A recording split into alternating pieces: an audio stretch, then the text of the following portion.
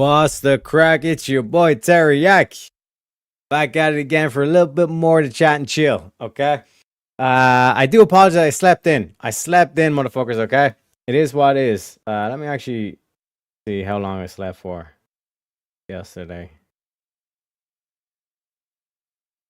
It's saying 10 hours. Yeah, so about 13 hours. So, like I said, it was one of those reset sleeps. You know what I mean? You wake up and you forget who you are, kind of essentially. But it is what it is. It is what it is, folks. Like I said, happy July 4th to all the Americans out there. You know what I'm saying? We went with a special background, probably one of the most epic pictures ever taken. And of course, it's an American picture. This was, I think, at the UFC event outside the White House. I mean, just look at this. It's got everything. It's got everything. You know what I'm saying? So, like I said, folks, happy July 4th to all the Americans out there. We get the let's get a couple of words from the El Presidente Trump himself, trying to make America great again, ladies and gentlemen. Tonight, we gather on the eve of one of the most extraordinary days in the history of the world. Tomorrow, we mark 250 years of glorious independence and 250 years of majestic American freedom. Nothing like it. Yeah, brother. In all the chronicles of the ages, never before has any nation celebrated so magnificent a triumph as this one, the one that we are participating in right now. At 250 years, America is the oldest republic on earth. We are the freest people on earth. We have the most righteous and enduring constitution on earth. We are the strongest and most powerful country on earth. And by the grace of God, the United States of America is the most successful, most accomplished, most exceptional nation ever to exist in human history. And it is great to be your president. Greatest country we've ever seen on the face of this planet, ladies and gentlemen. Because when he's talking about there about the Republic and all this kind of stuff, like you guys invented the Republic. You know what I'm saying? Like Ireland's constitution, the fact that it's a Republic of Ireland, like the oldest standing republic in the history of the planet, greatest country as well. Let me just introduce chat before we already got a guest backstage as well, folks. We got Turtle saying Vagine and Sol. And he says, the intro music feels like origin story. Oh, that's what I was going for. I was going for like basically an intro song or music, particularly for the deductions files, which I think we nailed for it. But I don't know if it's going to be for all of them. But like I said as well, the schedule, I'm going to be testing. I'm going to be testing the shows of the schedule. So tomorrow, not tomorrow. Next week it's going to be all deductions files. The week after that it's going to be all Wheel of Madness. Next week after that, etc., etc., etc. Next 4 weeks just to test out the different shows against each other. We also have Ivan in chat. Welcome in, Ivan. Pull up a chair. Get comfy. Get comfy, bro. Tell us, just kicking so much ass at the moment. Oh, sorry, bro. The US is just kicking so much ass. 100%. The greatest country this world has ever seen, Turtle. Undeniable. Undeniable. And we even got Mosman in chat. Hey, Teriak, it's been a difficult time. Take care, friend. Hey, sorry to hear, John, but like I said, keep fighting. You know what I mean? Fall off the horse, you get back on the horse. It is what it is. Welcome in, everybody. And like I said, we got a guest backstage. Let me introduce him. We bring in the studio this morning one of the gay rights activists, Mr. Should I call you Mr.? Mr. Harford, welcome to the show. What's up, Teriyaki? Did you put wax in the mustache and everything? Yeah, I always do. Yeah, mama. He's dressing to impress. You know what I'm saying? How's things? How's kicks, as they say? Oh, everything's good. I got my daughter all this month, so it's a pretty good month. Pretty good 4th of July. Mama. I also just not to give myself too much credit, but I do love the way the background image is. It's just like perfectly set at the moment because, you know, we got the lightning between the two, then we got the rainbow coming down on my side. We got to take the rainbow back. You know what I mean?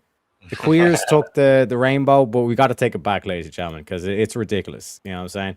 Yeah. Well, is there anything on your mind? Any hot topics? Anything you're kind of like worried about, or anything you're kind of like, I guess you could say like, you know, hyped about because it is technically July 4th. Not really. I mean, I'm hyped about the DebateCon or the VK live and all that stuff that's going on. I'm not gonna be able to participate on it because I have my daughter and all that stuff. And even though I'm in Texas and it's really not much, it's probably like a good 2-3 hour drive for me, I guess. But I probably work during that time, so I didn't schedule the time off. But I will definitely enjoy watching it.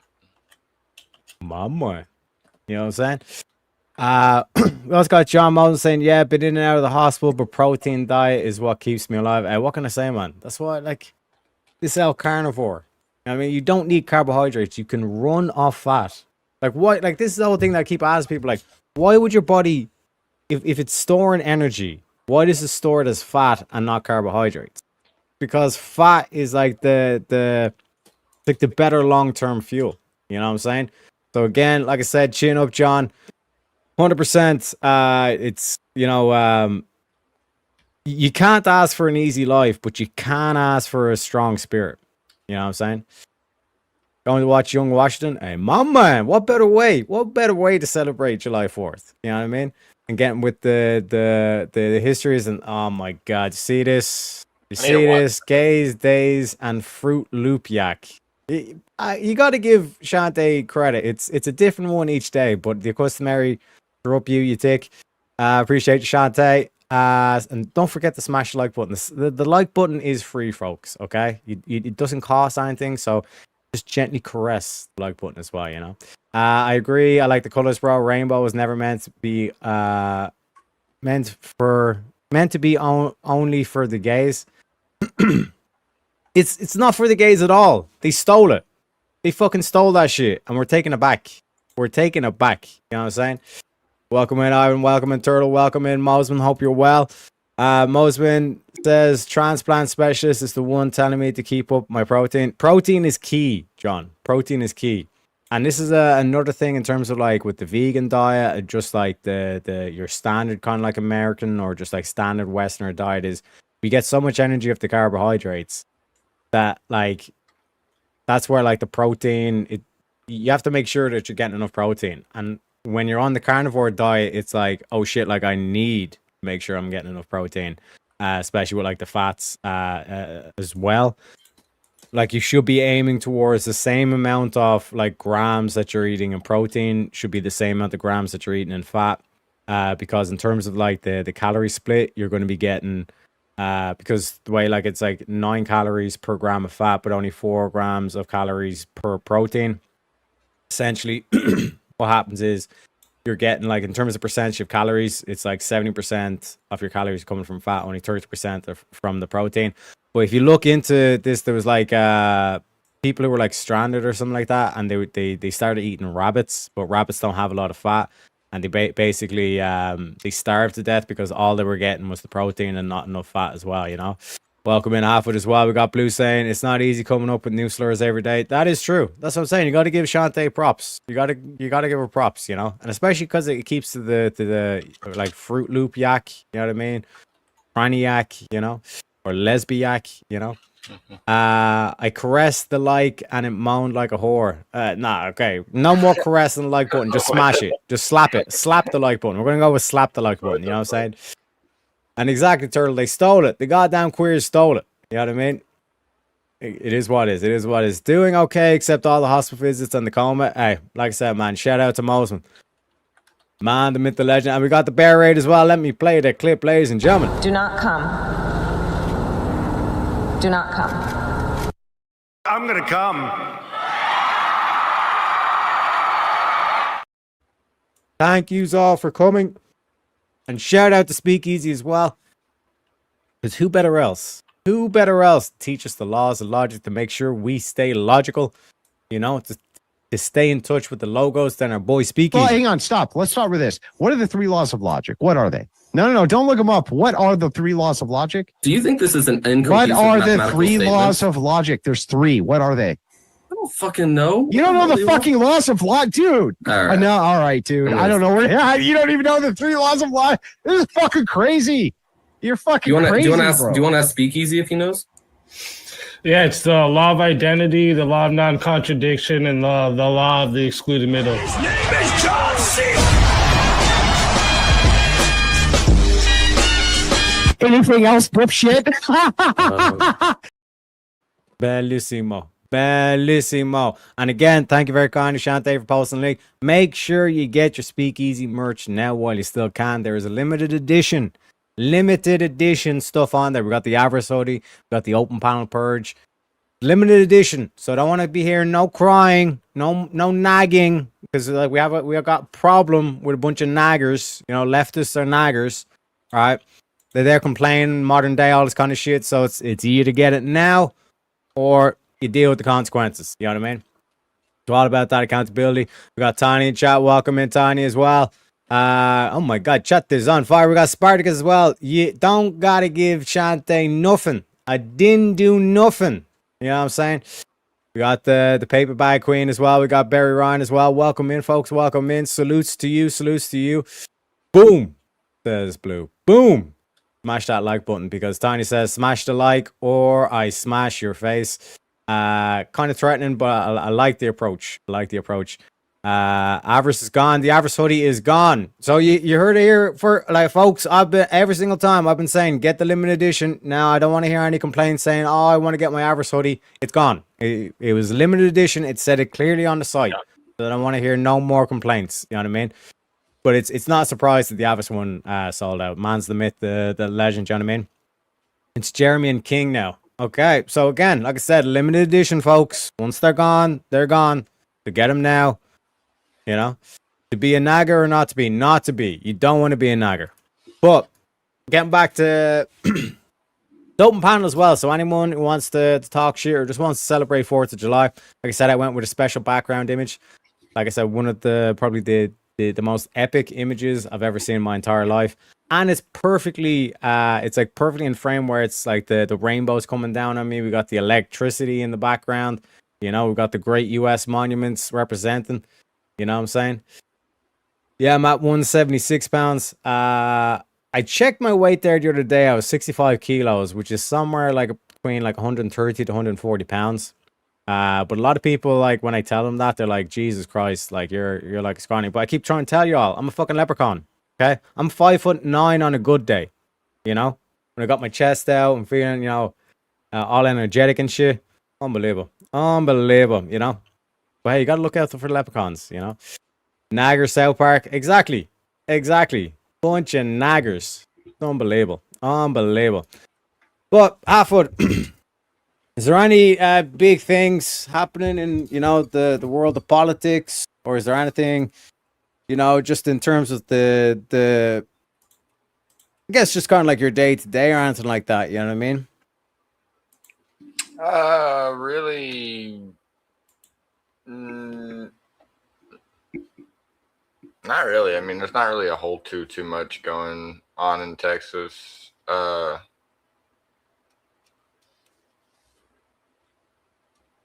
be completely honest, I mean, we got a whole bunch of fireworks shows and stuff like that for 4th of July. A couple events that they're all doing today up until the end of the night. And then I'll be working, so I'll be getting paid double time. Mama. And I'll probably go do some stuff during the day. And I think since it gets dark around here around like 6 o'clock, probably try and see some fireworks during that time. We already saw some tonight, but people are going to be popping them like all day, pretty much. Why not? Why not? Because it's 250, baby. Your 250th birthday, Oh, yeah. We see Redact saying, poor, starving European, you look hungry, boy. Is this what I'm saying? This is why I don't talk about this shit. You know what I mean? But like I said, once you see him in real life, you're like, damn, he actually is a leprechaun. I'm the world's tallest leprechaun. Okay, officially. Well, unofficially, officially. You know what I mean? The Washington Monument is an amazing thing to see in person. 100%, man. 100%. Got to represent the boys, as they so to speak. You know, the Egyptians wish they could build an obelisk like that, baby. Exactly. Exactly. And when you notice, like a lot of like the monuments and all that kind of stuff, it's just better than like these previous cultures and all that. And I think this probably gets on to like the main question I want to kind of like ask tonight is like, look, what does it mean to be American? You know what I mean? Like when we say America is the greatest country, when we say like American is the greatest nation this world's ever seen, like what does that actually mean? What does that entail, and what separates you from this? Like we mentioned there with like the obelisk, and the Egyptians wish they could build something as good as that. But like to you, Halfwood, like what does it mean to be American? Well, I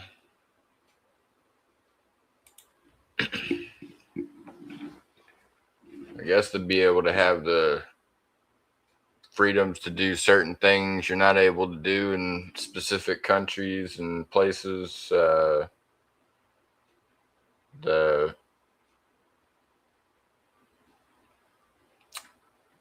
support of your community, the way that we all kind of put together, there's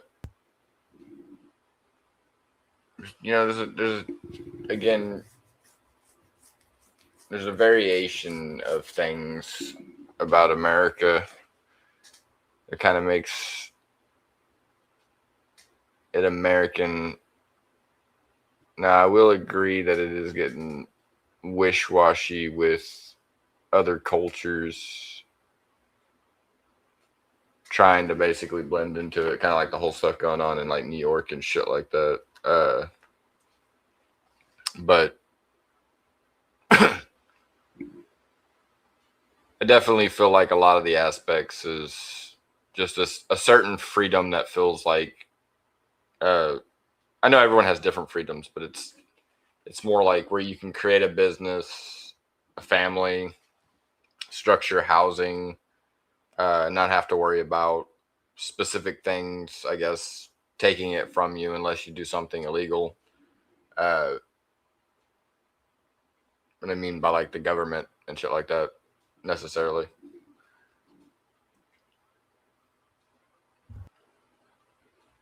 Because like from my aspect, it's hard to put your finger on like that, what I'd call like the American spirit. But like I could show videos like, well, let's say like Freebird playing in the background, some dude like riffing a solo off it, you know what I mean, drinking a beer and smoking at the same time kind of thing. This whole like dream big mentality, you know, because that's one thing that like America seems to attract, where like just like Elon Musk, even though he's not an American, like he's South African, but like America attracted him because it's like this whole thing of like the American dream, to be able to actually accomplish your dreams, that like no matter how big the dreams are, you can go out there and actually bring those dreams into reality, you know? The whole essence, because like a lot of people say like the freedom and all this kind of stuff, but for the French say freedom, you know, liberté, and like the English would say like, oh, we freed the slaves, like, and all this kind of stuff. But in terms of like that American aspect, like what separates American from that? I guess we could go down through like the cookie cutter kind of like aspect of like what defines the nation, all this kind of stuff. Well, I guess because it allows the individual or all individuals to be able to allow their dreams to become true. I mean, all they have to do is apply themselves, because most countries, if you really think about it, don't allow every single individual citizen to allow their dreams to become true. Because like if you're the ruler of that country, most of the time you're not going to allow anyone to be above you or within your range. I mean, in America, you got people all above each other because of financial gain and different stuff like that, and then you got people above them, and it's all because they own a bunch of companies and they don't have their own financial gain, but they have business financial gain. You know, there's just different aspects to it, to be completely honest. Like, you know, you have Elon Musk is going into like space stuff and science, and technology, and then you got other people go into like oil and shit like that, and other technology for digging and mining, and I just feel like everyone has different aspects, and that's kind of what America kind of allows you to be able to shoot for specific things like that and make them become true. I feel like a lot of people who do create businesses do start out kind of small, as in like it usually stays small. They usually don't try to make it any bigger than it already is. A laundromat isn't going to make itself any bigger than it already is unless they try to freaking add a restaurant to the side of it or a breakfast thing attached to the side of it or something. You know what I mean? Like there's like certain things that can only grow so big. I get that, but what I'm trying to dig to is the core. But first of all, I want to shout out Shante says that she's 5'5" and 125 pounds. She feels fat because of what have I listed. But hey, I'm a leprechaun, okay? We got a different phenotype. It is what it is. It is what it is. And we got another guest backstage. Let me introduce him. We bring in the studio this morning one of the gay rights activists, Mr. Should I call you Mr.? Mr. Mosman, welcome to the show. Hey, how's it going? Good. Yourself? Good. I just wanted to hit on what I think about to answer your question, Teriak, is obviously there's the intellectual aspect or the philosophical aspect, which I think is surmised in the Declaration of Independence, which was, by the way, penned majorly by John Adams, which, by the way, if you've never seen the John Adams miniseries, it's a phenomenal show. And I put a link in your chat. I don't usually like to put links in chats, but speaking of French and the freedom and liberté, you'll actually get a kick out of that link for that show, that clip, because it really underscores what people like Adams felt, which was that there had to be an enduring order of law. There had to be an enduring concept that before, and it went back to this idea of we have no business governing ourselves if we cannot come to terms with what law is, and we can't come to terms with the law is if we don't understand the primary basics of what makes law. And he kind of underscores that. And here he is, he's this curmudgeon kind of, slumpy man, and he's amongst these people who he's French who are like, they've got makeup on, they're all powdered to the nose, and they're all about their luxuries and their liberties and their and I mean not liberty in the sense of freedom. I'm talking about liberties in the sense of like the libertines movement. I'm sure you're familiar with what that means, Teriak. But this idea of anything goes, right? We see this with like the liberal ideology, this idea of this self-indulgent kind of behavior. And John Adams's response is actually phenomenal. So if you ever wanted to check that out, I highly recommend it. Can you paste the link in the private chat, because in the YouTube chat we don't allow links because the bots come in, they just fucking spam it and all this kind of shit, Yeah, absolutely, brother. So let me just get this real quick. Hold on. Let's see.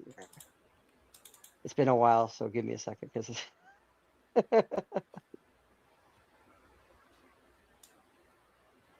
okay, there you go.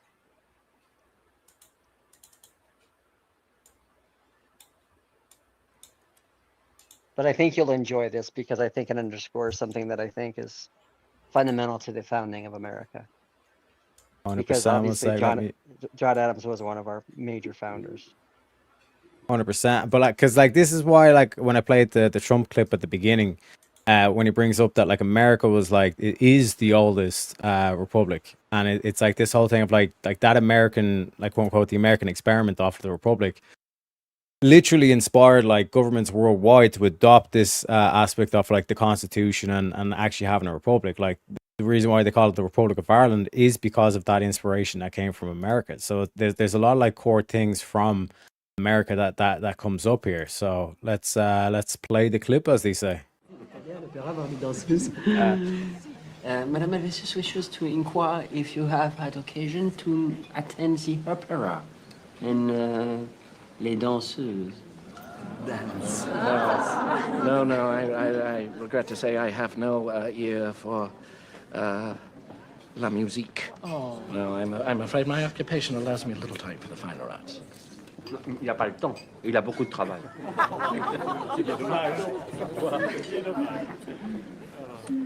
Now, I must study politics and war, you see, so that my sons will have the liberty to study mathematics and philosophy.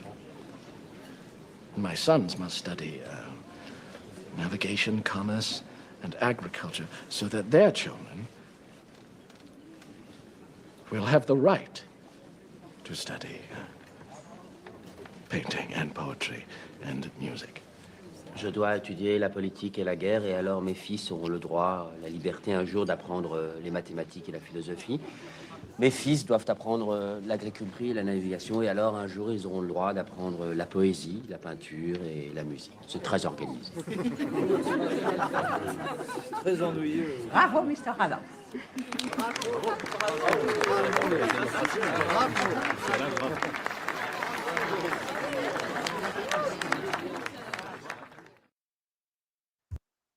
So you see, and of course the guy Yeah, that go you ahead. see, the guy you see clapping at the end, that's played by the actor. My brain's farting on me. He plays Benjamin Franklin, and of course you can imagine because Benjamin Franklin was a very good diplomat. Like the French loved him. He loved the French, and he was kind of worried because John Adams was not the kind of person you would send to go have tea with somebody. He was he was just like very particular person. He was just very, he didn't care how you felt. That's why his famous quote was facts. Yeah, facts are stubborn things.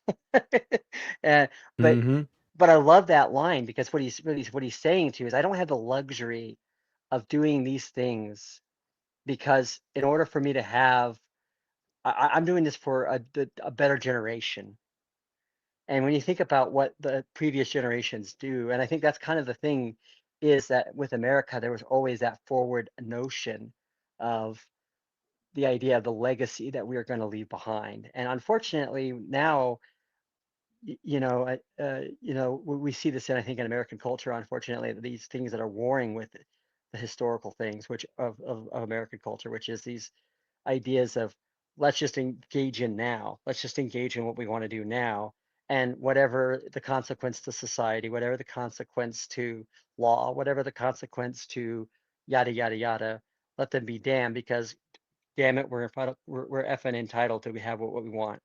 And it's so completely benign and that's why socialism can ever be an American attribute. And but the other thing, going back to, and I won't pontificate further, but to me, one of my earliest memories I have of like what it makes America great, Teriak, is I can remember as a kid going to somewhere like SeaWorld, because we used to go to San Diego all the time as a family. And if you went to Disneyland, you went to SeaWorld, they would always do fireworks shows at the end of the day, at the end of the night.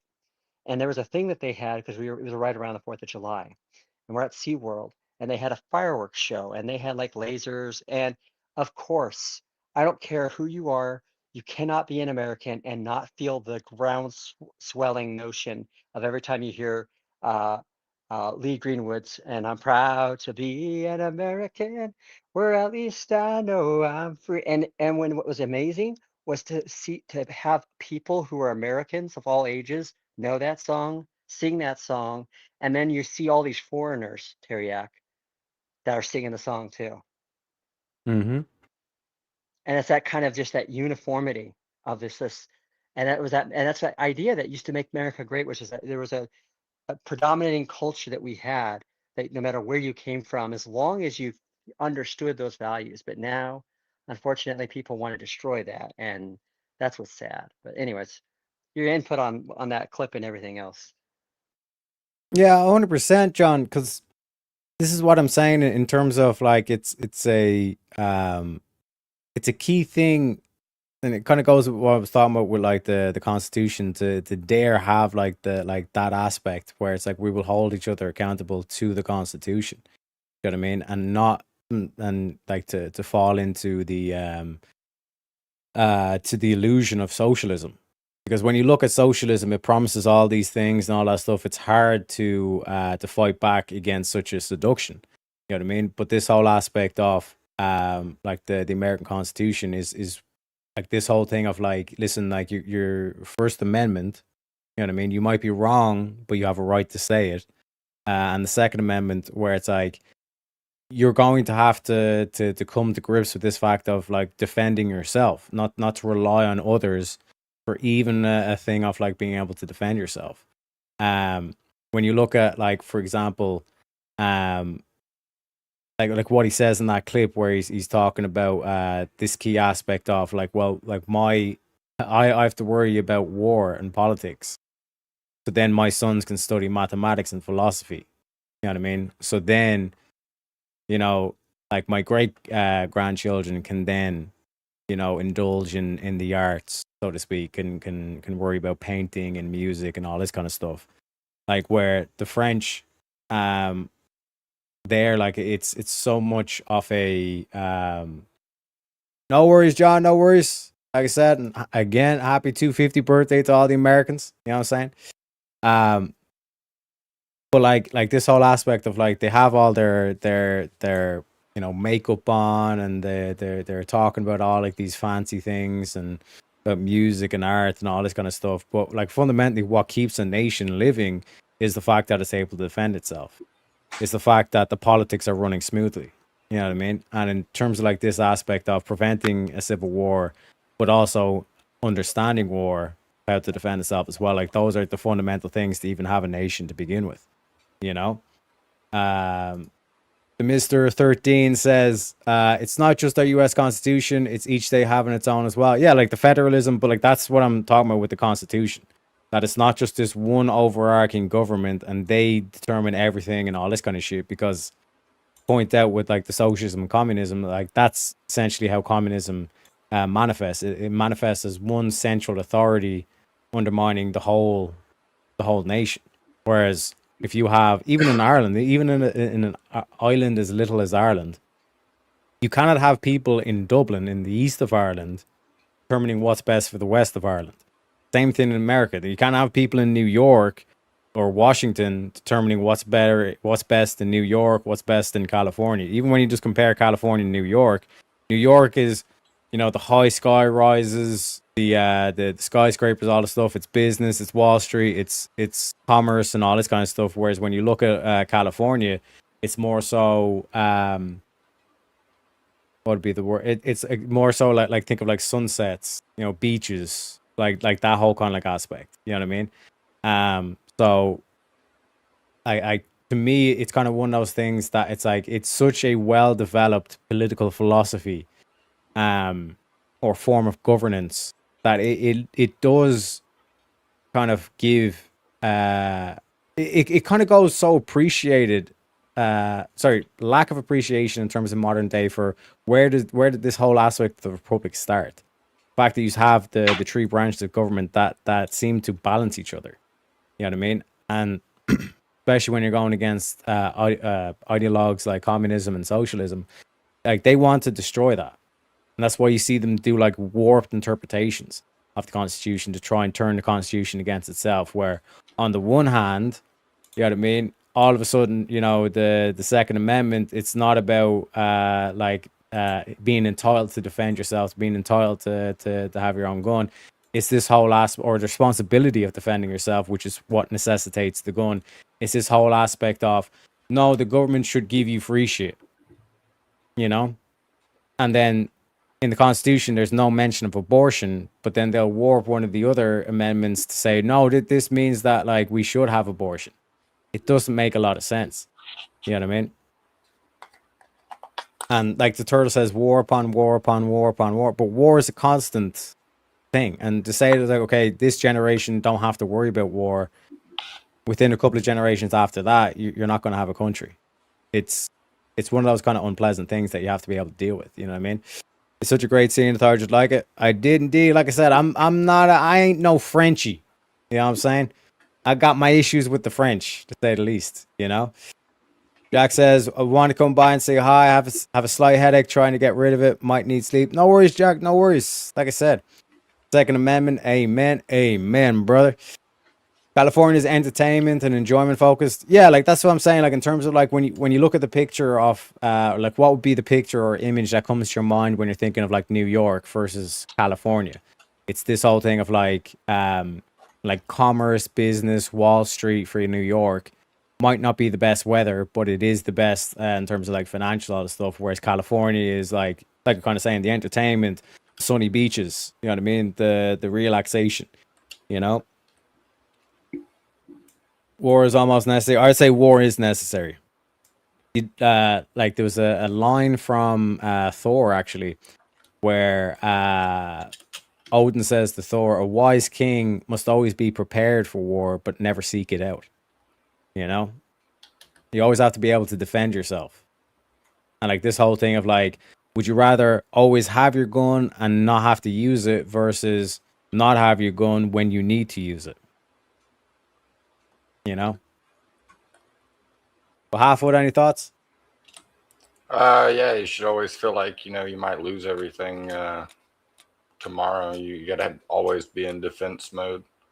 You never want to put your guard down. That's the one thing I was gonna mention about like there's this certain factor of like what it means to be free in America is like there's this comfortability where like people get where like they don't have to worry about tomorrow or anything like that. Like they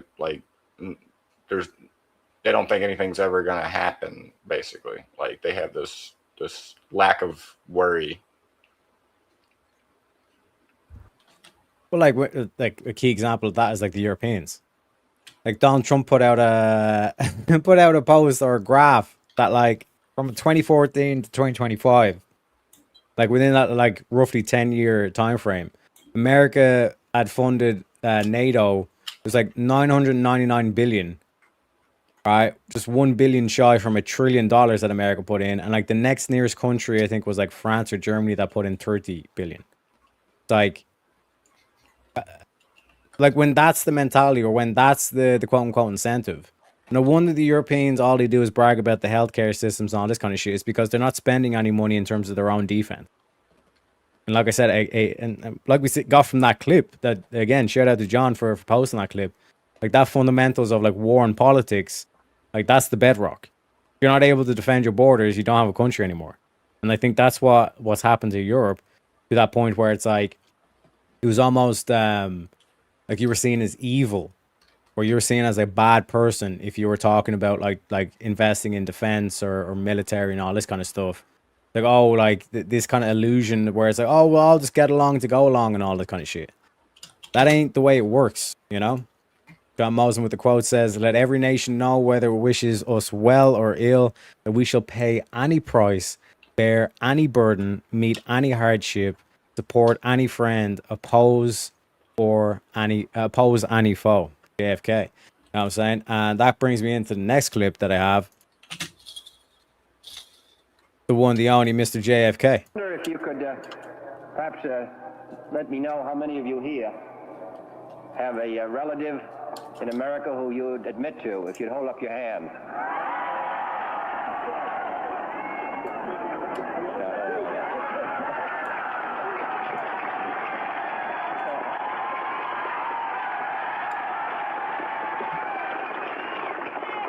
You send us home covered with gifts, which we can barely carry, but most of all, you send us home with the warmest memories of you and of your country.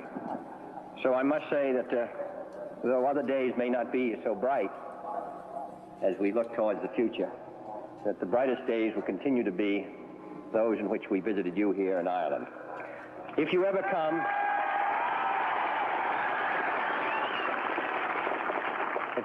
to America, come to Washington, and I tell them if they wonder who you are at the gate that you come from Galway. The word will be out, and when you do, it'll be Case Mila Falche, which means in Gaelic 100,000 welcomes. Céad Míle Fáilte.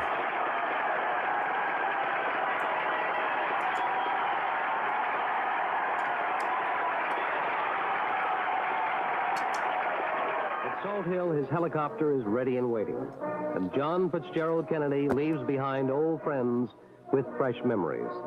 For it is certain that no visitor to Ireland left behind such an indelible impression as did this youthful statesman with the magnetic personality. As he leaves, a fishing fleet lines the waters of Galway Bay as a tribute to the man who had graced their shore and who in turn had stolen their hearts away.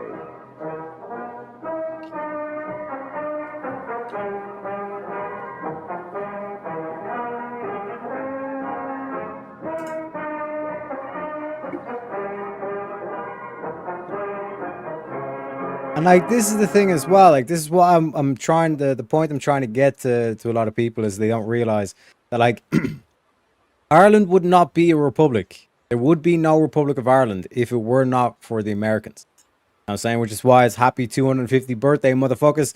Morning to Misunderstood in chat. Thank you for stopping by.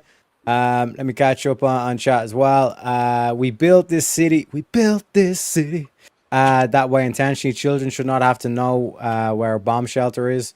100%. Rambo, to survive war, you got to become war. Exactly.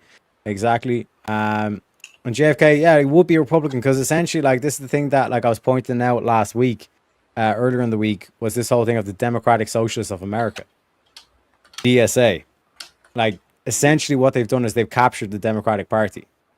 And what they've done is they used the Democratic platform just to garner support for socialism. Like, that was their whole plan all along.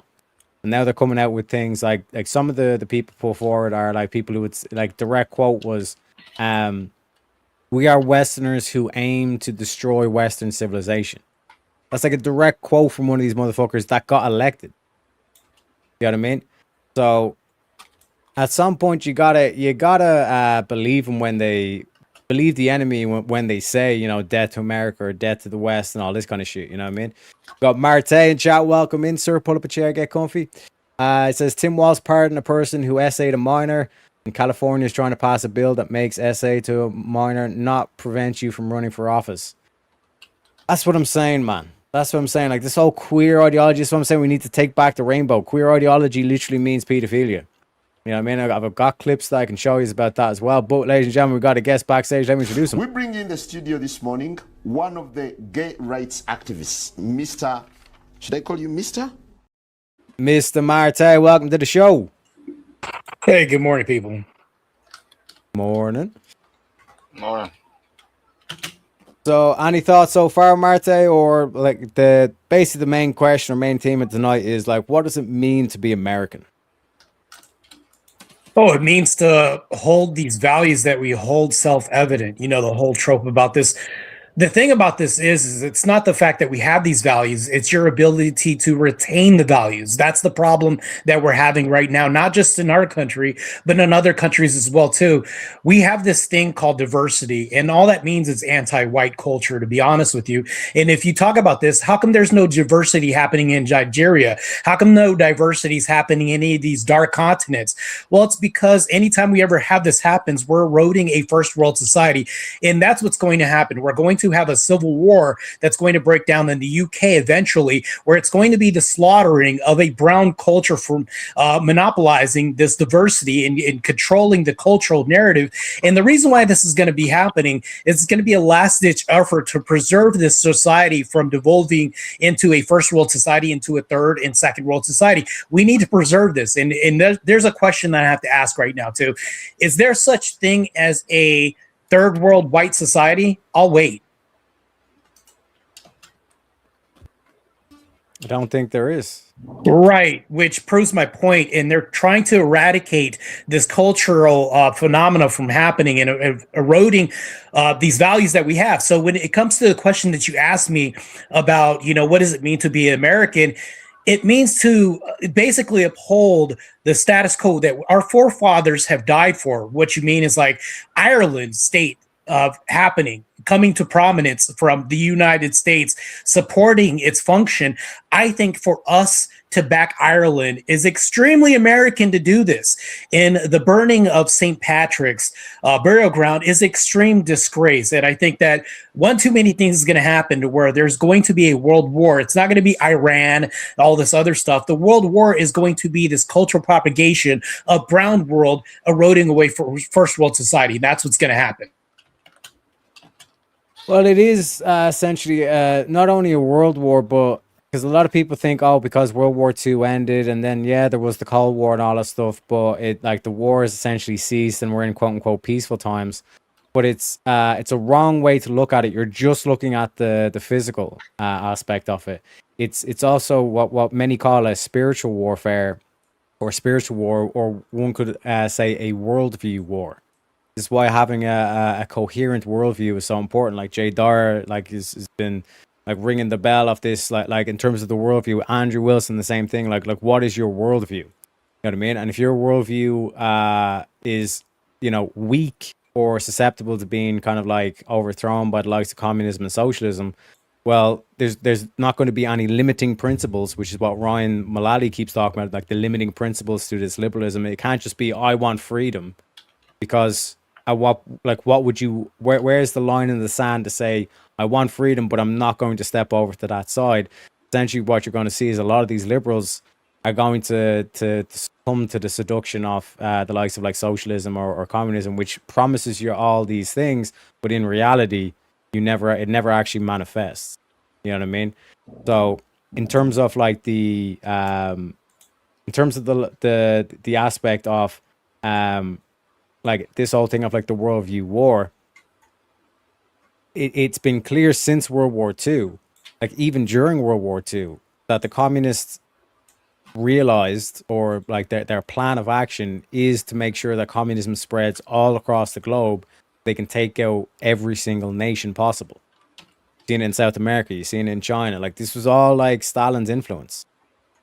Well, I would say that it is spiritual. I think there's overlap here that we're talking about. It's not the fact that I'm missing this. I grant that what you're saying is true, but I have to speak to like the common folk, the lay people that don't understand that there is a spiritual war, and point to something. I don't think that we have a left anymore. I think that we have socialists and we have Islamists. So I think that whatever we imagined the left to be has transformed into something demonstrably worse. But that also points to the spiritual war that you're talking about, which is what I'm also talking about as well too. So if you have this culture try to dominate and infiltrate another culture. Think about this. If the white culture in Europe goes down to like, let's say 3%, is it really Europe anymore, or is it now Pakistan? And that's what I'm also referring to. Well, that would be a different spiritual warfare too, ingrained in what I'm also talking about. 100%. Because, and again, just to correct the record, John, he says no diversity in the dark continents. Like, meaning, like, there's no motherfucker saying that, like, oh, like, Africa should be less black. But we have people in Europe saying Europe should be less white. You know what I mean? If you were to go over to Africa, or even if you're just to start to proclaim that, like, Africa needs to be more multicultural or Africa needs to be less black, you'd be branded a racist. You know what I mean? But in the West, all of a sudden, you know, like in Africa, that would be ethnic cleansing. But in Europe and in the West, it's seen as like multiculturalism.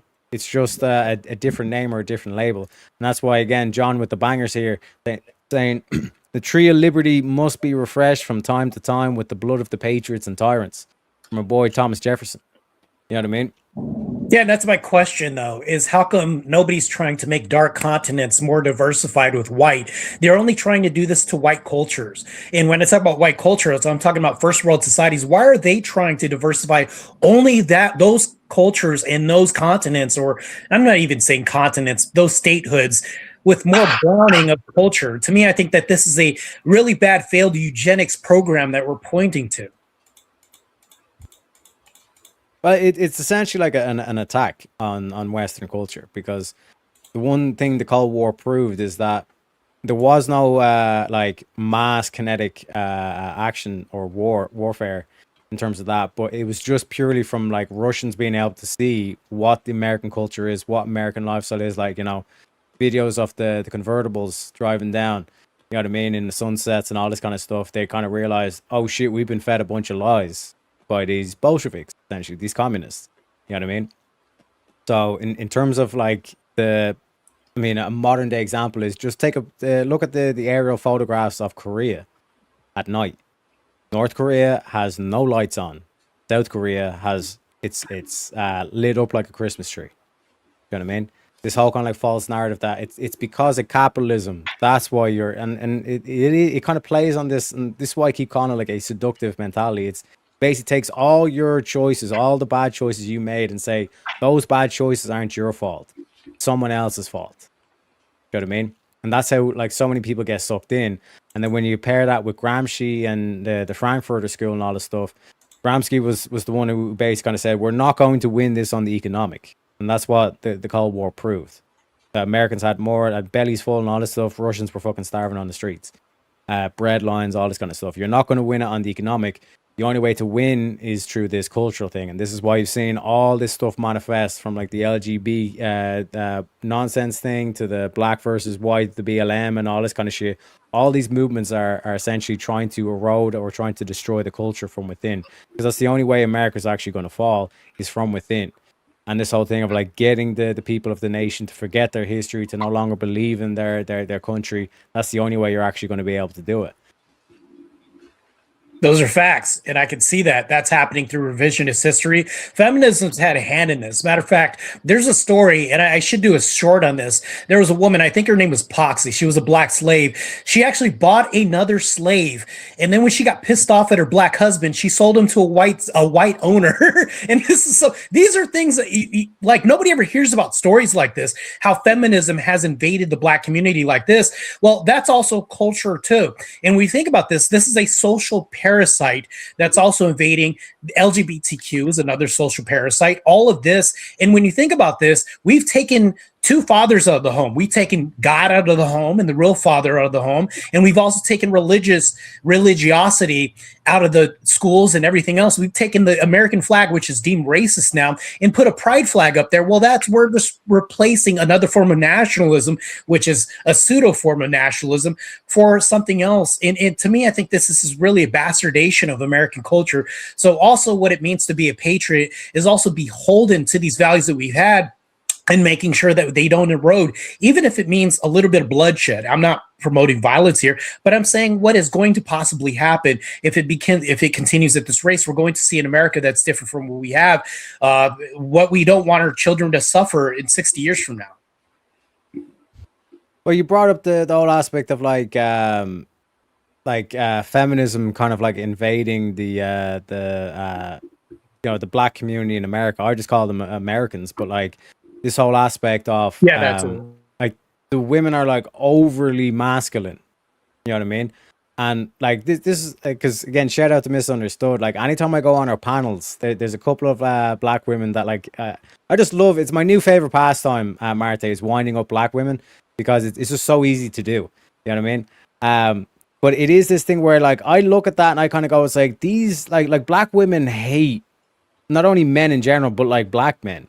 And then they all of a sudden they get offended. It's like, oh, as soon as a black man makes it in Hollywood, he gets himself a white chick. You know what I mean? But why is he going to like just marry a chick that hates him? You know what I mean? That is like constantly confrontational. Why would a dude in his right mind go for a chick that's going to be constantly attacking him rather than actually supporting him or, you know, complimenting him? You know what I mean? And I mean compliment in terms of like recognize the skills that he has, and then the skills that he doesn't have or whatever, you're going to fill in that duty. For example, if he's going out and making the bread, you're making sure you're staying at home and looking after the kids. Yeah, and if you think about this, a lot of this is actually tangential to not just race. We're thinking about culturally, back to what you were talking about. The run from accountability happens in the LGBTQ community. It comes to denying biology. This comes from denying facts. When we talk about taking a government check and saying, well, if the real father comes in, they're going to cut me off. So all you've done was trade out one father for the next. And we talk about the masculinization of the black woman. this is also happening in inverse. We're telling that women that they could be men too. Well, black women have been doing this for a long time by saying, I can man up just like this guy can. And we're ejecting black fathers from the home. So when we think about this, a lot of this is us buying lies. We bought lies from one culture to the next and everybody else. And it's like, now we've had this whole mantra of, and I can imagine this from happening, me defending Irish heritage and making sure that the Irish people still have a culture is anti-American. I guarantee you that that would be next up on the next platter, that we would refuse to serve Americans from helping you guys out too. Now, this is also another lie that I suspect will buy as well too. We need to stop buying these lies against biology, against religiosity, from anything else, and inverting history to where it's now future revisionist history as well too. Well, like, that's the key thing as well. And this is why I keep bringing up the fact that it's like, if it was not for America, there would be no Republic of Ireland. And I mean that both in the constitution that inspired all these nations to fight back against the British imperial system, but also this key aspect of, like, Eamon de Valera was an American. He had an American passport. And he came to Ireland when he was like 6 or 7 years old. And he was one of the instrumental figures in terms of, like, spearheading the rebellion. Michael Collins was basically, Michael Collins was his protege, so to speak, in terms of, like, actually leading this rebellion against the British. And when the 1916 rebellion happened, when the GPO got, like, blown up by the British during World War I and World War II, Ireland's, like, the only neutral state that was bombed in World War I by the British, and then World War II, Belfast was bombed by the Germans, but they said that was a mistake. But it is this kind of, like, key aspect that when that rebellion happened, they rounded up all the leaders of the 1916 rebellion. Eamon de Valera was one of them. But, like, even to the point where James Connolly was, like, literally wounded, and he was going to die in the next couple of days anyway, and they couldn't even stand up, and they basically strapped him to a chair and shot him anyways. But they couldn't execute Eamon de Valera because he had an American passport. And because he wasn't executed, he was exiled back to America, came back to Ireland, and he rallied the troops, and they overthrew the British, so to speak. There's still the whole, like, Northern Ireland aspect that we're seeing now, but pretty much every single party in Irish politics have that on the agenda of the 32 county. But I'm a bit hesitant, particularly of, like, the major parties, because if we do United Ireland, then they're going to change the constitution. And in the Irish constitution specifically, it mentions Jesus Christ. It mentions the Trinity. And that's one thing that I think they're going to try to get away from, or to try and drop, in favor of what we're seeing from the King in Britain, saying now that it's a multi-faith nation. It doesn't make any sense for it to be a multi-faith nation, because you need to have one faith. Otherwise, it doesn't work. And shout out to Hugh for the $10, says, Supers looking sad chat. Much love, Teriak. Appreciate you kindly. Let me give you a little bit of Pepe for that one, sir.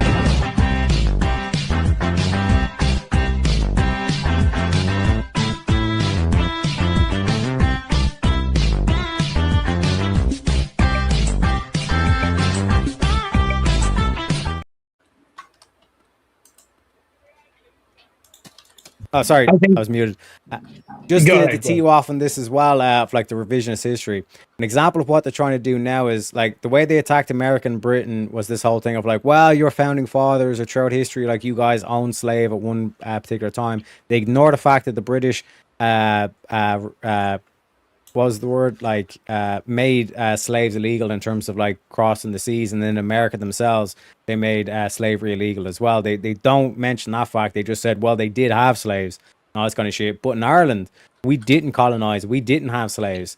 But now they're trying to go through our history, and if you were, like, a Black Irish, like, if you're part of a clan, like, sometimes they refer to clans as, like, the Dark Clan and then the Fair Clan. And they're trying to say that that's got to do with skin color. That's nothing got to do with skin color. It has to do with your hair color.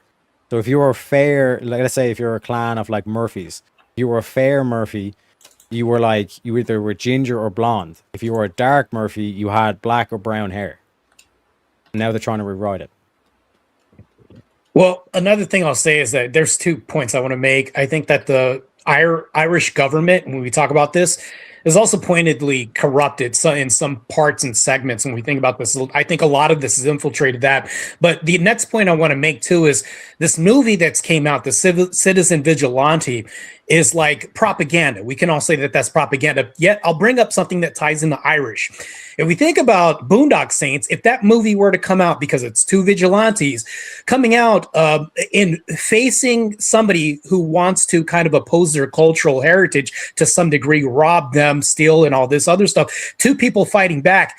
To me, that would be demonized to all hell, yet it's a cultural classic. Nobody's ever looked at this hyperbole and said, oh, this is so bad. It's a racist movie against one culture to another, yet Citizen Vigilante comes out in opposition to this. Granted, it's being made from somebody on the outside of the industry because Uwe Boll is the only person that can do this. Granted, I'm going to have him on my podcast and also Armie Hammer, the main actor, on the podcast. All of this points to people who are frustrated. And I think one good way to fight this is through propagandization, yet it's not being demonized. Yet if the same movie, and I'm not going to say they're the same, similar, but if Boondock Saints came out in 2026, it would be heavily demonized. Oh, they're promoting an eradication, they're promoting extreme violence, and this would be bad. But it's showing how far we've come from like one point to where people were more thick-skinned in society to where we're now more thin-skinned and everything hurts us. And it's like, oh, we should ban all of this. And that's what's happening right now. We can't even have good media as propagandization to fight the counterculture war that we have right now. And this came up with, I think it culminated in Gamergate, which a lot of people don't understand what, like, particularly at the time.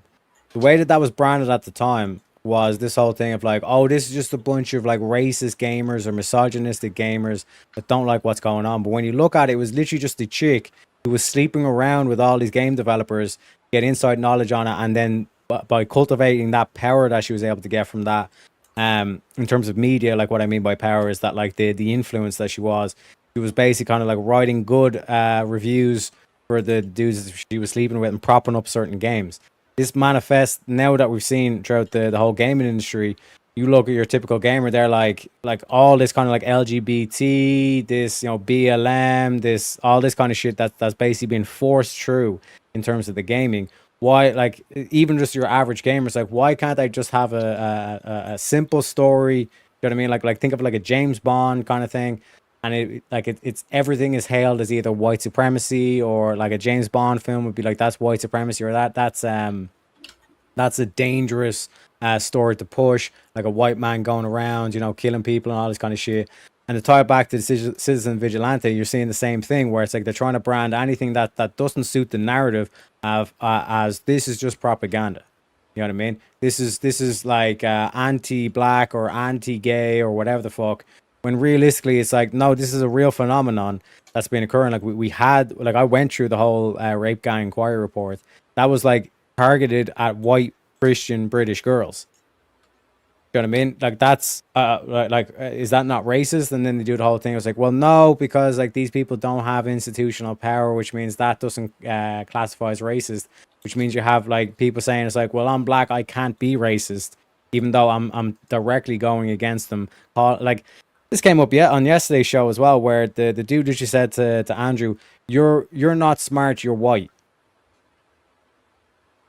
Yeah, and that's what happens. I combat this all the time. Either I used to be on Fatty's panel, and I just talk about truth. I talk about real stats that are happening and what we're doing to ourselves in our community. And I get attacked by 9 people, and I battle all 9 people, and they'd be raging and, as they say, chimping out and things like this.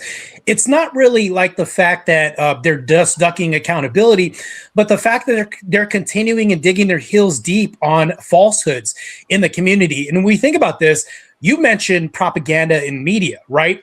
And when we're thinking about this, what's more powerful and compelling than storytelling? I think that films hold the gamut when it comes to storytelling, even amongst video games and everything else. They're the last bastion of storytelling. And when we warp this and when we make people buy fake narratives, even the populists can't buy this. Because even like we have movies like Captain Marvel, nobody bought this. The box office sales plummeted. Superwoman plummeted. Matter of fact, Citizen Vigilante is on track if it hasn't already beat that out, because in the end, people are going to buy reality no matter what. And the reason why, when you ban movies, you're actually going to to make them more popular. Germany did this, and what did that do? It had the Streisand effect, and the opposite happened. So people, no matter what, will always buy the truth no matter what. And guess what's going to happen? Box office sales are going to plummet. We've seen this happen time and time again.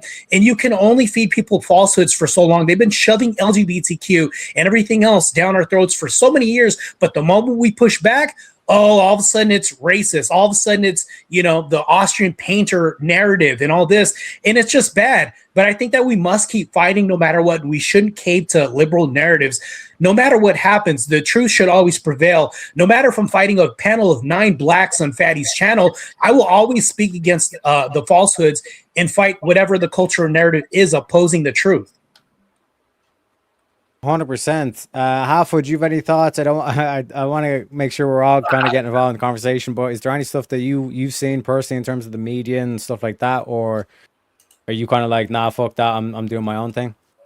I mean, I do watch some stuff here and there. There is some fucked up shit going on. I did catch up on the whole Fatty thing with I keep up with everything that Andrew does because it's very informative about what's going on in the world, to be honest.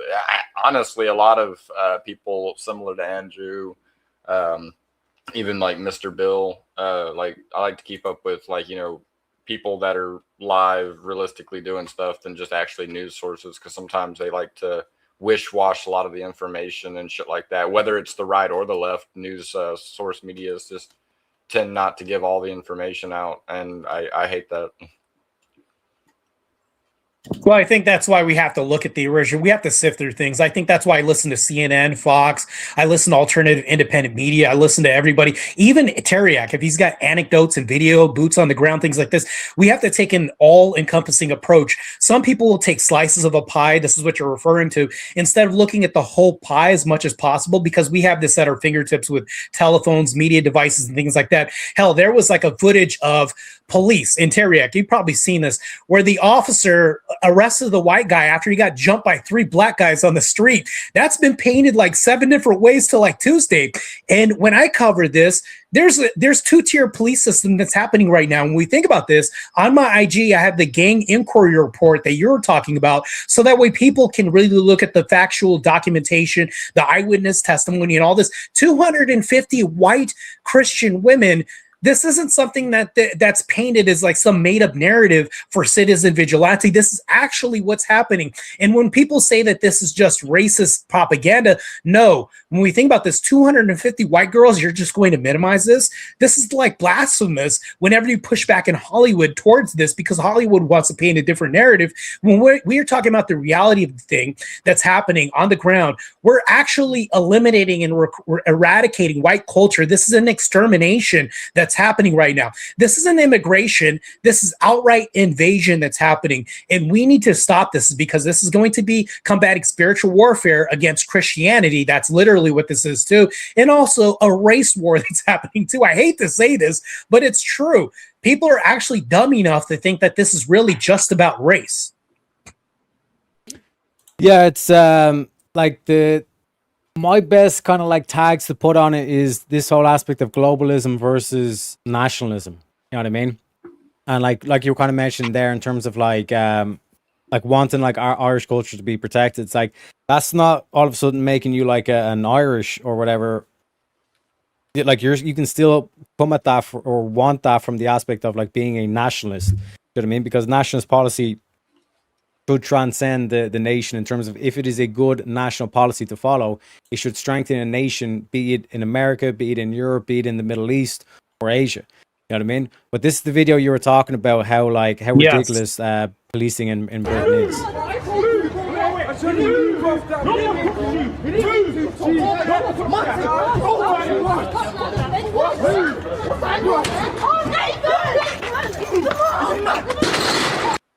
So, like, dude just gets attacked.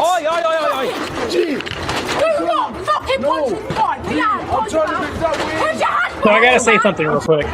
So what I want to say is, though, remember how he swung at the cop? So he could have just thought that was another attacker coming for him because he just got through an altercation, but he jumped. So that's an instinctive reflex that happens. So if the cop's saying, well, she lied, by the way, too. I don't know if you got the full video, but later on, she says, yeah, he hit me in the head. And then the other cop comes in and says, couldn't this been reactive because he was surrounded by a bunch of people and it could have been an instinctive reflex?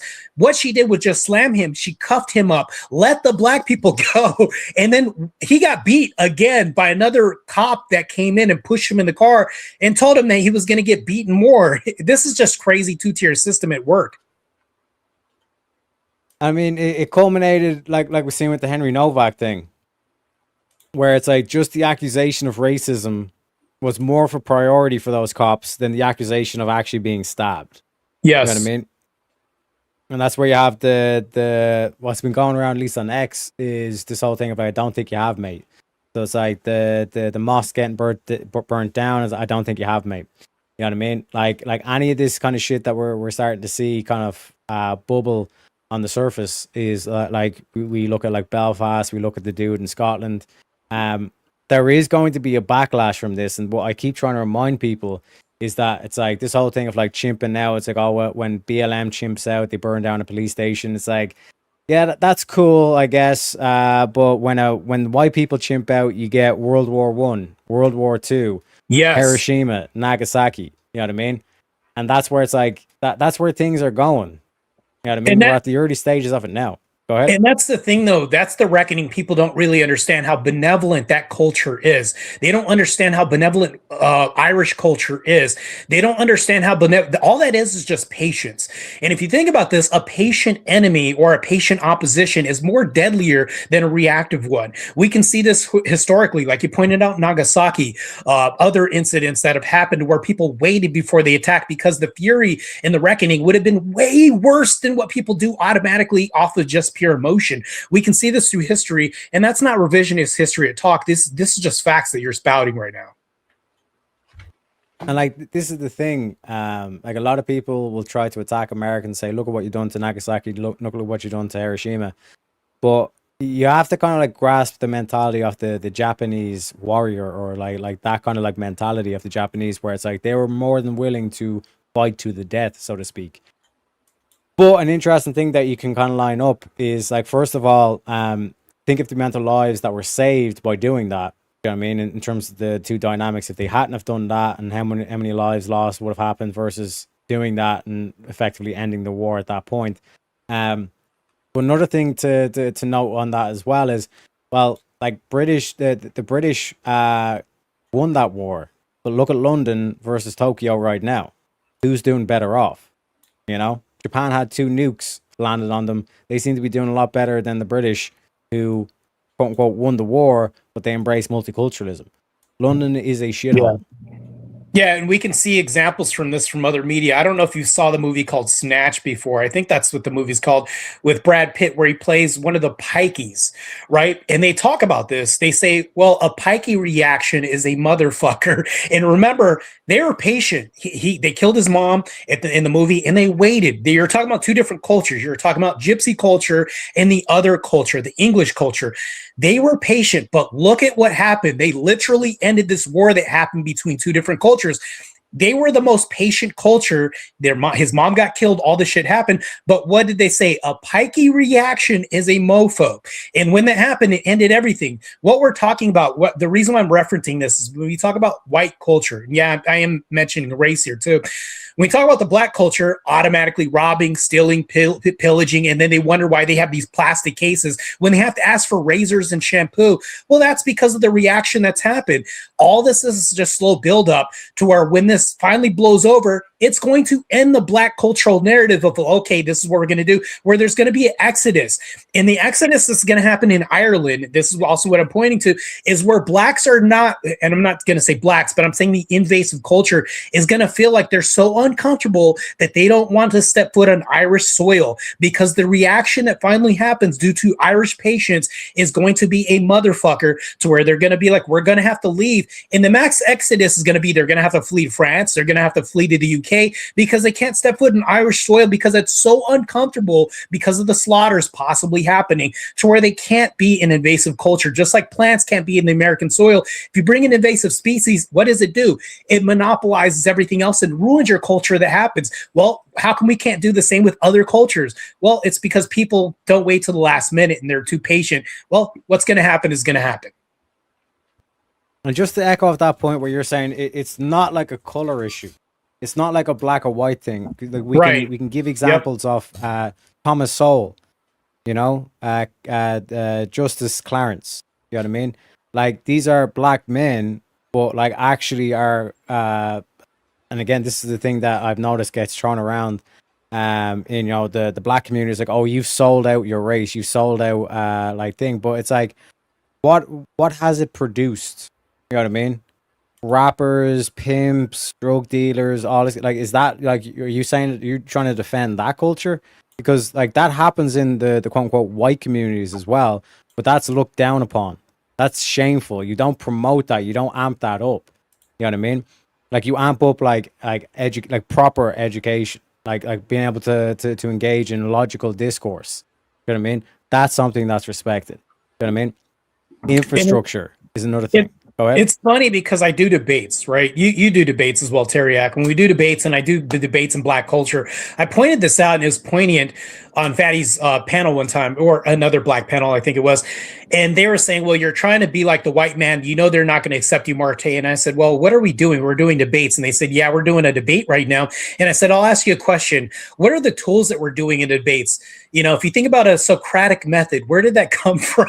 And I think about this, if we think about the, you know, a Platonism, if we think about things like this, did that come from Greek culture? Was that our culture? You're using the very tools that you're saying, and then saying that demonizing me while using culture that stemmed from tools for a debate, but while demonizing me. How hypocritical is this? And I pointed that out. It's pretty hilarious. But it is one of, because I remember I seen a post on X where it was kind of like one of these dudes who like went to school, bettered himself. I think he got like a law degree, or he got like an accounting. It was like finance or law that he got, and he's like he's actually doing pretty well for himself and all this stuff. And he came back, and like his uncle was like had been locked up twice, and like it was seen in the family. Like the main point was that it was seen in the family is like, if you had gone to prison or if you have a criminal record, that's a badge of honor. But if you have a degree and you're actually, you know, have a 401k, that's seen as like shameful. You know what I mean? That you're a coconut or whatever the fuck. They're like, and again, like that's racist shit that they're saying to themselves. That like their actual nephew, like their actual like blood. They turn around and they're being racist to him purely because he doesn't want to play along with the essentially criminal culture. You know, well, pimps, the hypocrisy, prostitutes, all this shit. The hypocrisy is, and we could see this daily, let one of them go into the NBA or let them go in the NFL, see if they stay in the hood, see if they perpetually accept that culture. Next thing you know, they evacuate this, they go to urban areas, and next thing you know, they want to flee from that culture. I'm not saying black people per se, but black culture. When we talk about this, the crabs in the bucket mentality, oh, you're too good for us, you're too this and that. All that's done is maintain a status quo in the black community where we have high birth rate, deletions, where we're having high singlehood mother rates, you know, things like this, and high crime in black communities. All that's done is perpetuate this status quo. And I think it's bad because you can see this as soon as one of them gets rich, goes in the NFL, oh, all of a sudden out of the window. And to me, that's hypocritical, and it's hilarious too. And like, this is the thing, like there are cases where trying to think of the dude, I think it was like Josh Gordon or something like that. He was a phenomenal receiver. Probably a better example was Aaron Hernandez, right? Because this is like he was Latino, I'm pretty sure. And he was involved in like a gang and all this kind of stuff. And he was again a phenomenal tight end, like for the Patriots, and like he had like a promising future ahead of him and all this stuff. And he ended up like committing a murder. And you're kind of going like, and it's still this kind of mentality where it's like you give them money that doesn't necessarily is going to change the culture that they promote or the culture that they have. You know what I mean? Like another example is there's been, I think, like at least $2 trillion spent or given to Africa, and it's still just as much a shithole as it ever has ever been, is because the culture has not changed.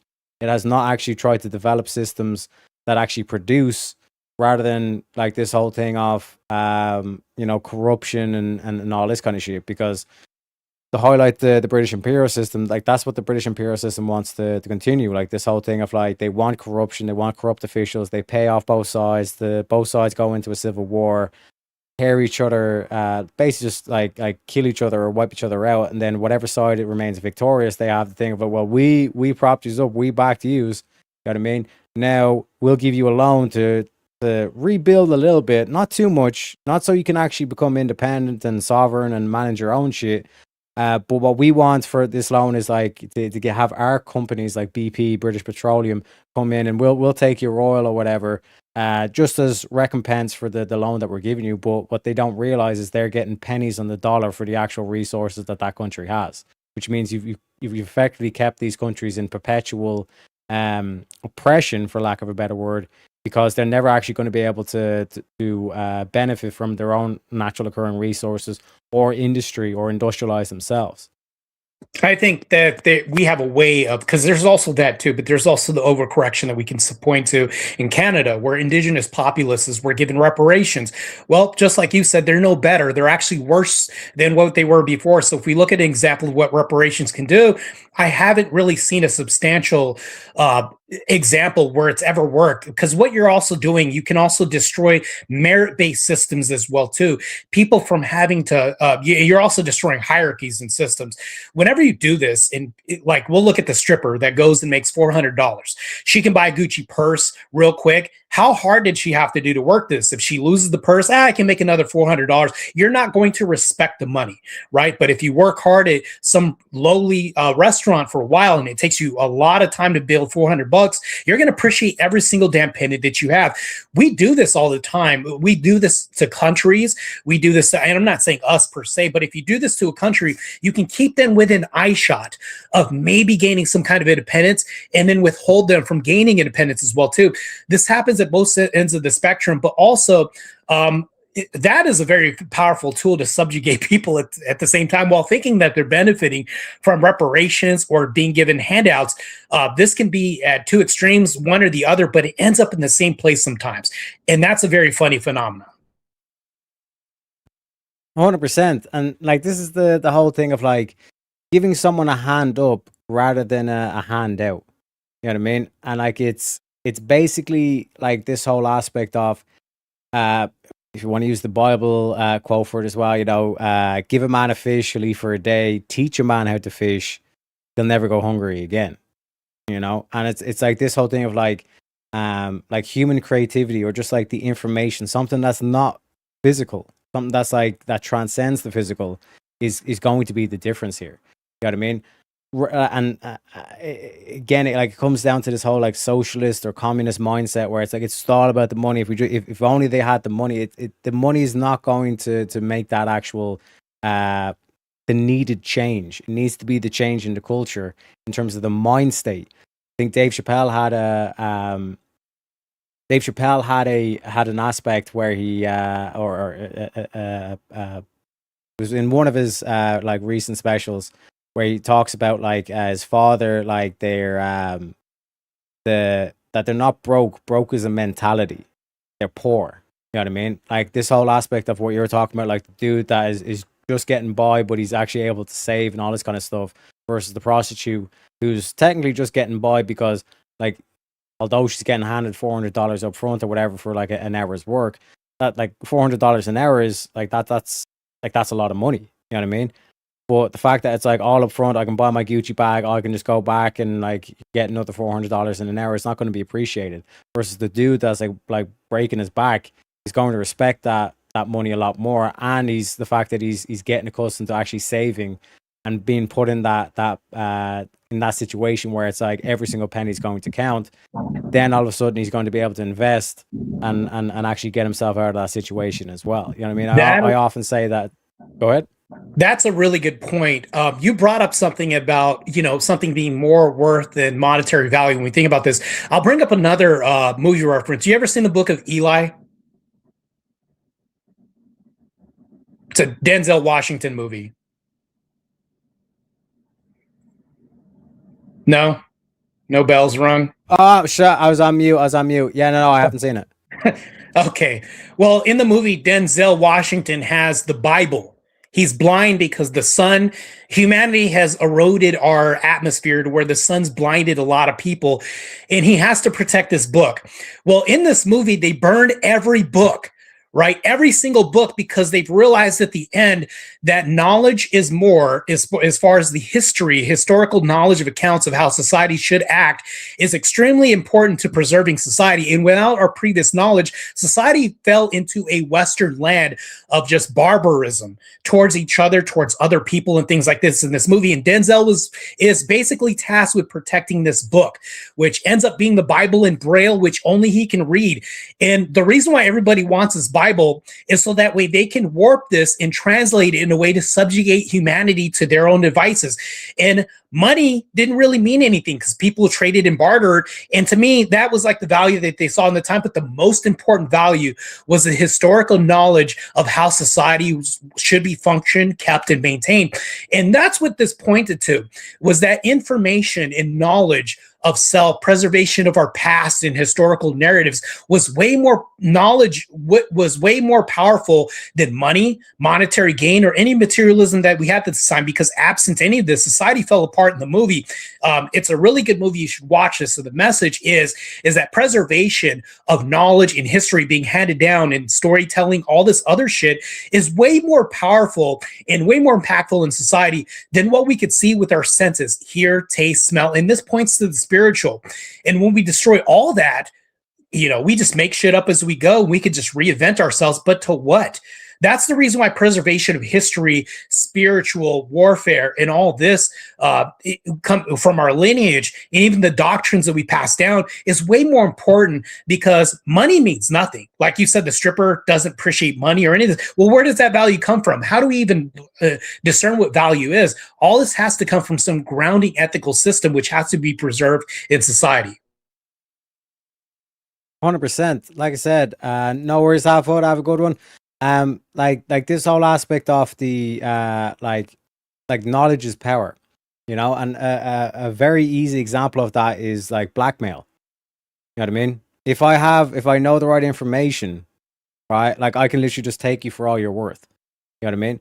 And like the key thing that, like, when I bring up like the Africa example, is that it's like having the word for maintenance. Like, that wasn't the word. That wasn't even a concept. So if you don't even have the word to describe the meaning, then you're in a very bad place. You know what I mean? And like this whole kind of like aspect of like, that's where like what develops a culture and all this kind of stuff. We can even point back to like the ancient Greeks. The Romans militarily conquered ancient Greece, but all the Roman aristocracy, all the people like at the top level of Rome, they all like learned Greek, because the Greeks had so many different words. They had millions upon millions of words with meanings and phenomenon, like, and all this kind of stuff, being able to describe it, which is why like the top level of Rome all were able to speak and read Greek, because the Greeks were just like so far ahead in terms of like that aspect of the knowledge and so on and so forth kind of thing. You know what I mean? I want to bring up, first of all, Paper Bag Queen is asking about the Chiefs. She's saying something got to do with reparations have done nothing for the natives other than the Chiefs, Alberta, for example. I don't know if you have if you want to address that, Marte.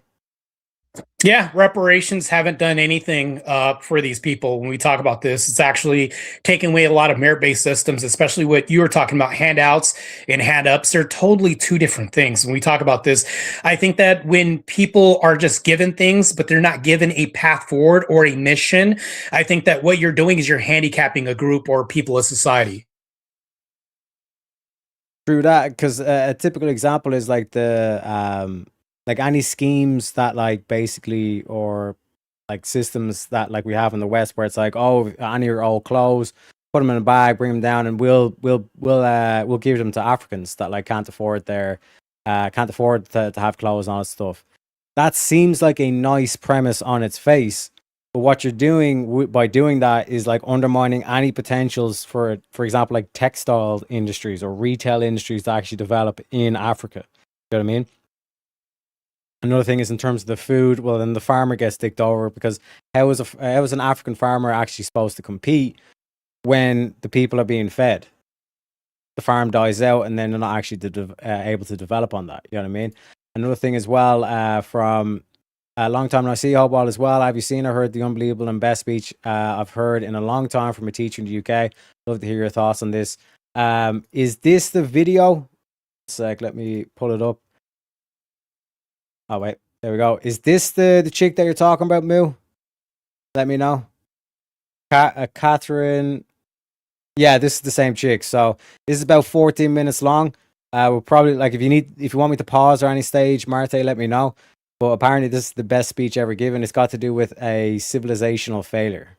Hi, everyone. Well, I am Britain's strictest headmistress, so I need us sitting up straight and all eyes on me. A few weeks ago, we all saw the same footage. A young man called Henry Novak, barely out of childhood, handcuffed on the ground, begging the police for help. And what followed was the confusion of our commentators as they struggled to explain how our young police officers sworn to protect the public could behave in such a way. No one seemed to have a convincing answer. But when you spend a lifetime in schools, it's pretty clear what's going on. Those young police officers are not a special case. They're collateral damage, and the pattern runs far further afield than policing. Last September, Charlie Kirk was shot, and within hours, young people were celebrating all over the internet, despite the fact that his 2 little children would have to grow up without their father. Many of us looked on in disbelief. What has happened to the moral core of our young people? Something has changed profoundly in how our young people see the world. Those police officers were not evil. They were not incompetent. They were terrified. Terrified of being seen as racist. Charlie Kirk held views young people find objectionable, and so his death was cause for celebration. Henry Novak's attacker was a brown man, so the police's deepest instinct to protect the victim was overridden by their most powerful fear, being accused of racism. The police are not special. They're what some of our young people have become, so consumed by white guilt that they will do crazy, irrational, and inhumane things rather than risk being seen as racist. Unless we try to explain this change in our moral core and the moral core of our young people, and why we are witnessing this culture change across many Western countries, we cannot pretend to care about the West. Our profound lack of interest in the moral values surrounding our children has caused our civilizational collapse. The reason the younger generation see things as they do is because they have been taught to view people in 2 camps, those who are oppressed and those who are oppressors. And in their eyes, Charlie Kirk was an oppressor, so his death did not warrant grief. The man who killed Henry Novak belonged to the oppressed class, so the police's job was to protect him, not the dying man on the ground. This is not cruelty or incompetence. This is white guilt. And we are the ones who have taught this to our children. We, the boomers, the Gen Xers, the older millennials, we are responsible for not teaching our children the difference between right and wrong. We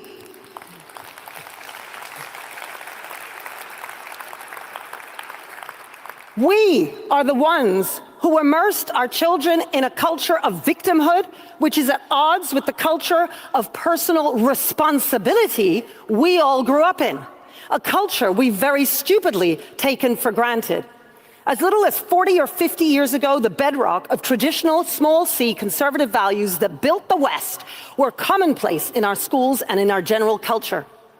One of my teachers at my school always tells me about his grandfather, a man who, no matter how ill he was, never missed a single day at work, yet always had time to teach his grandson how to be a better version of himself.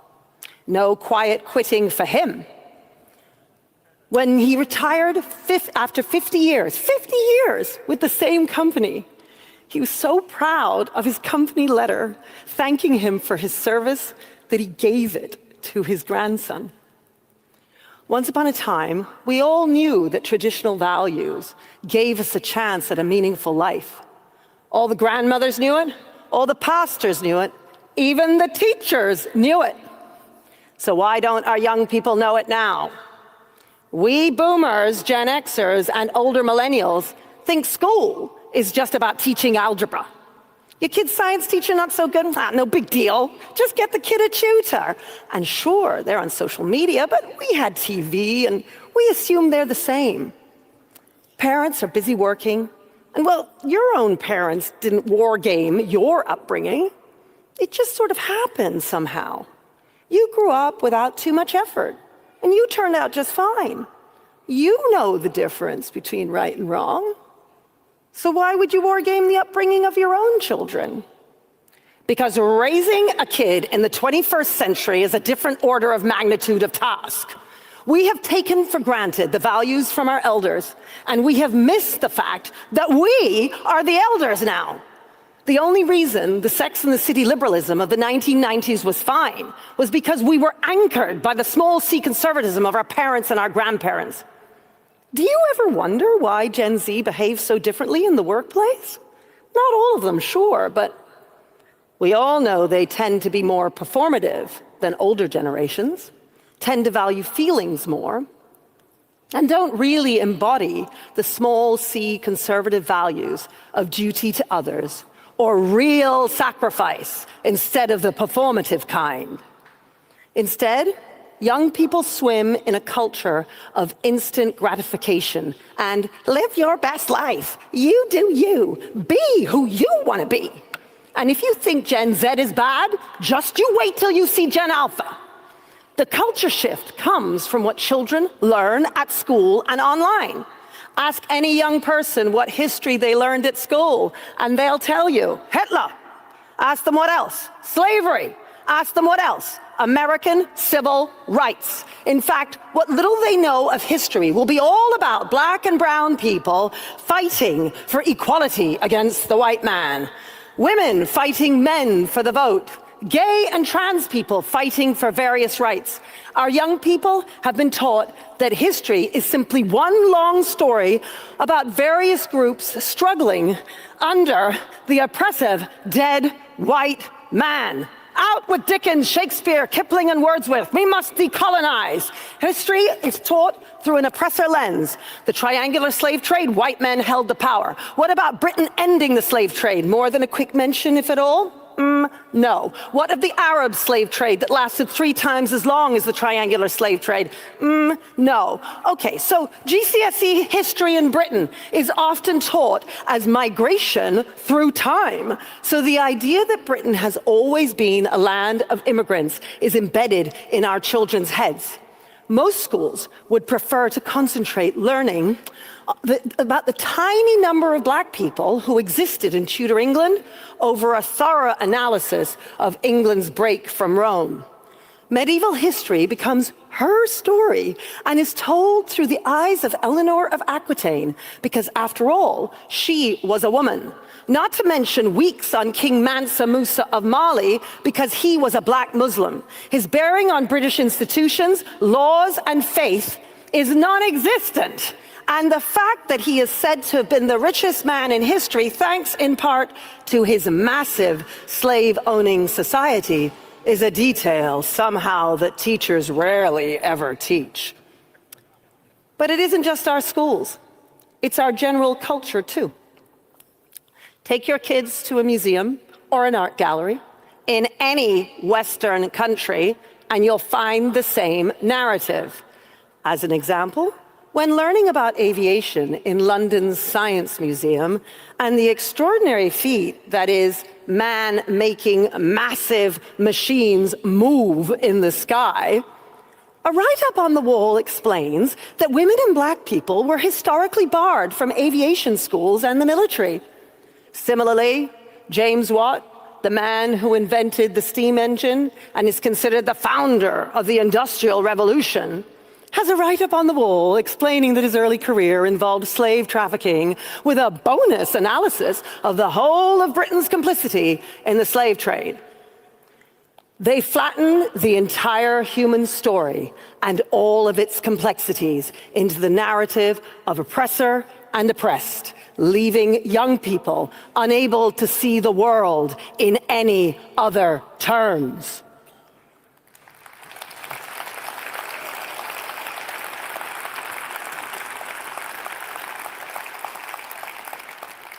How can children feel that they belong to their country when they are immersed in an educational culture that teaches that their country is merely an evil oppressor? Children are the future, and yet we are teaching them to have contempt for their elders, whose oppressive world needs overthrowing by a new world of young, arrogant anti-racists who know better than we do. We older Westerners are cutting off the branches upon which we sit because of the guilt some of us feel for being white and privileged. We look at Mandami, the mayor of New York, and Zach Polanski, the very popular leader of the Green Party amongst the under-30s in the UK, and we wonder what on earth is going on. Why are our young people voting for and cheerleading these Marxist and really quite extreme politicians? Few of us understand how much the online world reinforces this culture of the oppressor versus the oppressed. Victimhood saturates every video, whether it's about a foreign war, transphobia, or racism, and white guilt lingers everywhere.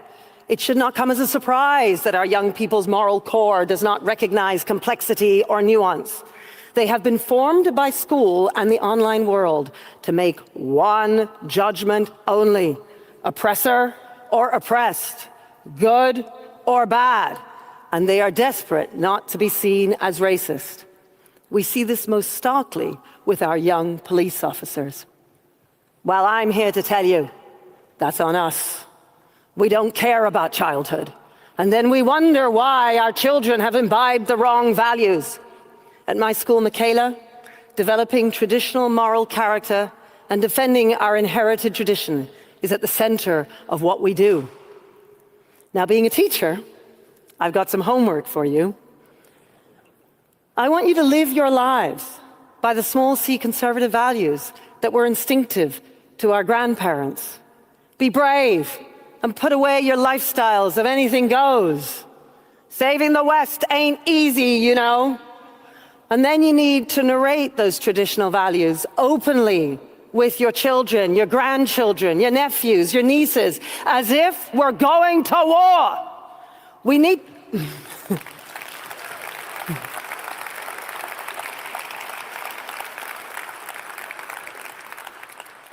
We need to inoculate our children against the seductive ideas of victimhood and hold them to account so that they can see that they are morally responsible beings with agency, whatever their race, whatever their religion.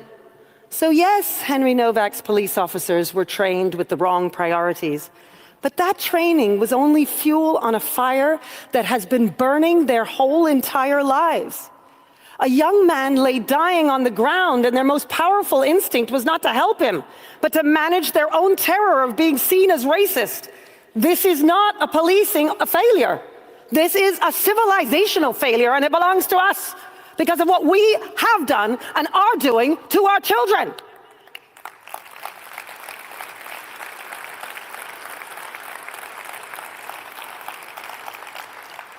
I talk about all of this and more on my new podcast coming out in August.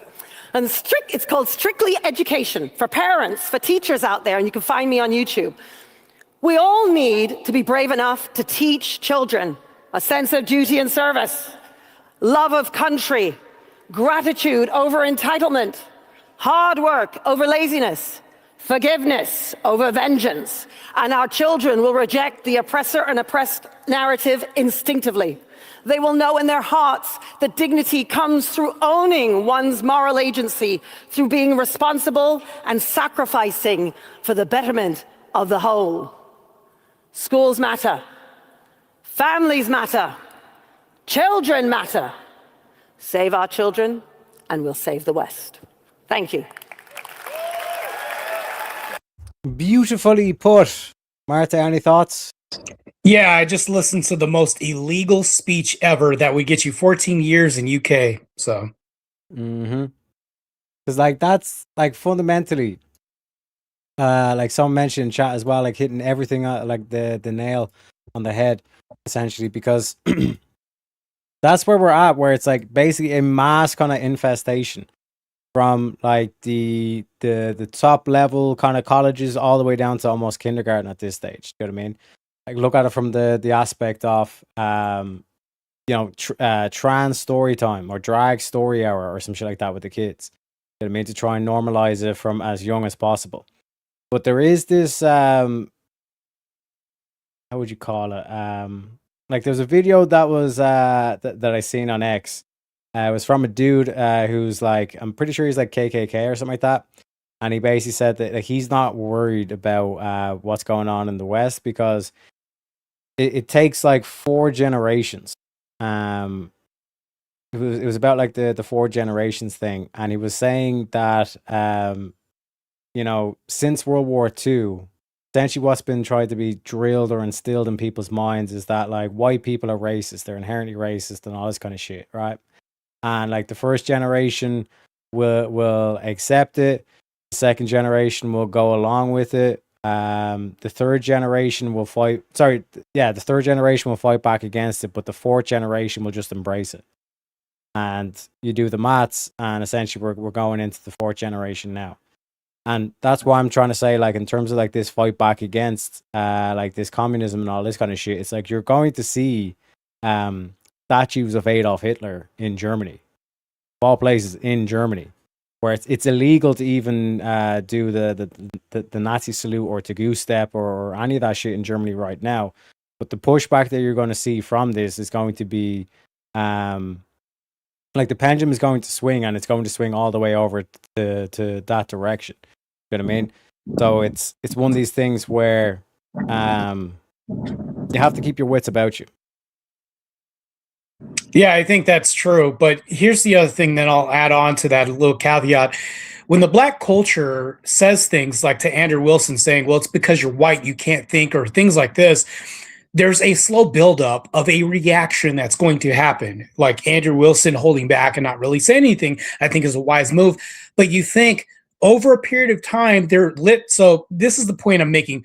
The black culture is literally creating more in groups of KKK, things like this, by having this, I think, double standard that happens in society all the time. You'll have this happen the whole time. So black community will have things happen like a black-owned barbershop, all this other shit that happens, but you'll never see a white-owned barbershop because that's racist. Well, when we spur the thing calling white people crackers and all this happening in society, the pendulum is going to swing so far left to where people are going to have enough, because you're also adding on high crime statistics on top of this, further pushing a culture where they have no choice but to rebel or fight back and say, enough is enough. We need to preserve our culture, because what the lady was talking about is our future.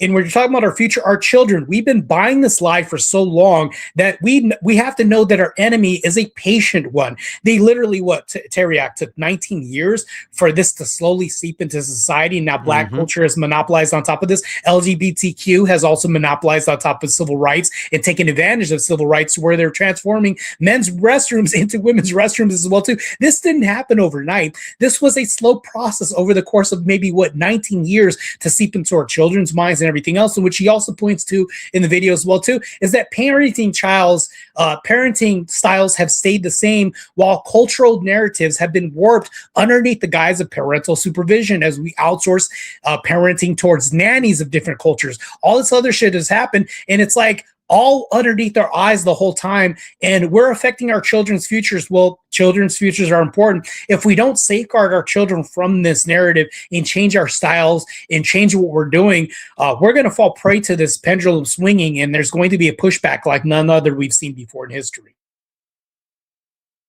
Well, this is this whole thing of where it's very hard to identify unless you kind of like keep your wits about you, that you're vigilant of this. And this is the whole like victimhood versus oppressor narrative, where, like I said, it's seductive in its nature. That just like socialism and communism, it's you guys are not to blame. You guys are victims of capitalism, and that's what draws you in. It's the same thing, and you apply it. That's just economic. You can apply across, like you're saying, with the whole kind of black culture. Oh well, we're not actually racist. We're not to blame. It's white man is the oppressor. So anything we say or do against white man is justified because we're oppressed. You know what I mean? And it's very hard to explain to people that like you are the sum of your choices. You are the like all the good choices you made, but also all the bad choices. So if you're in a shitty situation, you got yourself to blame. You made a bad choice. And a key thing that I find from that is this whole thing of once you embrace that or accept that, that is probably the most powerful thing you can do, because then you realize I actually have control over what my situation's like. You know what I mean? I can actually, I might be in a shitty situation right now, but that doesn't always have to be the case. I can actually try to progress towards something better. And this kind of culminated in my debate versus Lutch, Indian Jesus dude. Like, because I seen his recent debate versus First Amender. And he basically pulled the exact same line that I pulled to him, where I basically said to him, like, Lutch, do you want to win the debate or do you want to find truth? Because if you're here just to win all stuff, you're not going to actually listen to the truth here, or not accept the arguments, or not actually engage in it, and you might actually learn something. And Lutch actually conceded the debate.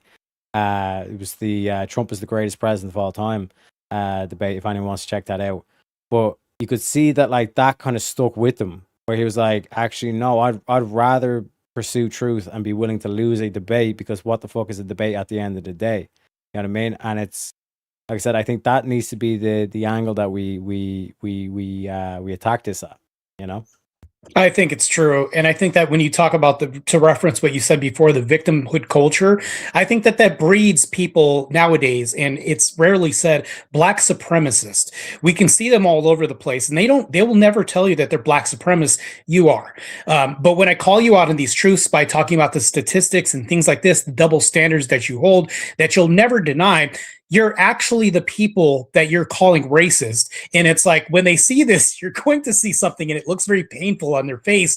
You're going to see this reaction that happens. It's going to be disgust. It's going to be shame. And then it's going to turn into accusations and guilt. So whenever we see this tier of emotions that happens, and I recognize this from dealing with my own culture all the time, it's like, well, you become the very thing that you accuse. And the only way that we can stop this is just through like conversations like this, making sure that there's an entertainment value so that it can be digestible to people, because conversations, we digest that too through eyes. We can digest things through eyes, hearing, sounds, or all of our senses. Well, propaganda is the seed that we plant in our future generations by having people in this woke thing. I hate it when people say, well, we need to wake up. Try not to listen to people who use this jargon. Rachel Wilson had mentioned this on Twitter, and it's like, we need to steer away from this and actually lean towards the truth and say these uncomfortable things. And if you are the victim and you're carrying on this perpetual victim card, you're going to be said oppressor at the end and become a supremacist by your own right. That's what happens. We see this all the time in culture. 100%. And it's not just like you're saying, like in your culture or my culture or whatever, but like I hate this whole like black community aspect. It's like, you're not like black Americans or whatever, like you're American. You know what I mean? Like it needs to be one culture. Fuck this multiculturalism and all this kind of shit. Embrace like the American culture that allowed you to achieve greatness. You know what I mean? Because it's like on the last Wheel of Madness, there was a dude, I forget his name, but like it was the first time he was here and all that. And it was me, Kieran, and him. And I don't know how we went off on a tangent or whatever, but essentially, like, a question was put to him, like, would you rather your kids on a flight home, let's say, and you're not there, and the kids like by themselves or whatever, they're traveling around, and it got brought up that it's like typically they put the kids around women and not men, and the dude said, yeah, that's based because I wouldn't want my kid around men because men are like 90% of all the predators and all this kind of shit, right? I was like, okay then, right? Okay, you want to do that? Okay. So I gave him a counter hypothetical. I go, okay, given that that's your logic, that you seem to be a guy that goes based on like the probability things, and you want to like, because it's a reasonable like strategy. It's like you want to kind of put yourself in the best situation to win based on statistics and probability, all this kind of stuff. You know what I mean? So I said to him, okay, would you want your kid growing up with white kids or black kids? And he's like, oh, it doesn't matter.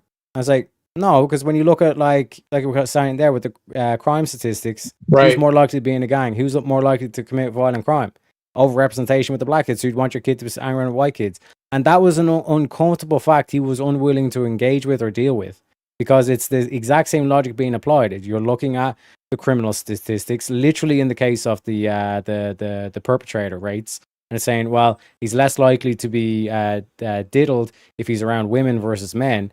Well, your kid is less likely to end up in a gang if he's around white kids rather than black kids. But he would not accept that. And that's what that whole thing of like what Rachel Wilson's trying to point to in terms of like having these uncomfortable truths, having these uncomfortable conversations, so to speak.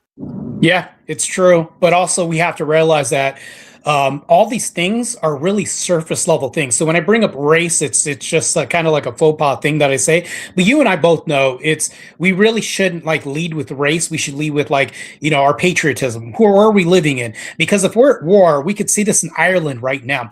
Quickly, I don't know if the audience listening to this is known, but it's devolved into a state in Ireland where the Catholics, the Christians, and I would say the Orthodox people put aside their differences and said, screw this, we have a real problem in our hands. And quickly you'll see that if your nation is going to devolve into a third world nation, you become more traditional and more in alignment with people that you were previously opposed to, and put aside things like race, everything else, and say, I'm Irish first. And that's what's happening in Irish slowly. Sadly, hopefully it doesn't have to take things like this for this to happen, but that's what we see right now in reality in Ireland.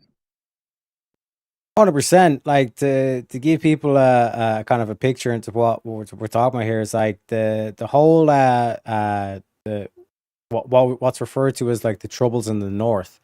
The whole conflict in Northern Ireland was essentially around that. Like there was the Protestants and there was the Catholics. The Catholics are the ones that wanted a republic. They wanted like to quote unquote get the 6 counties back from England. Whereas the Protestants were seen as the loyalists. They wanted to remain loyal to the crown, right? I never thought I'd see a day where I'd see like Catholics and Protestants walking arm in arm down streets in Belfast saying like the real enemy is the invader, it's the foreigners that are coming in and all this kind of stuff. Do you know what I mean? And you're starting to see that, and that's what like if anyone's watched the show when Shazzy's on it, it's like that's truly like the silver lining that we can get from all this, is that it's like you might actually see a unification of Ireland. You might actually see Protestants and Catholics actually get along, particularly in Northern Ireland. But Martha, we're going to go on a grift break. We're coming up to the time. It's going to be like kind of 5-10 minutes. So if you got other stuff to do and all, or like sleep, I'd say at this stage and all this kind of stuff, you want to say any kind of like shout outs or like that, or if you want to kind of stay for let me know. Yeah, I do got to take off, but I wanted to come on because you guys were talking about some interesting things that I'm really into right now. If anybody is ever following my social media, I'm heavy on this immigration thing that's happening right now. I speak a lot about what's happening in Ireland right now, the UK, the gang rape report that's happening right now is listed on my bio and Instagram, and all this is passionate to me right now. I think that if we divulge into this whole panelverse thing and all this infighting, I think that we have a greater evil at hand here. All this infighting and all this other stuff we need to put aside, because I think the whole Christianity is bad thing needs to be thrown out as an argument. While we can have these arguments, and that's fine, but we have a greater evil at stake, something that's going to weaponize against our cultural narrative here and upend our roots in America as far as being a patriot's concerned. I think that should come first, and also your religiosity. If you are a Christian, I think you should support other Christians and back them, because this greater evil with the LGBTQ and Tim Walz and what's happening in California right now, them saying that you could be an SA to minor and still run for office, these are greater evils. And this is what I'm pointing to right now. If you look at any of my social media and the things that I'm railing against right now, I would suggest that you join me in this fight, put aside our differences,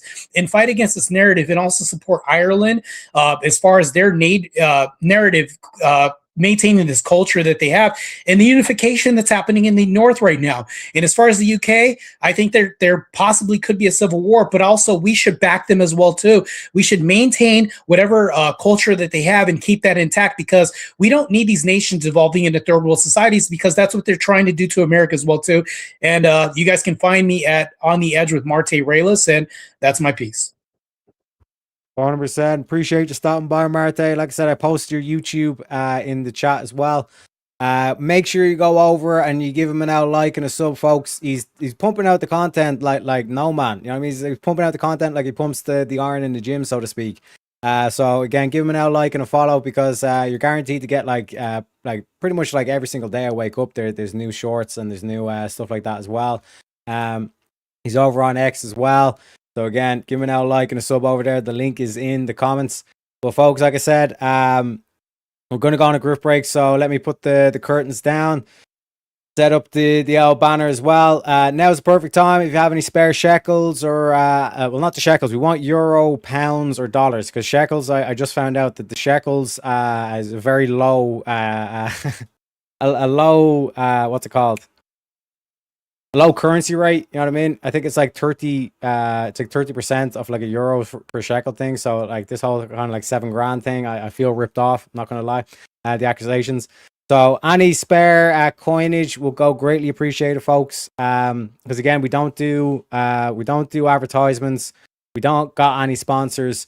So it is completely fan funded, ladies and gentlemen. Because like I said, like our boy Fez would always say, I don't know what you heard, but this show ain't free. This show ain't free, folks, okay? It is fan funded. Usually the reason why this show is able to keep going. So massive shout out to you. And if you don't have any spare shekels or any spare coinage, that's no problem as well. Just hit the like button. It's free. And again, now's the perfect time to stretch the legs, you know, refill the drinks, grab a cup of coffee, maybe something stronger perhaps. It is July 4th. You should celebrate, you know what I'm saying? Or maybe grab some popcorn as well. We got a couple more videos to hit you with when we get back. But until then, ladies and gentlemen, enjoy the music. I'll see you in a little bit.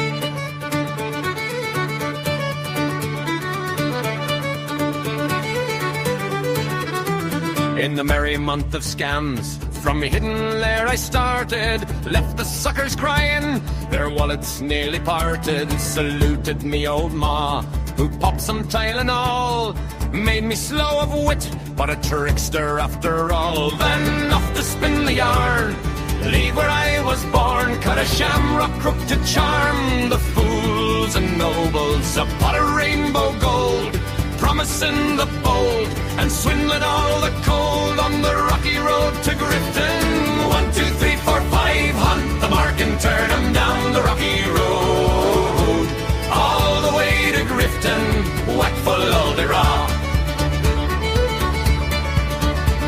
In Mullingar that night, I rested limbs so weary, started by day next morning bright and early, took a drop of the pure to keep me heart from sinking.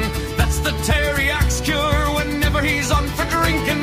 To see the lassies smile, laughing all the while at me curious style, 'twould set your heart a bubbling. They asked me was I hired, the wages I required, till I was almost tired of the rocky road to Grifton. 1, 2, 3, 4, 5, hunt the mark and turn 'em down the rocky road, all the way to Grifton, whack full Alderah. In Dublin next arrived, I thought it such a pity to be so soon deprived a view of that fine city. Then I took a stroll, all among the quality, me bundle it was stole in a neat locality. Something crossed me mind when I looked behind, no bundle could I find upon me stick a wobbling. And while I'm for the road, they said me Connacht brogue wasn't much in vogue on the rocky road to Grifton. 1, 2, 3, 4, 5, hunt the mark and turn 'em down the rocky road, all the way to Grifton, whack full Alderah. From there I got away, me spirits never failing, landed on the quay just as the ship was sailing. Captain at me roared, said that no room had he when I jumped aboard, a cabin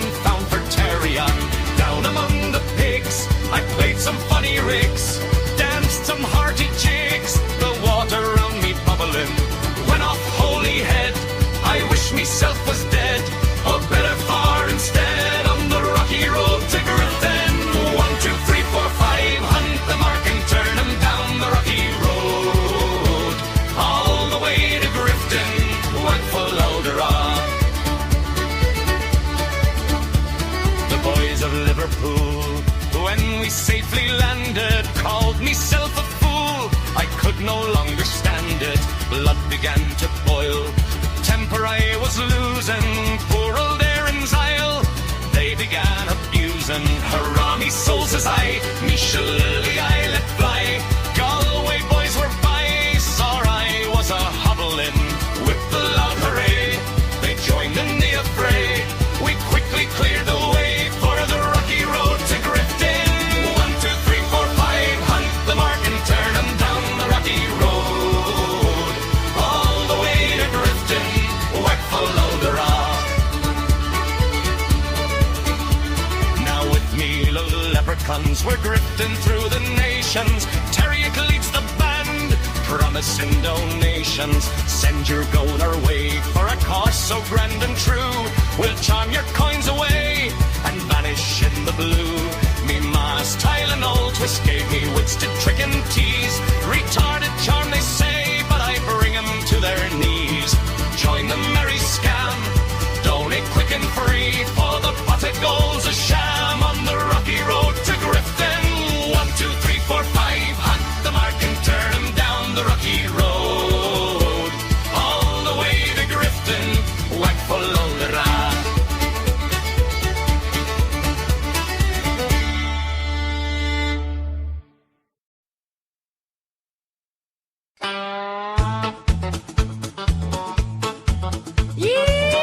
Yeehaw! Sugar! Well, I'm a little old leprechaun, 5 foot nothing in green. Got a rainbow for on me and a pop that's looking lean. I've been dancing on TikTok, selling shamrock and FTs. But the gold's running low, darling, won't you send a little to me? I'll jig on your screen, do a reel with me, beer. Drop a super chat, sugar, make a poor Sprite feel cheer. It's a wee bit of grip, but it's honest and true. I just need your dollars to sparkle like dew.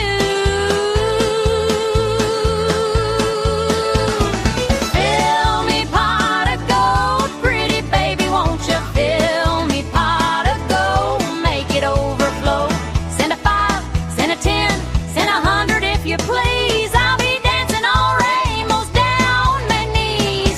Fill me pot of gold, honey, don't be shy. I'm a grifting little leprechaun with a twinkle in me eye.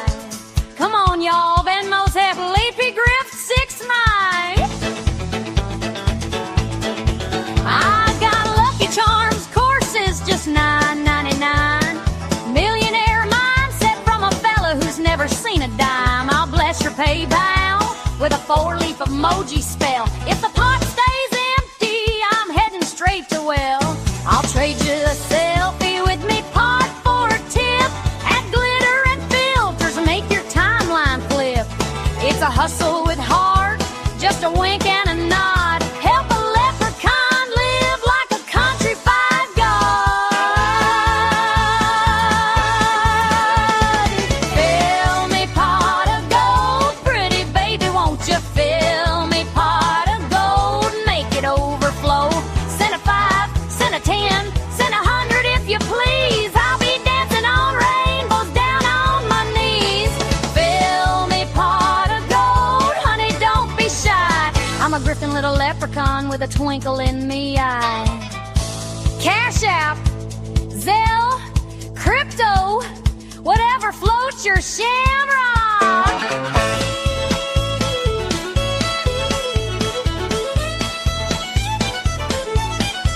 And now listen here, sugar, every coin that you send turns a poor little sprite into your rainbow best friend. Ooh, fill it up, right eyes. Fill me pot of gold, pretty baby, won't you fill me pot of gold, make it overflow. Send a 5, send a 10, send 1,000 if you dare. I'll be jigging in diamonds, green glitter in me hair. Fill me pot of gold, honey, don't say no. I'm the griftiest leprechaun you'll ever know. Kinpee, ooh.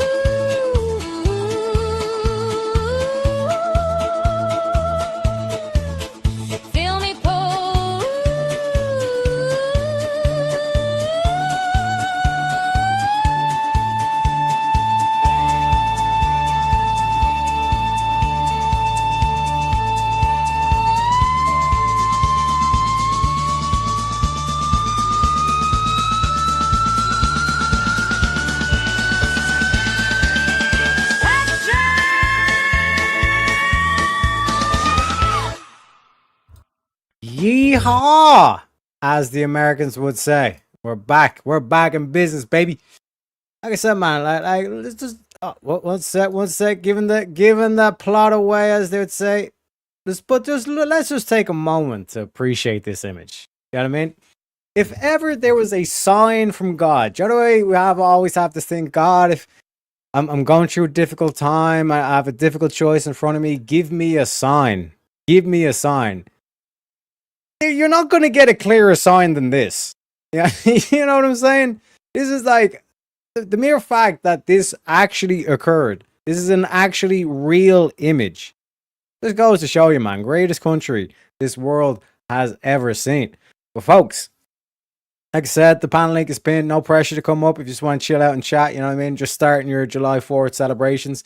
No worries, ladies and gentlemen. Like I said, I'm here just to keep you entertained. I got so much shit to talk about that, like, even when I'm doing like my regular shows, like let's say we're doing like the deductionist files, I'm always kind of hitting you with like, guys, this shit's going on. Or these are kind of like a little bit of a taste of an update. Kind of like adding that into the kind of framework where like the first 30 minutes is not necessarily about whatever that particular theme is. And sure, even like when we look at like on Thursday, Theology Thursday got cancelled for a chat and chill purely because like everybody was like, oh, we need to talk about this, Teriak. We need to talk about the mustache man and the National Socialism and that phenomenon that we're seeing, where people are kind of like looking back on history saying like, did we actually back the right people? Like, should we have backed the Russians instead of the Germans in this shit? Because fundamentally, you know what I mean? The Germans were nationalists. The Russians were globalists and communists. You know what I mean? So a fair question, at least in my humble leprechaun opinion, is it's like, would we have such a shit show of globalism and communism / socialism in modern day if we had to back the Germans instead of the Russians?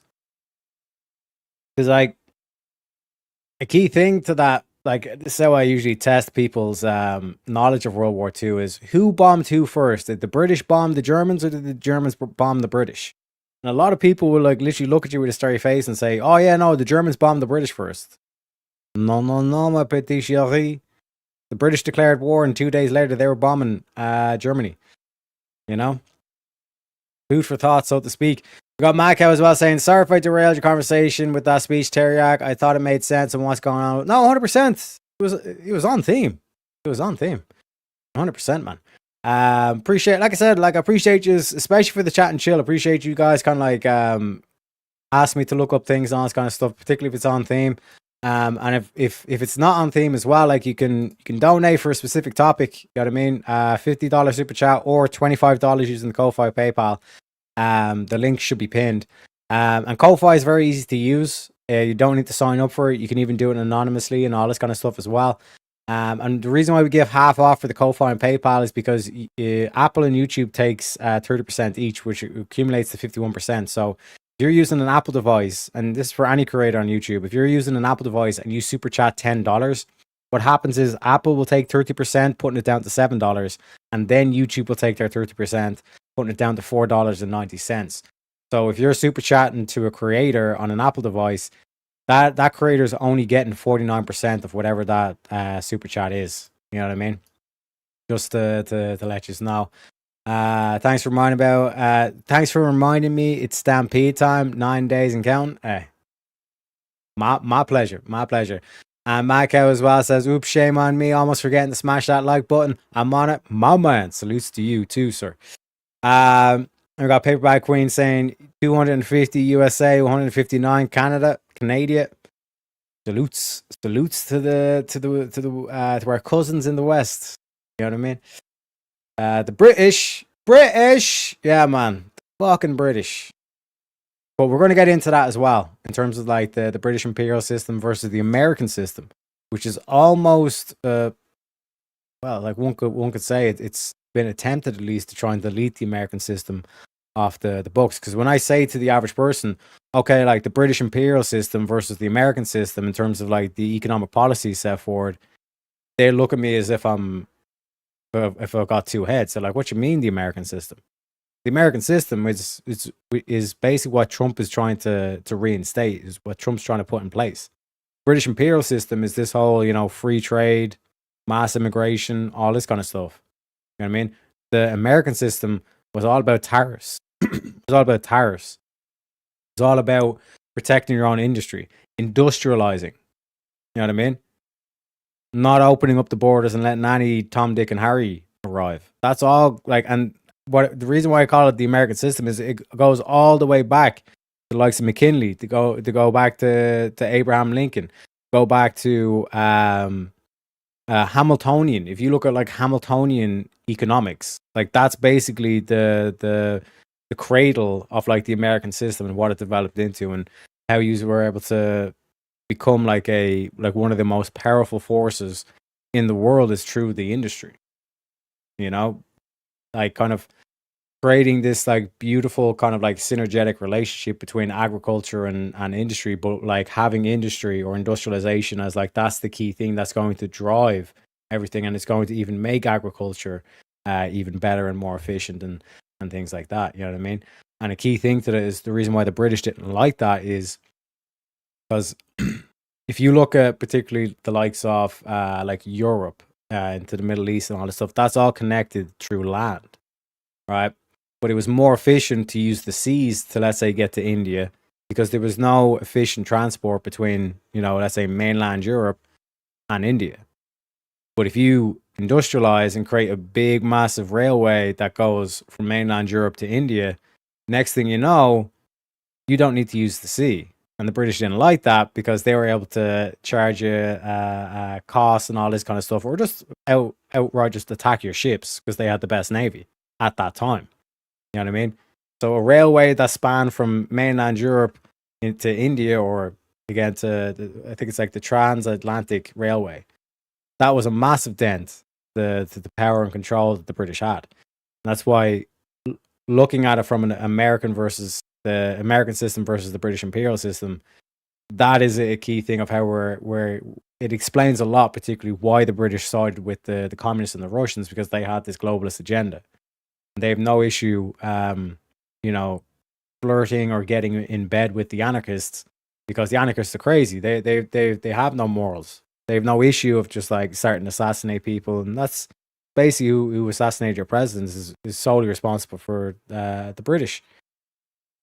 British constantly have tried to undermine America, and effectively in modern day have basically tried to use America or the American military as a cudgel, make sure they can push this globalist agenda. But not anymore, baby.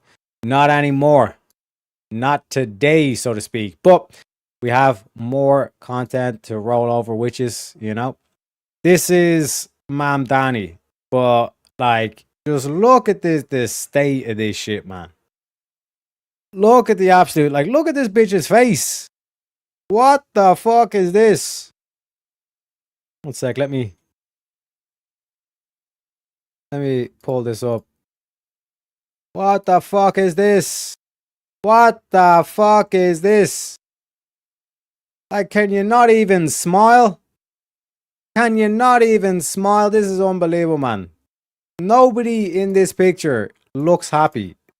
Happiness is a foreign concept to these people. Never heard of Ko-Fi. It's basically like a European, because I can't use Cash App because I'm not American. So it's one of these things where, I'm pretty sure Ko-Fi, Americans can use Ko-Fi, or at least American creators can have a Ko-Fi account.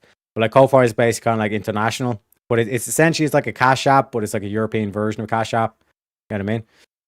None of them look happy. Not a single smile on anyone's faces here. Which goes to show you, even look at the one on the right, with the turban and all this kind of shit.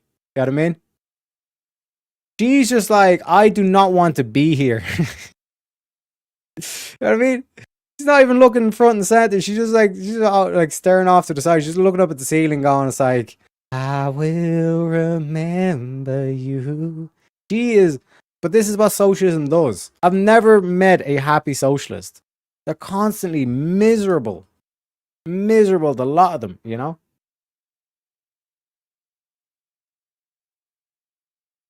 It is what it is. Zionist.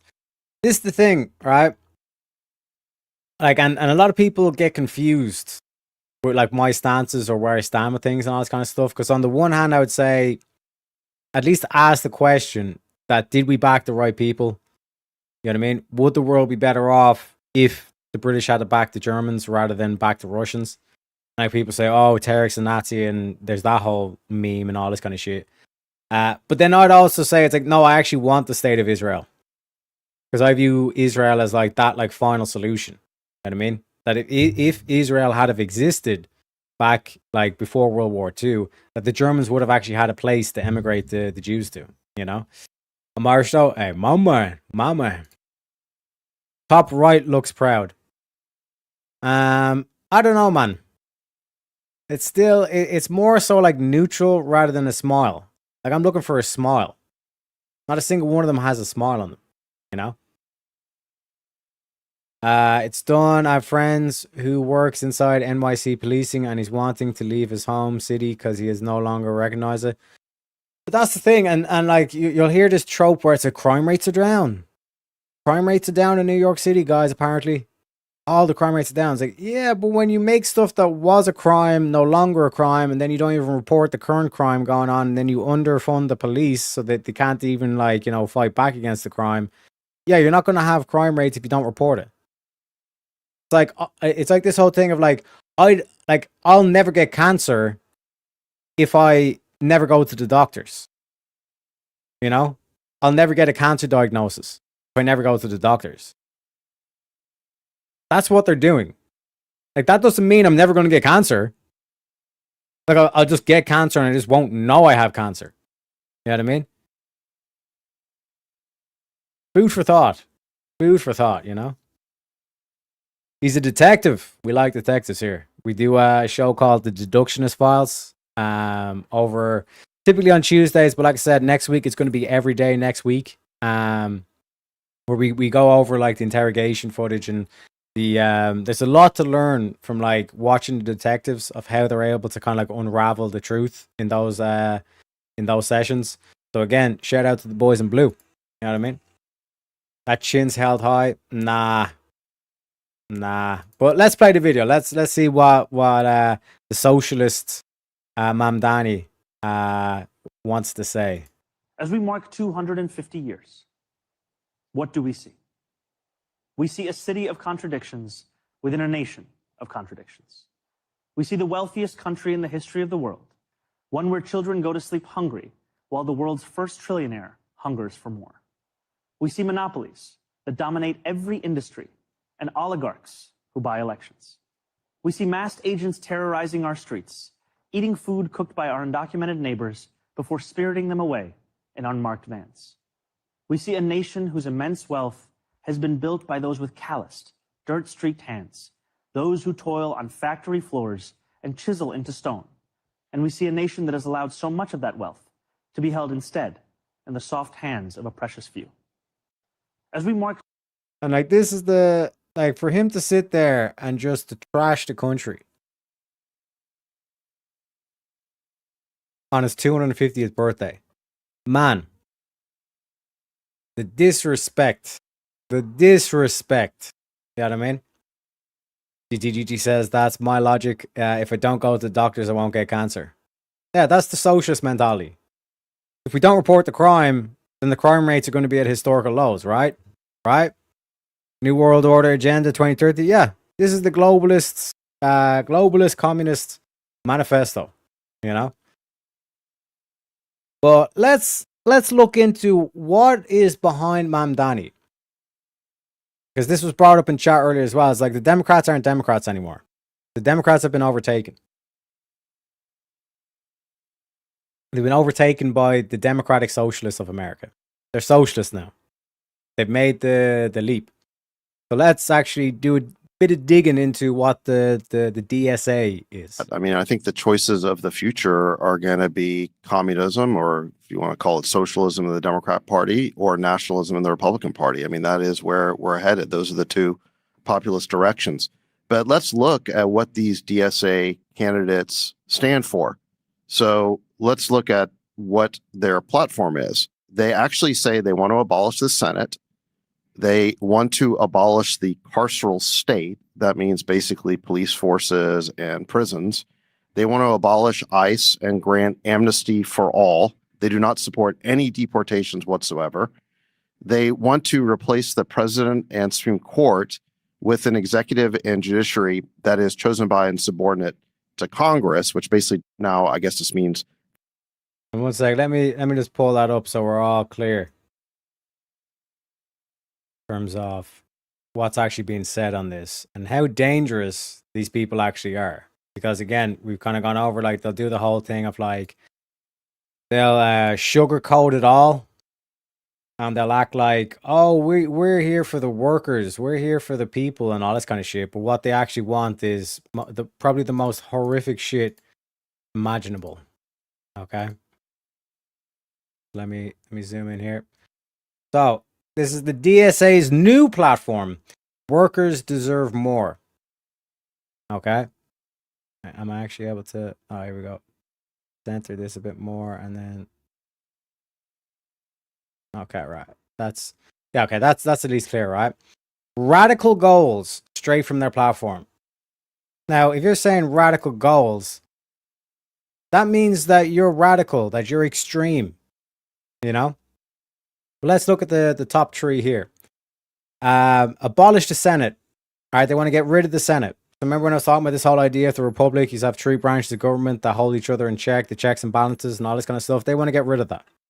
Abolish the Senate, implement proportional representation, which means that, you know, if you're a group like trans advocacy should have just as much representation of, like, you know, Christian or something along those lines. They should be equal representation, even though trans is what, like less than 1% of the country. Makes no sense, right? And rank choice voting in all elections and abolish the Senate. Now, ranked choice means that it basically, like, that's what we currently do in Ireland, where it's like you have to vote for the party. You just rank them. You know what I mean? So if your candidates don't meet the quota, then your votes for the, like I say, the mainstream party is going to end up going to them. You know what I mean? Replace the president and Supreme Council. Replace the president and Supreme Court. Replace the president and Supreme Court with an executive and judiciary chosen by and subordinate to Congress. So what they've said with these 2 points here, right, is we want to get rid. I think I might have to do blue. Or I'll do green. Because it's, yeah. So with these two things alone, they essentially say we want to get rid of the checks and balances. We don't want the presidency or a judiciary that can overrule Congress. Un-American as fuck. You know? Get rid of the Senate, get rid of the Supreme Court, get rid of the presidency. Like this whole aspect of, no, we're not saying get rid of them, we're just saying that they should be subordinate to the Congress. So there's no longer checks and balances. It makes no sense. All right. Defund the Department of War. Defund the Department of War, end all foreign wars, and close overseas military bases. And we're going to get into how this one links into the next one. But on top of that, abolish the carceral state. Redirect police and prison funding to public services as steps towards abolishing the carceral forces of the capitalist state. This means get rid of prisons and get rid of police.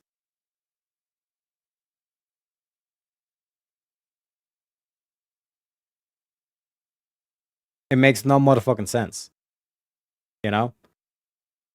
This is why they get asked questions like, do you think that murderers should go to prison? And they'll just obfuscate. They'll just answer a question they weren't even asked. But we think that what we think is best is for the workers. And this is a step towards betterment of the workers. And if we don't spend money on prisons and police, we have more money to spend on more proper propaganda, or what they call education, you know? EOD says, welcome in, EOD says, inequality is intentional. If everyone made If everyone's made the same money, we'd all be poor, fighting for scraps from the aristocratic ruling class, just like Soviet Russia, comrades. Which again, that's the whole thing. Like when socialists say that they want equality, they don't mean that like making everybody a trillionaire or pushing everybody up in terms of like that level of wealth. What they mean is dragging all the wealthy down to the poor. Because it's easier to destroy than it is to create, you know? And happy 4th of July to you too, sir. Mad Cow saying he needs his coffee. Me too. Got myself a fresh cup, you know? I got off early today. That was nice. My man. Basically run like the EU. Yeah. Like they've done all the experiment with the EU and they say, okay, this we're able to coerce and we're able to control with this. Let's bring this over to America. Not on my watch, motherfuckers. But at least they know that. At least they're letting you know that they're being radical. But again, they'll deny it. So we're not extreme. They'll look at you with a straight face and say, we're not extreme. We're radical. Same fucking thing. You know? They want to get rid of the Constitution? 100%. 100%. They want to get rid of the checks and balances. You know? And then get rid of the Department of War and get rid of the state. Like we said, like, again, shout out to Moses for the clip. Like, this whole aspect of, like, war, politics, war, being able to defend your borders. You know what I mean? This is literally like the recipe to destroy America from within, from inside. You know what I mean? They want to get rid of them or just get rid of the white men running these things. No, they want to get rid of them 100%.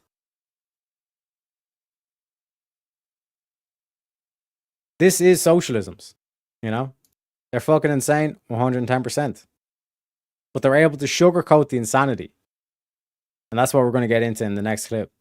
They want themselves to be rich and powerful than everyone else, to be in poverty, eating the bugs and being, you will be happy.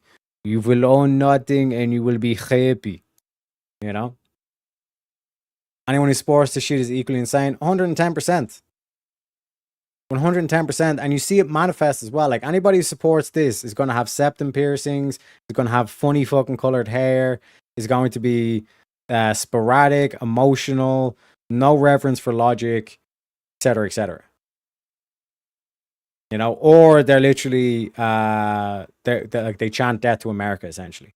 You know what I mean? But they'll sugarcoat all this and say, well, if like they won't outright, like when they're talking to like the typical kind of like Democrat, you know, who doesn't have septum piercings and all this kind of shit and all the rest of it, they'll turn around and they'll say, well, we need more funding and the best way to go about it is just to, you know, get rid of all this money that we're spending on policing and prisons. You know what I mean? Keep prisons and police, get rid of the commies by replacing them in prisons. Can't disagree. Can't disagree with that. You know what I mean? USA. USA. You know what I'm saying? The Democrat leaders and the Republican leaders answer to the same boss. It's literally two wings, the same bird. The bird is trying to trick you into thinking what it doesn't control the two wings. Again, GT, you're in that mind state where it's all Israel. You know, it's all Israel. I feel sorry for you, GT. I feel sorry for you. One day, hopefully one day, you'll actually be able to see what's actually going on. You know? Because even like with this whole thing, it's like, are you telling me that the DSAs are they want free Palestine, but they're somehow, you know, being controlled by Israel? Makes no sense. Makes no sense, GT. You know? But like I said, facts, not feelings. Mag those checks and balances help the 4-party single house with 1 bedroom who brings them in. But I mean, like, this is what I'm saying. That's what we're trying to point out. Destroy all Christian nations from within. Exactly. And this is why, like I said, this whole aspect of why Christianity is so heavily targeted is Christianity has this kind of like ingrained in it. It's like not to look for an easy life, but to look for a strong soul, to look for a strong spirit. Accountability. You know what I mean? Like that destroys socialism and communism in terms of this mentality of, like we talked about, the victimhood mentality. You know? Like this whole thing of like, in Christianity, we were all sinners. There's no sugarcoating. You know what I mean? You're going to make mistakes. You've already made mistakes. No one is perfect. But with the socialism and communism, they're able to get inside your mind and say, oh, that's that shitty situation you're in right now. That's not your fault. That's someone else's fault. That's the capitalist's fault. That's the white man's fault. That's the man's fault. That's, you know, like, and see how they fracture all the parts of the culture. That's the straight man's fault, you know. This is truly a disease. 110%. It's a mind virus. It's a mind virus, and it latches on to this whole like victimhood mentality where it's like it basically convinces you not to be responsible, not to realize that the situation you're in, for the majority of situations, is your own fault. You chose to be in this situation. You made poor decisions. And rather than confront that and say, okay, I made a bad decision. What can I learn from it? Make sure I never repeat the same mistake. That's true power. But you get into the victim mentality, you're always going to look for someone else to blame and not actually hold yourself accountable. You know? How about cousin marriages? Bigger buck for the bang. What can I say, man? What can I say? Again, getting on to this, the Free Palestine. For a free Palestine with Jerusalem as its capital, end all military and economic aid to Israel, prosecute U.S. and Israeli leaders responsible for the genocide in Gaza. Now, here's the thing. There's already a contradiction here, because how can we free Palestine but also then defund the Department of War?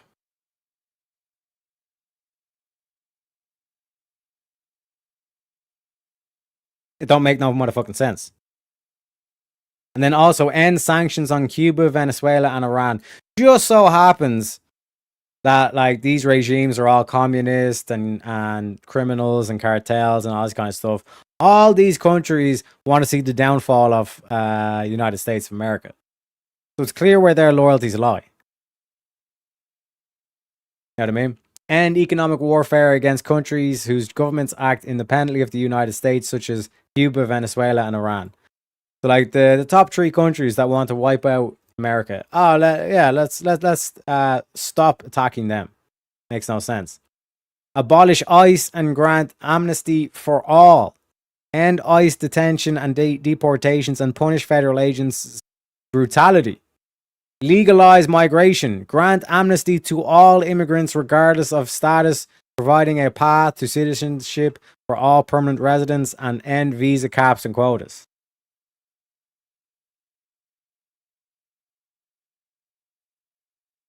It makes no sense. Unless you want to destroy America. Unless you want the rape gang happening in America. Again, we covered that document. We literally read every single word of that document on stream. If you go back on the channel, you should be able to watch or peruse at your own time. But absolutely horrific.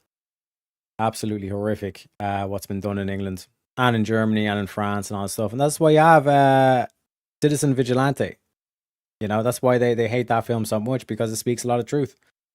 Public ownership of major corporations. Establish public ownership of the largest corporations and essential industries to ensure democratic control and accountability to the people. It's all about control. All about control. It's all capitalism's fault, you know? And then remake elections nationwide. Abolish the Electoral College. Replace the two-party system with a multi-party democracy. Expand the House of Representatives and implement proportional representation and ranked choice voting in all elections. So essentially, fracture the Democratic, which they've already essentially done, fracture the Democratic Party and the Republican Party, so no one gets their way. Politicians are then able to play puppet masters. You know what I mean? So you're voting, but you're never going to get what you want. You know? To win the battle for the democracy, draft a new constitution and create a democratic socialist republic, comrades. Over my dead fucking body. That needs to be a response. Over my dead motherfucking body. Alright? Palestine don't even exist. Exactly. GT's he's biting down. He says, it makes all the sense. Do you think they're stupid? Do you think they would let let the hand over the keys to the country to whomever gets elected. They're putting a puppet show on for you. They know. No, GT, I don't know. I don't know. You never provide any evidence, you know? You never provide any evidence that ties Israel to controlling America. Never been done. I feel like people in their teenage years can't think in that way. It's only when you get older you realize how your action had consequences. But that's the thing. It's done by design.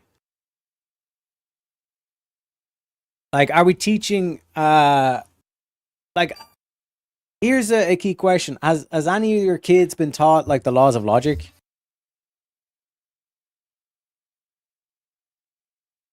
Were you taught the laws of logic in school? You know?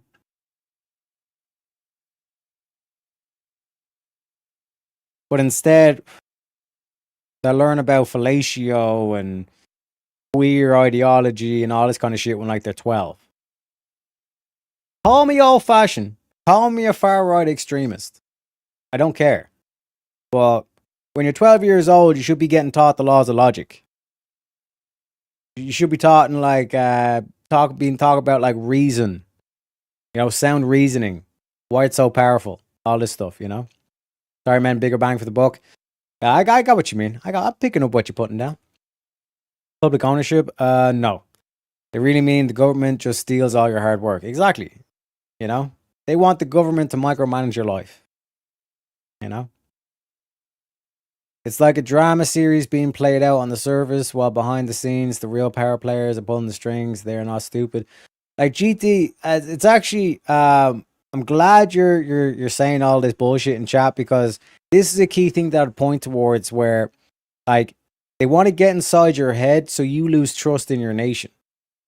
Like GT is an example of someone who's fed into the propaganda and who no longer has trust in his institutions. Which is, again, another way of how they might not be able to win the election, but they've gotten in your head, and now you don't even trust your own nation. You know? You no longer believe in your nation.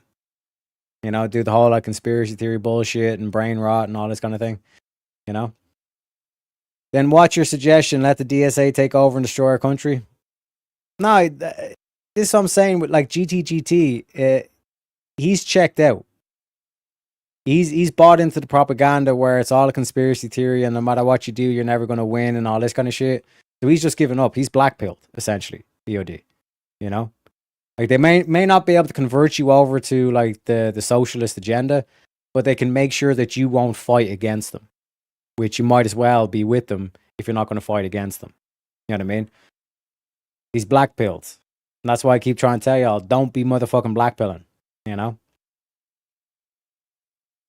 It is what it is. Plus, they're taught complete lies that paint the Native Americans as innocent victims, and we're on stolen land. Yeah, we're on stolen land, but the motherfucker from Timbuktu, who shows up without a passport, he's just as American as you are.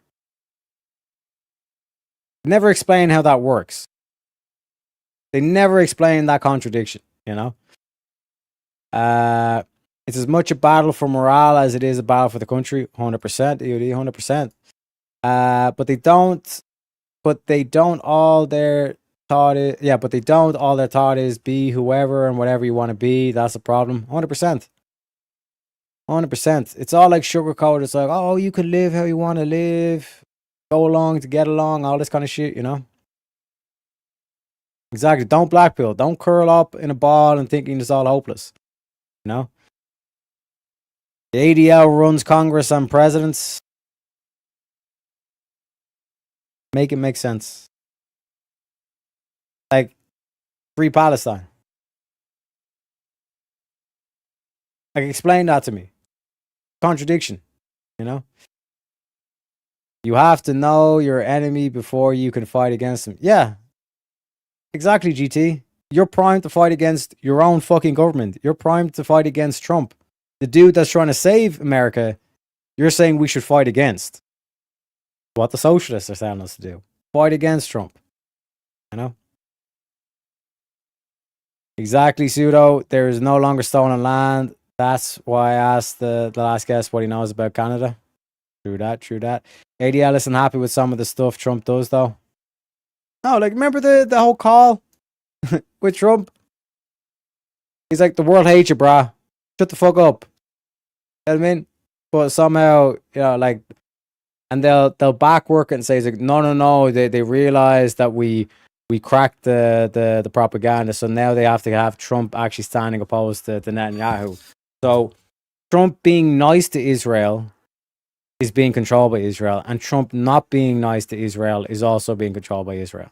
You know, and like I said, if you look into the Germans in World War II, Israel is the final solution. Like when they talk about like the final solution for the Jewish problem or the Jewish question, you know,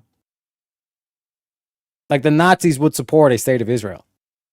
Like look into it. They tried to do Madagascar and they said, no, that wouldn't work. That was scrapped. You know, if you're not one crew, you're the enemy of one crew.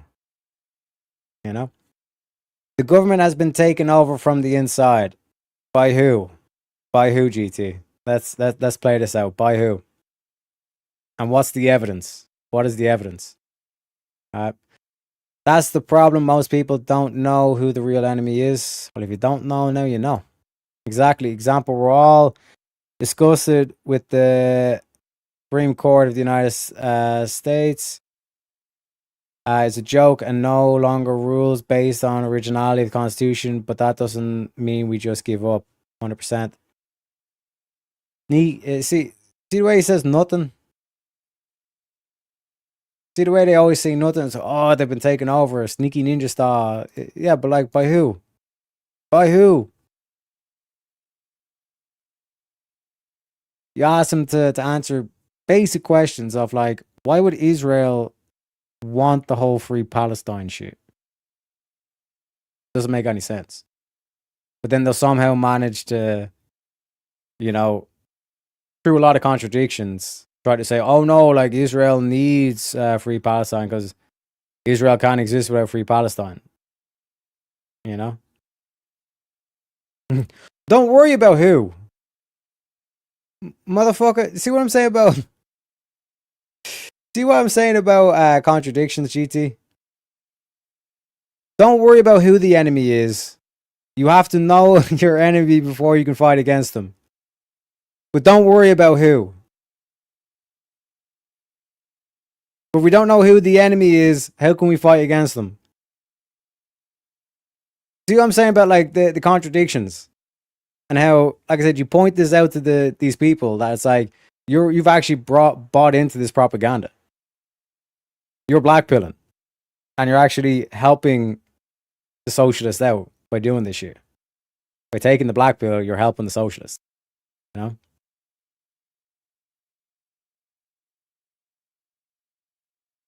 And this is the thing. You need to realize that if you were a communist or if you were a globalist, Islam is the perfect religion. It is the perfect religion. You know? This is all a big stage play. The games you and toys you play with hold requisition onto what to be or being prepared for what's to come. Not if Donald Trump's got anything got to do with it. Not if the Patriots have anything to say about it. Wonder where the ADL falls on the NGO list. Bet it's not the top. Nowhere near it, bro. Nowhere near it. And when you look into the NGOs, like the NGOs are essentially just like what their job is to try and undermine the nation. You know?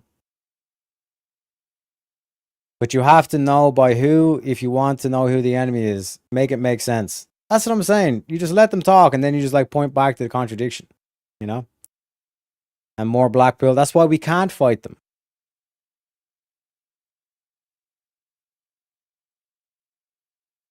And see the way I'm able just to gauge the mentality. I'm able to like predict what this motherfucker is, like a black pillar, before he even gets there. This is why, like I said, doing the deductionist files, doing the study sessions and all this kind of stuff is important.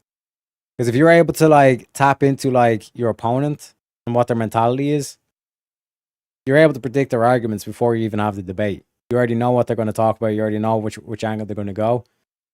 And you can even like do certain strategies where it's like you take them in a completely different direction. So all their prep and all the work that they do before the debate becomes moot, becomes useless. You know what I mean? But you see the way I was able to tell you you're a black pillar without you saying you're a black pillar, GT? Sounds like GT is an agent provocateur for the opposition. Nah, like, I doubt that he has any sophistication in terms of that EOD, but this is why, like, I like him actually exposing it in the chat, is because, like, this is what, like, the whole black pill agenda is. And how I'm pointing out is, like, if you're a black pill and you're actually helping the socialists, you're not a socialist, and you can kind of hide in that kind of like aspect of, I'm not a socialist and all this kind of shit, and I want to see the resurgence and all that stuff. But essentially, they've already bought into all these lies that the whole government's corrupt and all this kind of shit. There's no point of even fighting. We can't, like I said, like this is why we can't fight them and all this kind of shit.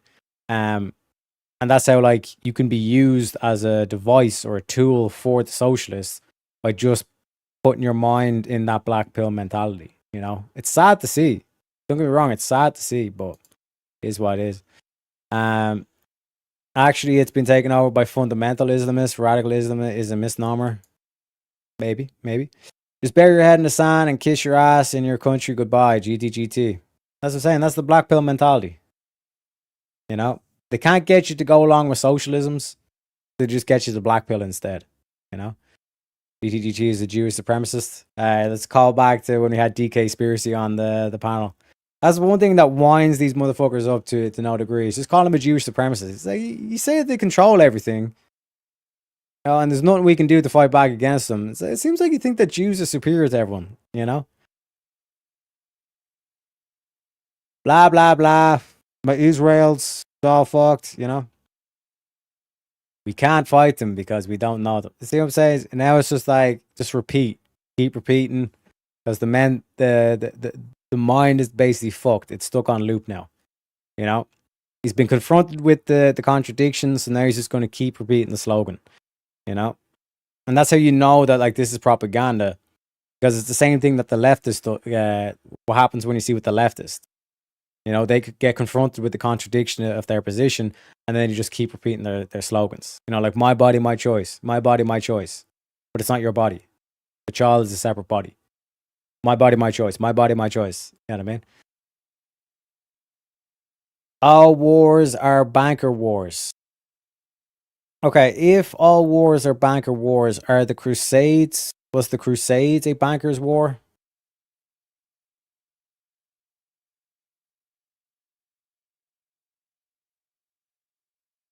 Food for thought. I have to say, I'm not the smartest cookie, but damn, I'm not that stupid. Hey, that's what I keep saying, man. That's what I keep saying. You know? I might be retarded, but there's still people more retarded than me, you know? COD and children's toys have been placed into a review for ease. For example, drones. Well, that's why I keep trying to warn people off the analogy, which I think is quite beautiful, is the combine harvester. Like, we're all animals on a farm, you know? That's like your rabbits and chickens and all this kind of stuff. And we're all kind of getting together and we're all saying, yo, bro, something fucked up going on this farm. Right?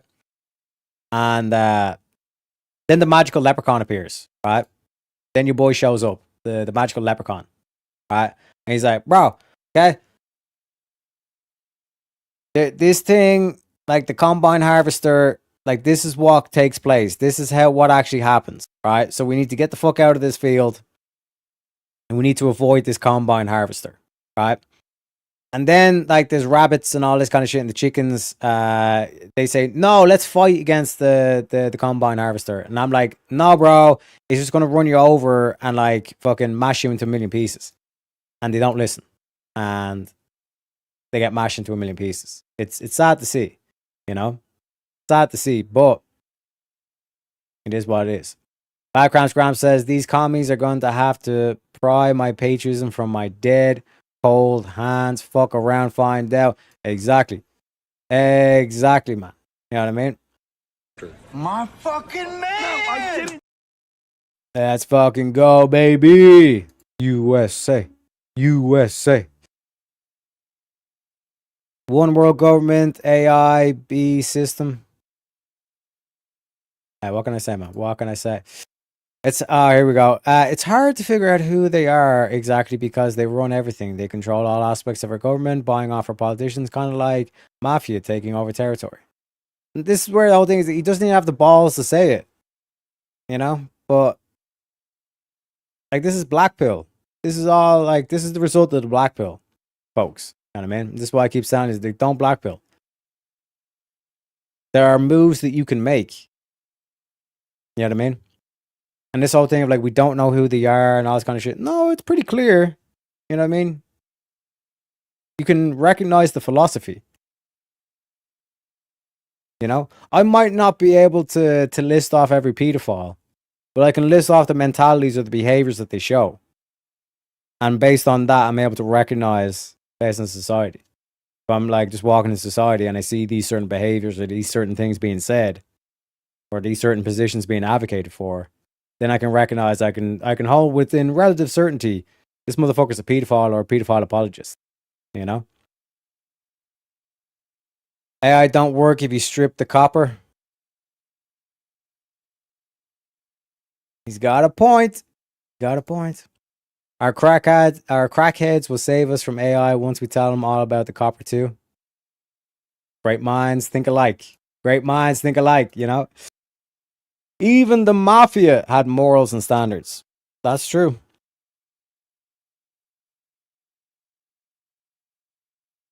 I'm just giving you a different perspective. No, this is not a different perspective.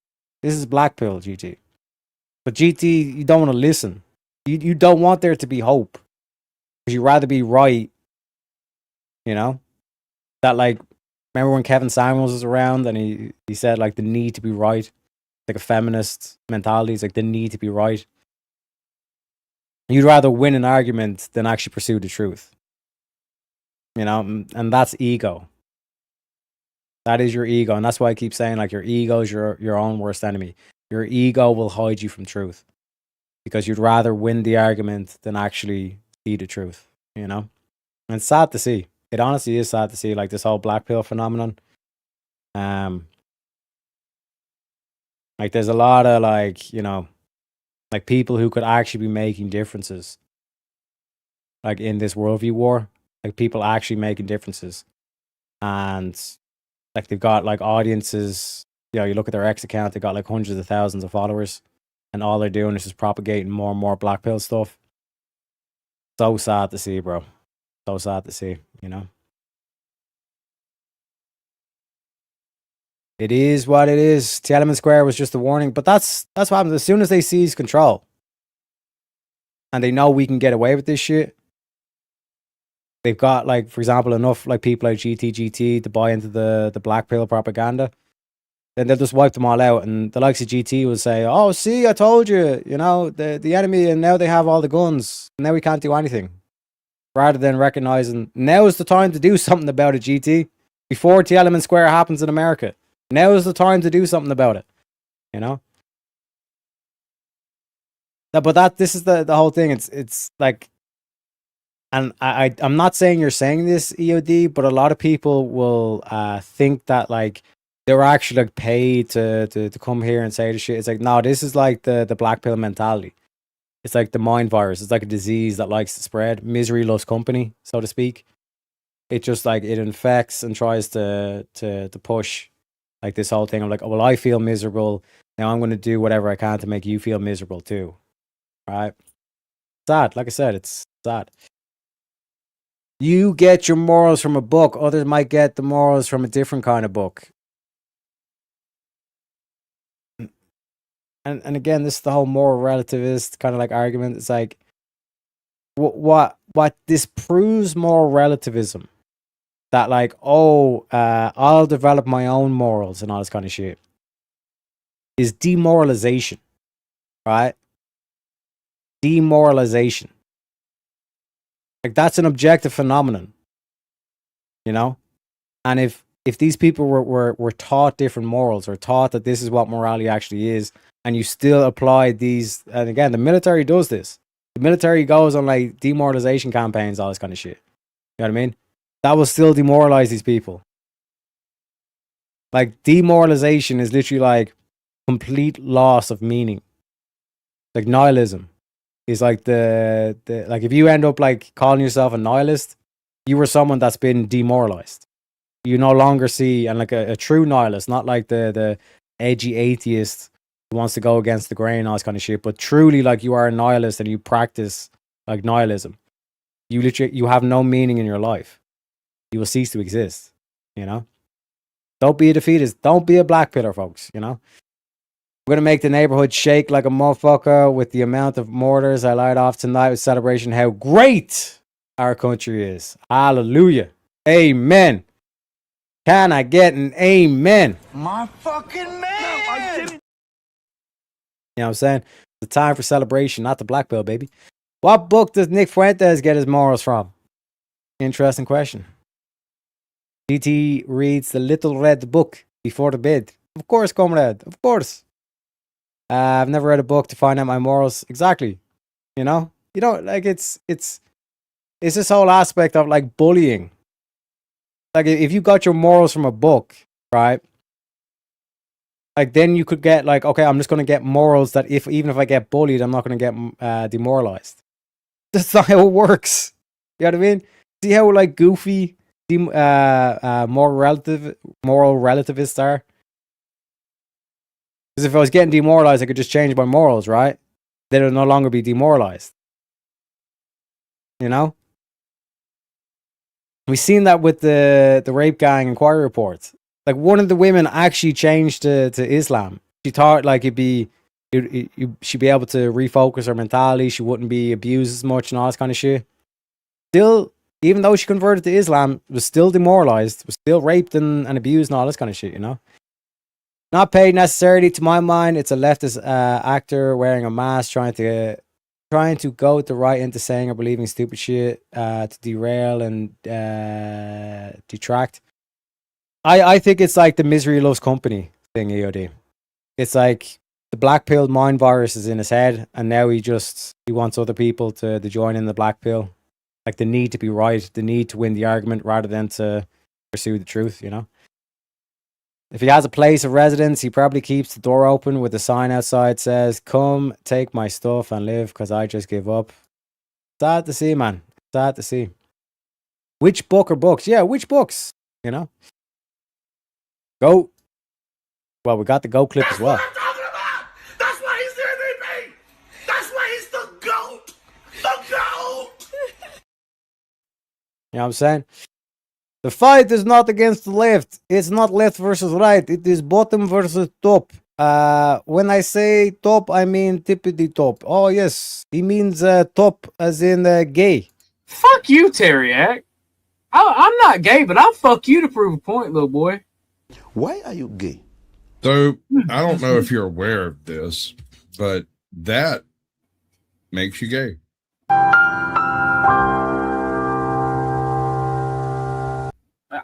Hey, look, it ain't gay to suck dick, all right? Whoa. I got news for you. That means you're gay. Now, imagine being so beautiful. You know what I mean? That's why, like, I come out with the the crazy prescriptions of you should get a woman to pay for your first date. You know what I mean? Because like I'm genuinely that beautiful that like I even have like apparently straight dudes, but Orthodox gay is, I'm pretty sure he's gay. He's one of these closeted gays. Like they're saying all this crazy shit. Like they want to fuck me and they want to suck my dick and hey, like I said, and again, shout out to the legend. I won't say his name, but shout out to the legend that sent me that. Because like I said, I had no idea that was like, I don't watch any of their shit and all that stuff, but they're watching my shit. You know what I mean? So you know who the A side is, baby. That's why you should never blackpill. That's why you should never blackpill, motherfuckers. You know? It is what it is. Let me skip forward a bit in terms of the chat. Whoa, we're just doing the amen. Let's go. Hallelujah. You know what I'm saying? Okay, AOC. Oh my god, man, that bitch. That stank bitch. You know what I'm saying? Distract. Oh, okay. But detract and distract kind of like I get the point you're saying, you know what I mean? Last night the fireworks everywhere up here were insane. You would have thought July 3rd was Independence Day. Oh, it's going to be even better, baby. It's going to be even better. You know what I'm saying? It's like that. What can I say? What can I say? I give you the best. I give you the best clips. You know what I mean? But that's what I'm saying. You should never blackpill.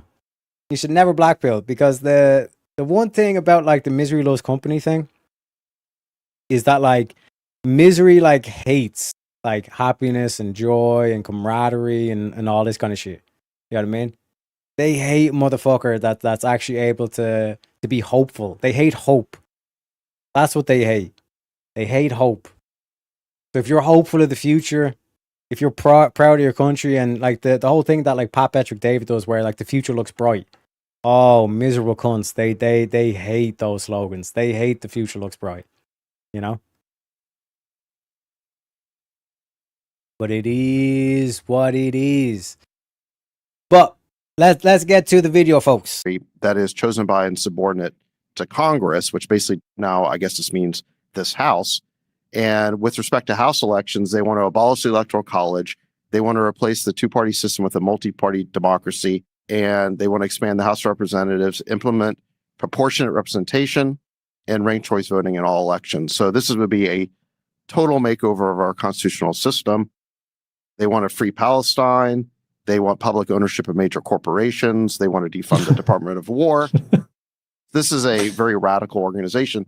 And you would laugh at a lot of these types of proposals, but you can't really laugh at it anymore because these guys are taking over the Democratic Party.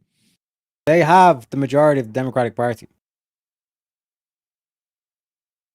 I will repeat, they have the majority of the Democratic Party. Like, that's the scary thing. Like, even in America right now, why I keep trying to tell y'all, like, you guys, I understand, like, we want to, like, you know, cheer, like, Trump is making all these differences, and he is, don't get me wrong, but you have to stay vigilant. You know what I mean? And like this whole aspect that, like, even as a Republican, you don't want to see the Democratic Party fall to these motherfuckers. You know what I mean? And I'll let the clip play out, but I'll show you a key piece of evidence where I don't think that Biden was going along with this shit. I think that maybe Biden was actually hoping that Trump got elected. And you can see the Democratic establishment is in complete panic right now because they have lost control of the party to Zoran Mamdani and his allies. So, Jason, like you said, I mean, let's take this one race here. New York 13, you've got this ally of Hakeem Jeffries, longtime incumbent congressman, Espaillat, I guess is his name. He is the chair of the Congressional Hispanic Caucus, and he was defeated by an unemployed 32-year-old PhD candidate. She's never had a job. She's been in college for 10 years, I guess, writing this PhD thesis. And I think even by DSA standards, she might be kind of a lunatic. So she has declared that she wants to end Western civilization. She wants to eradicate Western civilization. Wait a second, what? We're soaking in it. Yeah, she actually said she used the American flag as a napkin to clean her hands. Oh. She attended a rally one day after October 7th celebrating the slaughter of Israeli civilians. I mean, she's very pro-Palestine, but even to the point of celebrating Israeli civilian deaths. She calls white women ugly colonizers. She's called for the complete defunding of the police and abolishing all prisons and borders. Doesn't want a single deportation. Hates the police, openly calls them pigs, or has on social media before. Calls U.S. service members war criminals and says the U.S. is a disgrace of a country. She's written favorably about communism and seizing the means of production, and on and on and on. So this is basically the new Democratic Party. It's going to be, even if the Democrats do take the House in November and Hakeem Jeffries becomes Speaker, this is going to prove to be a huge headache for him, managing all these new DSA members, because they do not actually see the traditional establishment wing of the Democratic Party as an ally. They see it as an obstacle. This is the DSA co-chair Josh Block said we're using the Democratic Party as a ballot access vehicle. Oh my God. Not because we share its goals. We build our Oh my own God. organization, get elected under the Democratic label, caucus with Democrats when it's useful, and push our own agenda from the inside. We see the Democratic establishment as an obstacle, not a home. So the DSA is coming from the Democratic Party. It controls the base now. It's where all the energy is. I think this takeover will continue. I think the DSA will gradually take over more and more of the Democratic Party. And all I can say to these establishment Democrats is play stupid games, win stupid prizes. You supported this open border policy that brought in this wave of mass migration. That is a huge part of the base of this new DSA wing. Mamdani would not have won the mayoral election in New York if it had just been native-born New Yorkers voting. It was the mass migrant vote in New York that swung it to Mamdani. It's not exclusively the DSA base. It's the migrants plus these overeducated white progressives who, I say overeducated because they're more downwardly mobile. They end up going to work in academia or NGOs, that kind of thing. Yeah. They're hard left wing. They're kind of the vanguard. And it's this combination of these, recent college graduates who are kind of the organizers and this migrant movement who are really taking over the Democratic Party.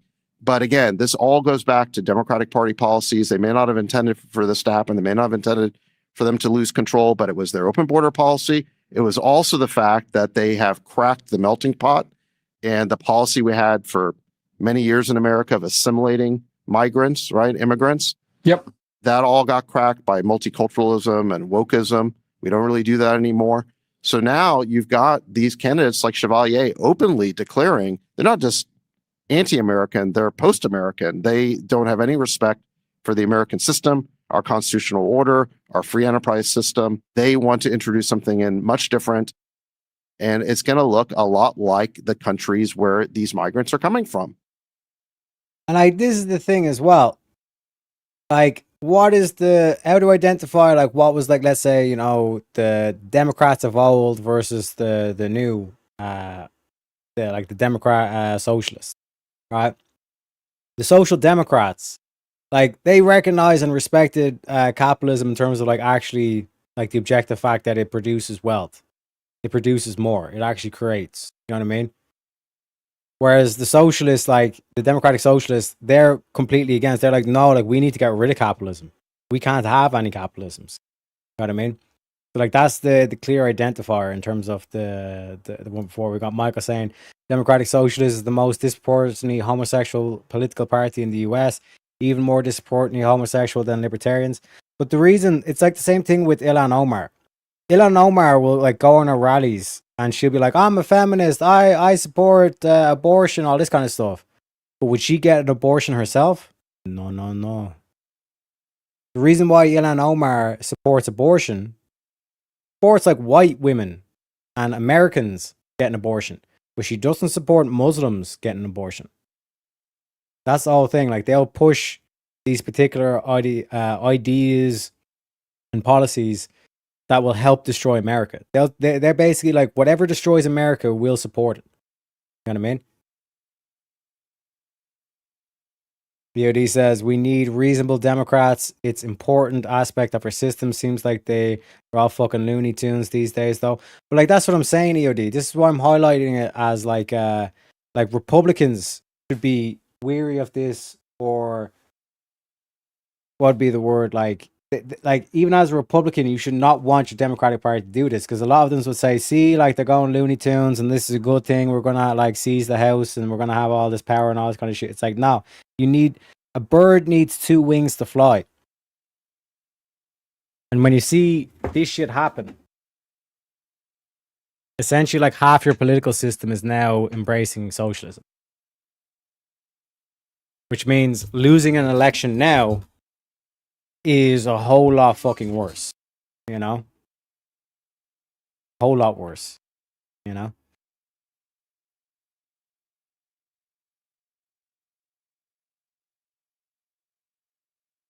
me just catch up with chat. NGOs run by globalists. Yeah, 100%. 100%. Fake Islamists No, she's not fake. She. This is the thing. Like, a lot of people say it's like, oh, how would they radical Muslim or fundamentalist Muslim, like Ilhan Omar, if she supports abortion? It's like, because she's saying that because she understands what abortion does to a country. She understands what it does to the birth rates or the population placement. You know what I mean? And this is why you're seeing like the likes of RFK. He's like, fuck this, I'm going to join Trump, even though he was a Democrat. But then the black pillars and the globalists, they see that and they say, see, Trump's not actually a Republican. He doesn't actually care about America. He has Democrats on his thing. And it's like, that's where it's being able to see the whole picture. Being able to understand the difference between social democrat and a democratic socialist. You know what I mean? Because they use similar words or similar sounding words and say, oh, it's the same thing. We're all on the same team. It's like, no, the fuck we ain't. You guys want to destroy America. Where's this bitch? All right. Western. Can I make this bigger? Like, let me do the screenshot trick again.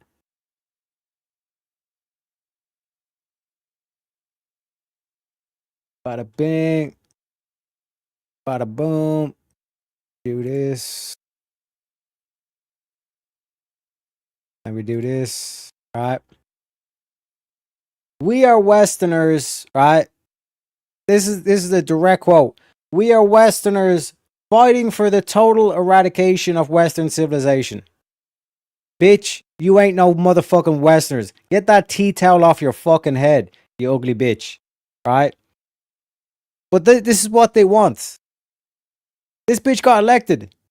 We are Westerners fighting for the total eradication of Western civilization. But they wrap that up and sugarcoat it by this whole, we stand for the workers. You know what I mean? We want to put policies in place that we know will not benefit you in the long run. But it'll sound like free and fast buses, freezing off the rents. All this shit will have negative impacts in terms of New York. But it sounds like, it's like the same thing that analogy that I was using with Marte earlier on in terms of like North Africa. We'll send you free clothes. Well, then you're never going to see any African textiles or any African retailers. Because how is a business supposed to compete with a product that's free? Being sent over for free. You know what I mean? Now we have on the Ko-Fi our boy, Pseudo Master Chef. With the $5 says, happy 250 America. America. My man. My motherfucking man. And play the money clip for that one, sir.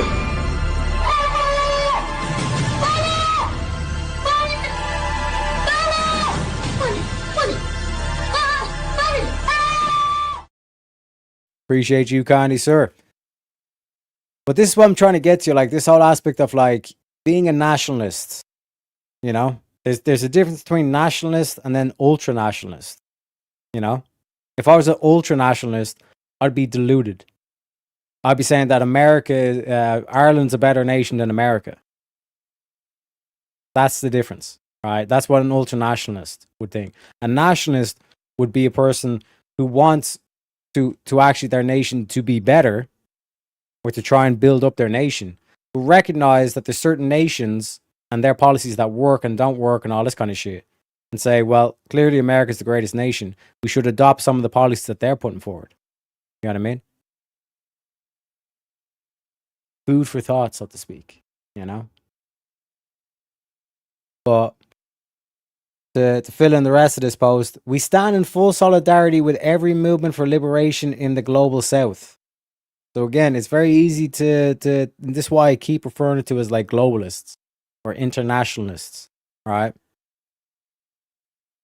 If you run away with it saying like it's just communism, or if it's just Jews, or if it's just this, or if it's just that, you lose the big picture.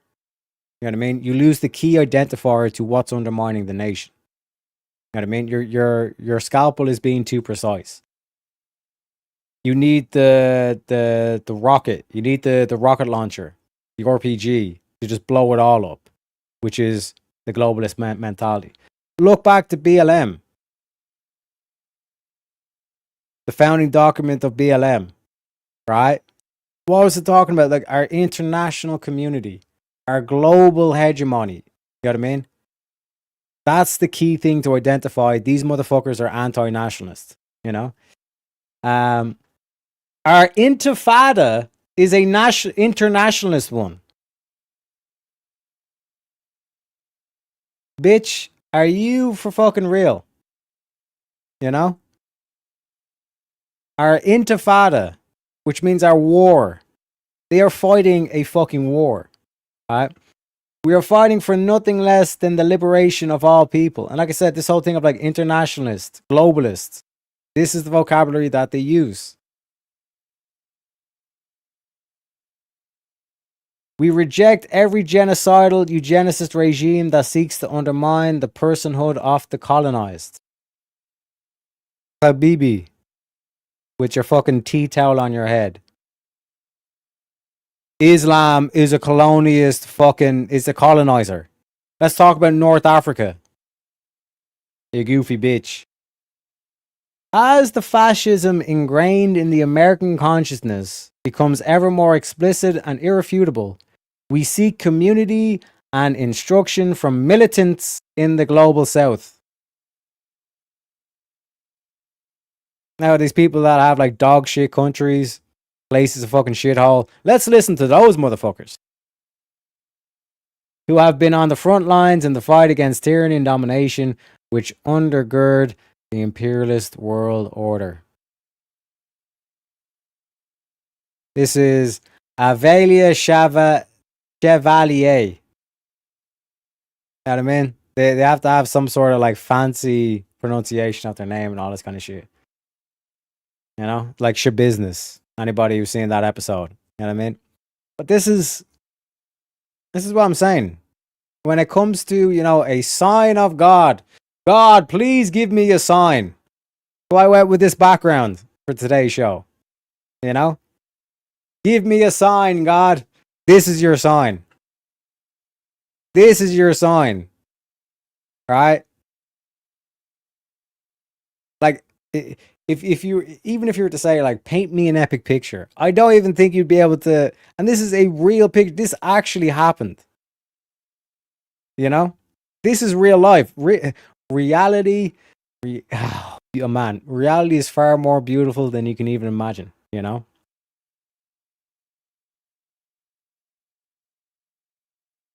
There are far more things in heaven, Horatio, and dreamt in your...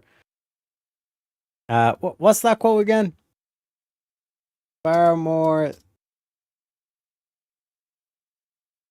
things in heaven. Ah, yes. Where is it? Give me the motherfucker. There are more things in heaven and earth, dear Horatio, than dreamt of in your philosophy. Reality is a lot more beautiful than you can even imagine. You know? This is why I keep telling, or try to keep telling y'all, right? Don't black pill. Things are bad, okay? And they're going to get worse. All right, let's be 100% clear about this. Things are bad, and they are going to get worse. But, and there always is a but, it's going to be an epic story. It's going to be a beautiful story. As Edelman was telling all the Patriots in the Atlanta Falcons Super Bowl, it's going to be a great comeback, boys. It's going to be a great comeback. Yeah, we're down by 25 points. You know, it's 28-3. It looks like we're about to get absolutely demolished.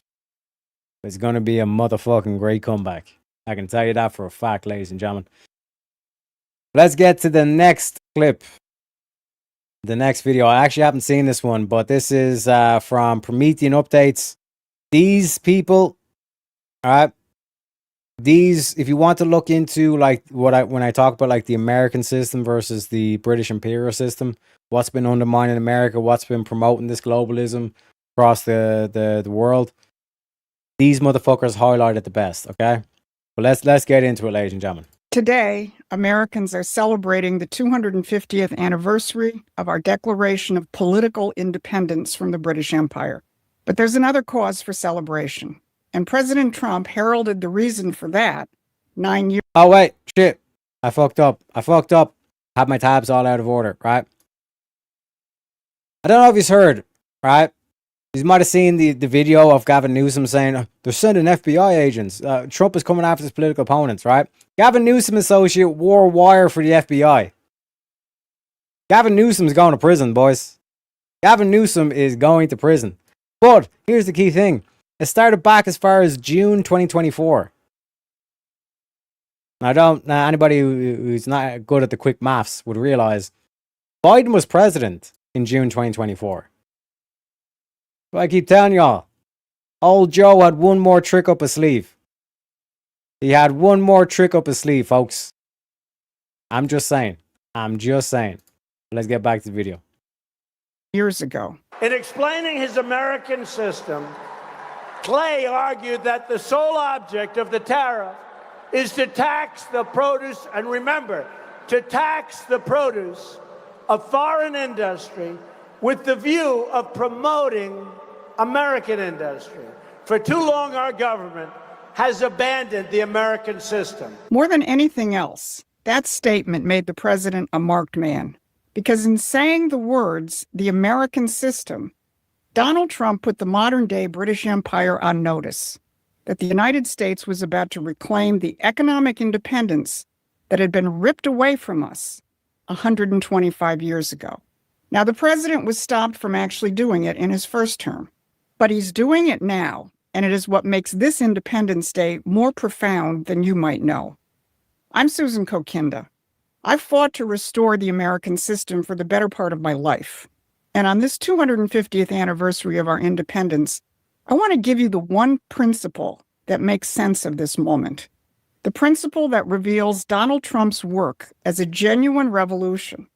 And it shows us fulfilling the promise our founders wrote in the Declaration itself. Now, if you're watching this for the first time, please hit those like, share, and subscribe buttons. And then stick with me as I discuss these three things. First, how the British stole our economic heritage 125 years ago. Second, what the opening words of the Declaration of Independence have to do with economics. And third, why our founding fathers enjoined us to pursue happiness and not property. But let's start with why the knowledge of America's own unique economic system has been written out of our history. In 1901, 125 years ago, exactly halfway between 1776 and today, President William McKinley was assassinated. Now, you've heard President Trump talk about McKinley's tariffs and how they made the nation so prosperous that a commission had to be set up to figure out how to spend the extra revenues. McKinley was the last president who openly embraced and acted on the American system. He continued Alexander Hamilton's policies of tariffs, protecting American industry, and fostering internal improvements to develop the nation. And he was also in the tradition of Abraham Lincoln, who was a champion of producers, manufacturers, and especially the working class. McKinley's assassination in 1901 marked a turning point, because it wasn't just McKinley who was eliminated. The knowledge of the American system itself and the fact that its mortal enemy was the British system was erased and replaced by debates over big government or little government or Keynes versus Friedman. So let's go back for a moment to Abraham Lincoln's economic advisor and one of the champions of the American system, Henry Carey. In a work called The Harmony of Interests, Carey said that there are two systems before the world. One looks to pauperism, ignorance, depopulation, and barbarism.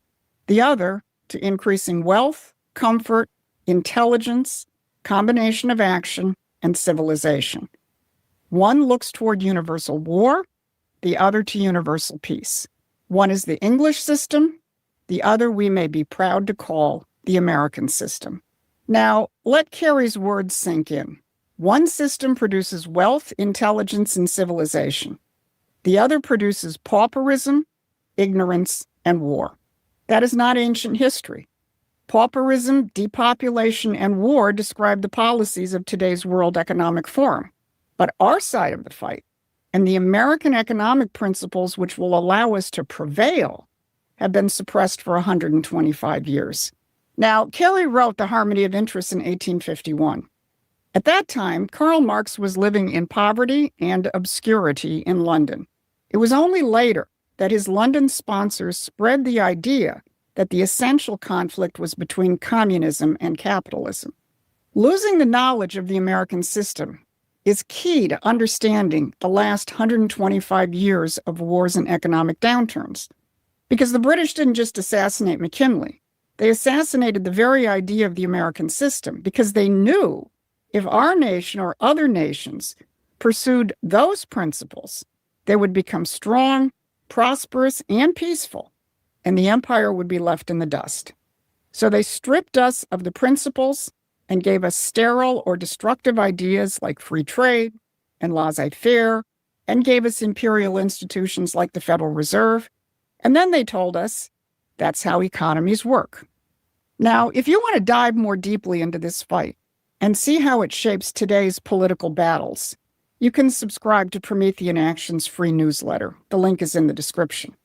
Because you're going to very quickly learn that what you were told were the laws of economics were just the advertising slogans for the British imperial system.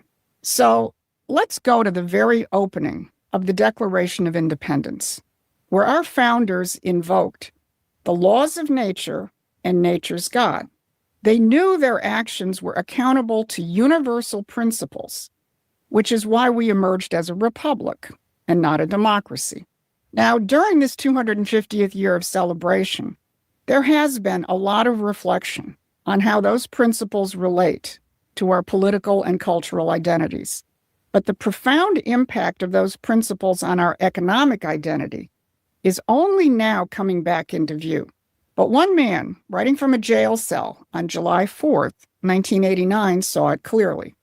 Lyndon LaRouche, who was targeted and jailed by the same forces who have attacked Donald Trump, wrote the following. He said, "A state is defined by two kinds of relationships. On the one side, a state is the government acting in direct relationship to the individual person and each particular constituency in society, and in similar qualities of relationship to foreign states." Now, that's the part most people think about. How does the government relate to you or your identified constituents, or how does it relate to another country in terms of foreign policy? But LaRouche identified a second function, and this is the part that the British system wants you to forget entirely. At the same time, on the other side, a state is shaping the entire nation's relationship to the physical universe. Now, go back to those terms, the laws of nature and nature's God. That is what the American system is. It's a form of economics that recognizes there are universal principles, and for a nation to continue and to prosper, it must order its policies in keeping with those principles. And that means a nation must successfully act on the physical universe. And that means it must produce, it must manufacture, and it must invent and discover.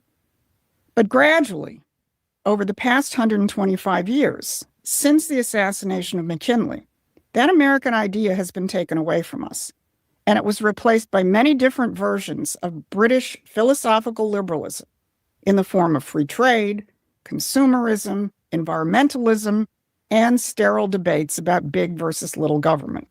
All of those ideologies rest on the idea that money is the measure of an economy. But now, in the months leading up to our 250th anniversary celebration, members of Donald Trump's administration have revived the American system idea. Back in January, U.S. Trade Ambassador Jameson Greer gave a speech entitled "The Hamiltonian Economic System That Too Many Have Forgotten." Then in June, Treasury Secretary Scott Bessent restored an essential principle of the American system, that is, the primacy of production over mere consumption. Beneath every one of those mistakes lay a more basic failure in our philosophy. In reducing economics to consumption, we forgot production. We measured abundance at the checkout counter rather than at the factory gate. We talked about GDP, but not enough about its composition. And we prized low-cost inputs without first asking whether a nation can remain sovereign when it loses command over the things that matter most. For manufacturing is more than output on a balance sheet. It is a reservoir of practical capability. Engineers and welders, tool and die makers, and logistic networks, plant managers and workers who know how to solve problems on the factory floor. In those comments, Bessent hit at the essential difference between a nation of consumers at the mercy of a global market ruled by the British system and a nation of producers who produce what they need with their minds and with their manufacturing. Then Vice President J.D. Vance took it a step deeper in an extraordinary interview with Michael Knowles just this week. Knowles first cited Pope Leo XIII's 1891 encyclical Rerum Novarum, which forcefully rejected communism. Shout out to Chap and Chap, my man with the gift membership, and congratulations to Vector of Intellects. Congratulations, sir, you have the Chap, the one and only the Chap. Thank for that one. But we are going to, like I said, give the whole background and all this kind of stuff, because there's an article published by Promethean Action or Promethean Updates that will kind of walk you through like all of these things and like why they were assassinated and all this kind of stuff. You know what I mean? Let me catch up and chat real quick. And much more. Trump has done much more for the Americans than the past presidents did. They strived you for human rights. Then your Mandela brain seems to recognize. I'm sorry, wake up and for it to faces. But that's the thing. That's the thing. Like, we have to recognize what it is, and that's why I keep saying it's like it's bad. It's going to get worse, but it's going to be an epic comeback. You know what I mean? Karl Marx, smell funny. Facts. Oh God, I came back to this short-haired nag. It is what it is. A lot of people don't like this. They don't like the Promethean updates, all the stuff. But like I said, we'll read through the articles and maybe you might see it for what it is. You know? And yeah, I'm judging it based on her hair, but at least the background's good. You know what I mean? Agenda 2030, 2050, depopulation, globalist, 100%. We're going to get into it. Hey, gang, this dinner today. Hey, what can I say? Just like a parent or a family core business. Not sure what you mean. Did you know John Locke and Adam Smith were dirty Euros? Hey, what can I say? You will own nothing and you will be happy. You know? Let's say, let me catch up. I may have to listen in the car. Got to hit the fireworks shop soon. I'm like a kid at Christmas when I walk through the doors. Hey, my man, no worries. Like I said, we're going to be reading an article, so listening in might not be a bad bet. You know what I mean? Sadly, which with are considered equal between the two. That's what I'm saying. When the chat's on fire, it's hard to string the conversation. You know, I remember liking Lost, but I can't remember the full storyline at the moment. This is what I'm saying about the black pill thing. It is what it is. I really don't like that hairstyle. I understand. You know what I'm saying? Hey, my man. Jap, thank you very kindly for the gift of membership, sir. Don't call it a comeback, Mama said. Don't call it a comeback. You know? Don't call it a comeback for no reason. But let's finish off the video and we'll get into the articles. But also rejected, without using the words I'm about to use, the British system. Or, as Knowles put it, the laissez-faire capitalists who think we need to send kids into coal mines. And then he asked Vance to elaborate on the total restructuring of economic policy that has taken place under President Trump. But the president has already completely reoriented the conversation towards what you might call an American developmentalist approach. American economic policy on the right is now much more Alexander Hamilton than it is Milton Friedman. I do think fundamentally that Hamiltonian tradition is going to be what we see on the American right and will dominate American conservative economic thinking for the future. Yeah. Which is not laissez-faire. It's actually much more about... Laissez-faire means free markets. And this is... Remember when I had that debate? One sec, because people fucking deny this shit. But I got receipts, motherfuckers. I got receipts. Don't you worry about it. Like I said, I was very particular in terms of because a lot of people looked at me with two heads, why the fuck did you do back-to-back debates on the same topic? You know what I mean? Where Again, I laid down, I gave them the bait. I gave these motherfuckers the bait just to expose them. But remember when I was on Speakeasy and I done the whole anarcho-capitalism versus the National Socialisms? And I was back in the National Socialism and everybody's like, Teriak, why the fuck are you back in socialism and not capitalism?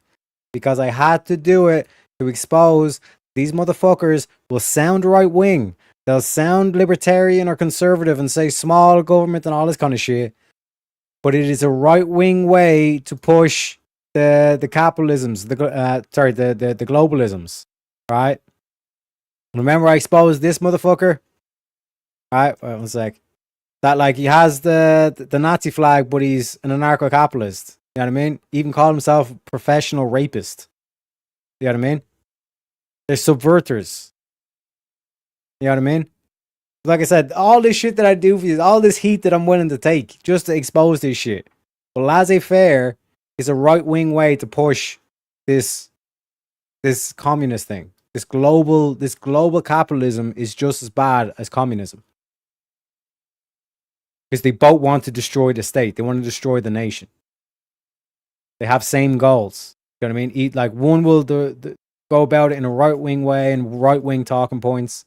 The other will do it with socialism and left-wing talking points. About, building the kind of tools, building the kind of infrastructure that allow human beings to flourish, that allow national and native industries to flourish at the expense of a hyper-globalized economy. And I think those are the basic principles that are going to carry us into the future. But to me, it's fundamentally about the dignity of the human person. The economy is a tool to service the dignity of the human person. Listen again to what the vice president just said. The economy is a tool to service the dignity of the human person, not to service property, not to service money. And that brings us back to the Declaration of Independence and the most quiet, radical decision our founders ever made.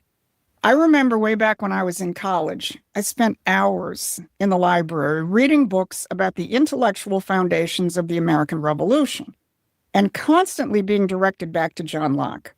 Even then, long before I discovered the real philosophical wellsprings of our founding, something kept telling me that our great nation could not have emerged from the cynical view of mankind expressed by Locke. And without knowing why, I was right.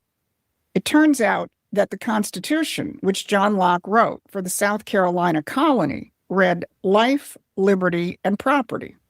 But that is not what Thomas Jefferson, guided by the genius of Benjamin Franklin, wrote.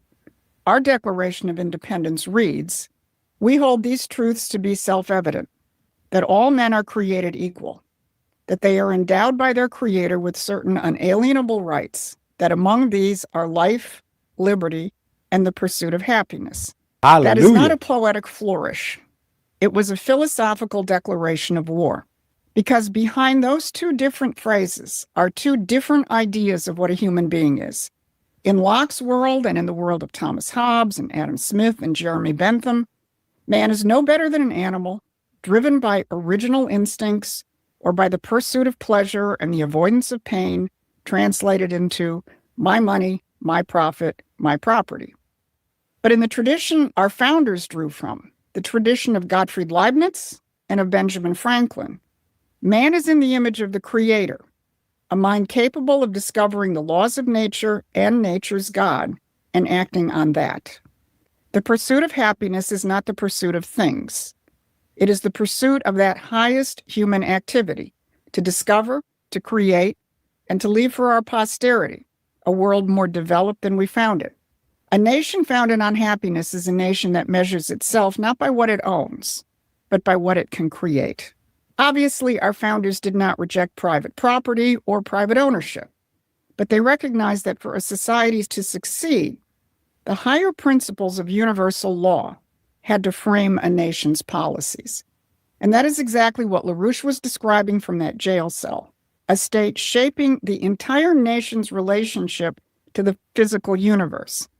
That's what Besant meant when he said we have to measure abundance at the factory gate, not just the checkout counter. And that's exactly what Vice President Vance meant when he said the economy exists to let human beings flourish. The American system is not only an economic policy. It is a recognition that a nation lives or dies by its command over the physical universe, and that its purpose is the creative development of its people. That's what we are really celebrating today. Not only that we broke free of a king in 1776, but that in 2026, after 125 years, we are reclaiming what that freedom was for. So let's put this together. In 1776, we declared that government exists to secure the conditions for human happiness. In 1901, that project was hijacked, and now it is being reclaimed. But let's take one more long step into the past and locate just how profound our nation's founding was. Almost 4 centuries before the birth of Christ, Aeschylus, a Greek poet, wrote the play Prometheus Bound. He used the ancient myth of Prometheus, stealing fire from the gods to give to mankind, to illuminate the same fight we've been talking about. And you can see in the image of Zeus, who punished Prometheus for his gift to mankind, a metaphor for the elites and the oligarchs who want to keep mankind ignorant and barbaric and depopulated, as Henry Carey later said. And you can see in Prometheus the metaphor for what mankind is, capable of using fire to advance our power over nature, and more importantly, capable of using the fire of a creative mind to improve our relationship to the physical universe. That Promethean metaphor carried into the American Revolution. And now you understand why I call us Lightbringers, why I call fire in the background, quite literally. You know what I mean? Just saying. Benjamin Franklin was hailed as the American Prometheus, the scientific genius who snatched lightning from the sky, and who later declared that we had been given a republic if we can keep it. For 125 years, we lost the economic knowledge of how to keep it. Donald Trump and his team have rediscovered it and are using it to restore our economic sovereignty. If you want to be part of that revival, go to Promethean Action and support us in every way that you can. This has been a special holiday update. God bless America. Reclaiming user birthrights. Also, Pseudomass Chef says they had college during Civil War days. Come on, chat. That was that. But that wasn't funny. Unbelievable. But this is what you got to bear in mind, Pseudo, is that my chat base is roast me 24/7. You know what I mean? It is what it is. It is what it is. But hallelujah. Taking it all back, baby. Reclaiming your birthright. That's what this is all about. You know what I mean? Maybe World War I days. But we set for World War I. Can we get a World War I? Have what we broke free of, its collectivism, which at the time was exemplified by a king. This is what I'm saying, like the like it's not an either or. It's not a collectivism or individualism. You know what I mean? That it's the collective, meaning the nation, needs to understand or recognize or fight for the protections of the individual. Because otherwise, how does the nation prevent the tyranny of the majority? You know what I mean? Because without a collective or a group of people, how are you supposed to enforce the borders? You know what I mean? A family is not made of an individual. You know? And like that's what they're relying on you to do. And that's why I say like they attack it at both angles.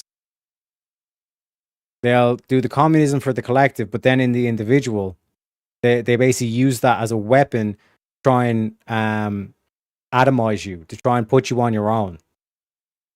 And if you're on your own, how are you supposed to fight back? Because you don't have an army, you're all by yourself kind of thing, you know? And pass it down to the children, exactly, like plan for the future, you know? Hang on, did she say I'm no better than an animal? Might agree with that these days, as animals need to have more rights than me nowadays. No, she's pointing out in terms of the Promethean myth that like without the fire, like the humans weren't like, think about like fire is like the key kind of like metaphor for technology. Because how can you do metalwork? How can you like do anything essentially without fire? You know, how can you even see in the dark without fire? How can you cook food without fire? You know what I mean? Murka, while fight for her right to say these historically ignorant takes, hey, it is what it is. You're ignoring personal responsibility. No. What I'm saying is it's not collectivism versus individualism. I'm saying that it's a blend. It's that the collective need to fight for the individual. Because otherwise you got tyranny of the majority. You know?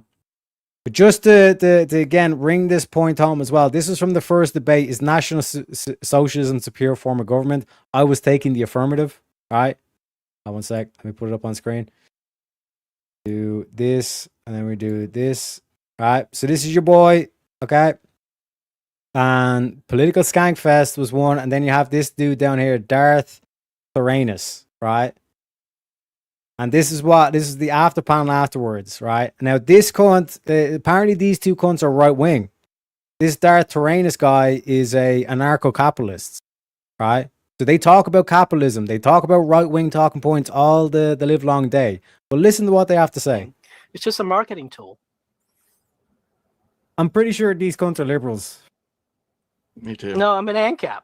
In the defense of capitalism, I'm not a liberal. I'm an anarcho-capitalist. which is even weirder. Yeah, but that's why I keep that. This is why I Terry, bring this this debate, is, I John. don't know if you noticed, but this is actually who was talking to you in the chat, said that they want to debate you. So Yeah. Yeah, 100%. Because this is what I want to point out. This is the conversations that need to be had, because there's plenty of people who will claim to be right wing, claim to be capitalists, but really they're globalists. They're anarcho-capitalists. They want to destroy the state the same way the communists do, so they'll support all this bullshit like mass immigration. We want cheaper products, right? All this kind of stuff. We need to expose these right-wing arguments that are used to undermine the nation. What's the thing? You claim to be right wing, but you're not right wing. The founding fathers would not consider you right wing because you're not a racist. I am. Mm-hmm. See the way we smuggled that in? You're not right-wing. You're the one that's not right-wing, Terry, because you're not racist. I'm a racist. The founding fathers consider me right wing because I am a racist. Yeah, I don't know why you would even say Easy, something. you know you're saluted to that, right? Who cares? Like, I'm not a moralist. You want to do the straight arm salute? You want to do the straight arm salute? Now listen to what Skankfest says. Who cares? It's Clip it. 2026. Like Nick Fuentes is popular. It's normal. It's normal again to be a Nazi. He's acknowledging people that paid him. It's normal again to be Nazi, right? Oh yeah, we're exposing this. We're exposing this, Blue, right? It's normal again to be Nazi, and this guy has a Nazi flag in his profile, but he's not a nationalist. He's an anarcho-capitalist. Make it make sense. Then your silly ass. I'm just gonna say it right now. Are you giving your? But that heart out clip is to them? gonna look wild. We're normalizing Nazism again. It's normal. Can we just not be triggered? We'll get into it in a sec, chap. Like I basically exposed it in the next debate, right? Because I do back-to-back debates where I'm defending National Socialism to expose these fucking left-wing motherfuckers that are trying to infiltrate right-wing spaces. You know what I mean? With that clip for sure. But no, I thought the socialism part was more of a. Oh, you go ahead, Terry. Sorry, I didn't catch you. Yeah, sorry, John. whole I'll debate give it off topic that. is a red herring. He's an ANCAP, but he's also in favor of Nazism. Yeah, that's what the founding fathers were. They were make it make sense. The Go ahead, founding Johnny. fathers were extreme individualists who believed in the Second Amendment. So they believed you can own any weapon, and they were actually racist too. So they were ANCAP, a racist ANCAP. Yeah, you're subversive. No, the Darth? founding fathers were racist ANCAPs. Darth, I would love. I don't really want to see you debate Teriak. I just want to see you monologue for 2 hours, preferably on a pedestal. Hold with on. a giant I'm crowd Darth. beneath you. Wait. Sorry, So there's two dumb. Darths now. No, faux Darth. There's only one Darth. Yeah. Yeah. I see two. The reins. I just want to see you up on a balcony talking for 2 hours with a giant crowd of whiteys beneath you, marching in unison. Wonder. So again, think of this stereotype or this image that they try to put in people's heads of, MAGA or the Republicans, they're far right racists, they're far right Nazis. This dude is saying, it's okay to be a Nazi again. It's okay, founding fathers were racist and all this kind of shit, and we must be racist, right? That was the whole gambit, right? And this is furthermore backed up because then I actually have a debate against him and say, okay, let's do anarcho-capitalism versus National Socialism. And this was my rebuttal. I absolutely nuked the cunt off the face of the planet. It's posted on the Reddit of the progressive socialist thing 5051. Why don't we all just join MAGA and then non-violently destroy them from the inside? So much damage has been done in the past by those once very close to the golden baby. Imagine what we could do if we were behind the line. I know there isn't much literal I know there isn't a literal sign-up sheet, but it would be easy enough to infiltrate local groups and then either sow dissent or get them paranoid about each other to the point that they don't even trust the members of their own cult. Sure, Hispanics and most brown skin color folks won't get it close, but the rest of us empathetic warriors sure could. Thoughts? This is posted. So this is the whole thing of like they're actively trying to infiltrate right-wing spaces, which means they have to come up with right-wing talking points or right-wing ideas that will advance the communist goal, which is to abolish the state, defund the police, get rid of the military, all this kind of shit.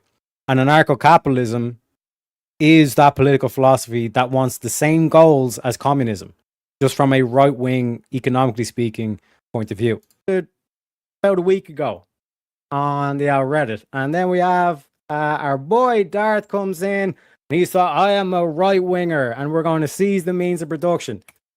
This is his X page. Now I know he had told Easy that he doesn't have any social medias, but this is his X page, his Twitter profile, right?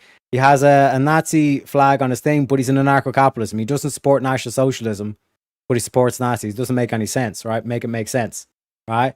And on his bio, he has professional gamer, the whole Gamergate thing and all this kind of shit, professional racist, professional rapist.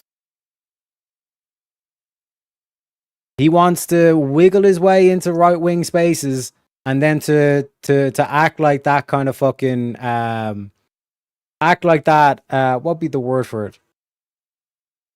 Try to like push this whole kind of thing of like, oh, the right-wing are just racist, rapists, they're misogynistic, they're homophobic, like all this kind of shit, right? That's what they're trying to do. Barry says, I think my natural distrust of everyone has me missing connecting them to lefty snakes. I feel stupid for not seeing this sooner. But that's what I'm saying, man. You know, professional rapist, what the fuck? I think it's subversive. Exactly. He's subversive. There's a lot of people that will pose as right wingers. But what they're really doing is they're trying to destroy the thing from within inside. Right? Because you can use anarcho-capitalism as a tool to try and achieve communism, to try and destroy the state. You know what I mean?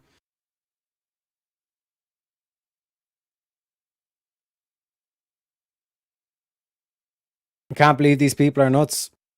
That's why, like I said, man, like I'm more than willing to expose this shit, you know? Jefferson could be considered an ANCAP, but to call him a racist is new age slop.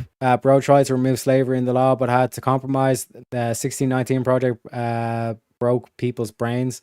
Sad. Hey, it is what it is. I know I'll be there later. Plus, Scott Storman coming in tonight. Another reason to sleep soon. Yeah, appreciate you, Jack. Thanks for stopping by. You mean leftist organizations from the civil rights era might appear to be right wing and embrace Trump's economics to get people to confuse themselves? Yeah, like this is the whole thing of like he wants to like that stereotypical image, or like that kind of what's the fucking word? That villain that the Democrats and the left wing likes to paint right wingers, MAGA, Republicans as. He's playing into that.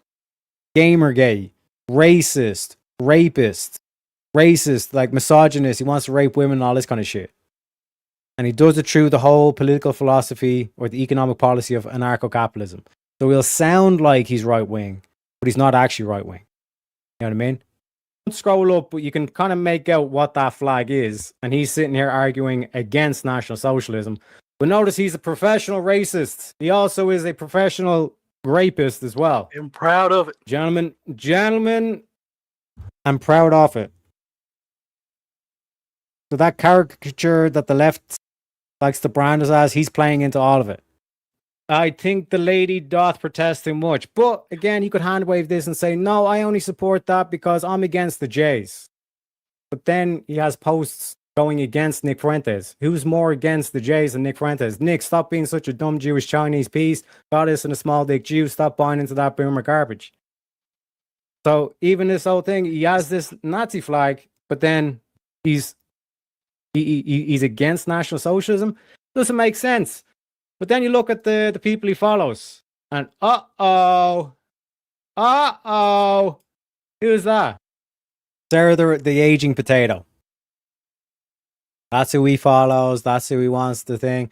And notice what happened in that whole situation. Exactly. Ooh-wee. You know what I'm saying? I smelled this motherfucker a mile away. They've got a stench to these motherfuckers. You know? Professional hypocrite. 100%. I seen him coming from a mile away. A mile away. These sweaty fucking BO fucking cum-stained motherfuckers. I seen him coming from a fucking mile away. They're the Asian potato. So, ladies and gentlemen, to cut it close, this is subversion. Make no mistake. And like his whole argument is like, hey guys, let's do anarcho-capitalism because everybody will have a tank. That was his whole fucking argument. You know?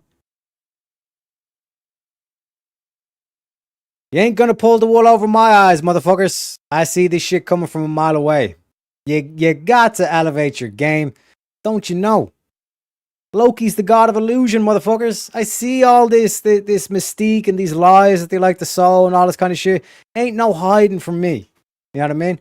But ladies and gentlemen, we're going to go on another grift break. We got to fill up the pot of gold. Speaking of leprechauns and Loki and all this kind of shit, we got to fill up the pots of gold. When we get back, we're going to go through the what's the article title? A police dossier. It is the British who murder our presidents. We're going to get into the whole like McKinley, Abraham Lincoln, Hamiltonian politics, all this kind of stuff, or Hamiltonian economics and all this kind of shit. So, like I said, it's going to be a little bit of a history lesson. But first, we do need to get the grift going, and I do need to fill up my coffee cup. So if you got any spare change, every little helps, as they say. Got to get the grift going, so to speak. If you're enjoying the content, all that kind of stuff, because we don't have advertisers, we have no sponsors.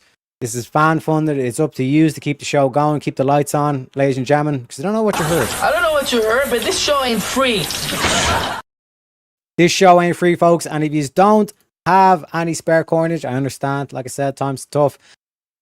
But now is the perfect time to stretch the legs. You know what I mean? Circulation is important, ladies and gentlemen. Stretch the old legs. You know, maybe grab a cup of coffee yourself. Maybe something stronger, perhaps. Maybe grab the popcorn. All that stuff. And like I said, enjoy the music. I will be right back momentarily, folks.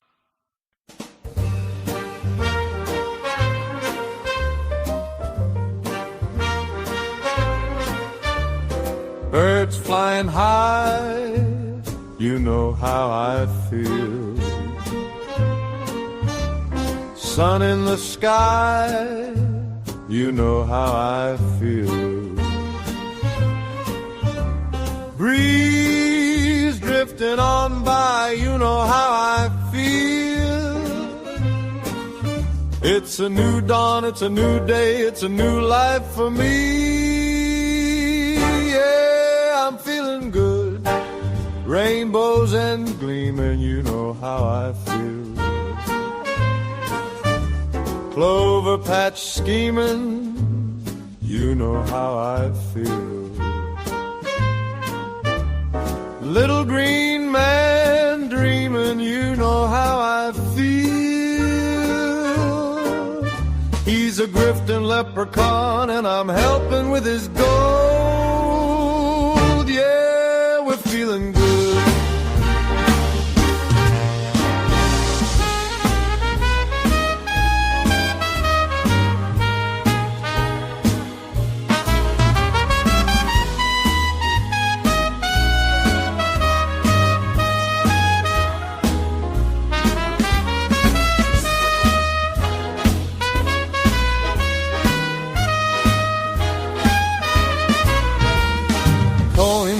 Kettle, you know how I feel.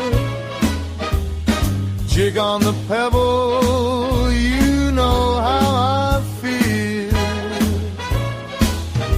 Shillelagh and treble, you know how I feel. He's a sly little trickster, but his heart's made of gold. Feeling good, stars when you shine, you know how I feel. Scent of the pine, you know how I feel.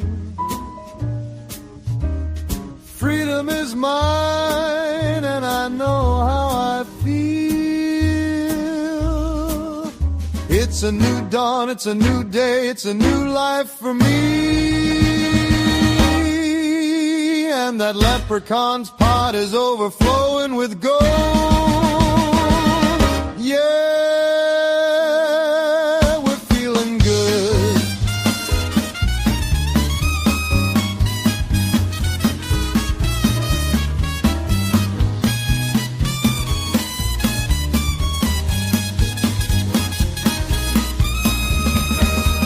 Fish in the sea, you know how I feel. River running free, you know how I feel. Blossom on the tree, you know how I feel.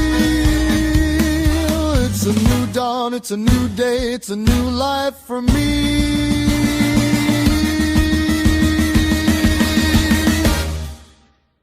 Me and my grifting leprechaun.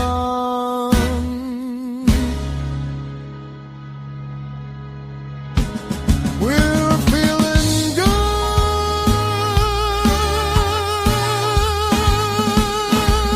Yeah, we're feeling good.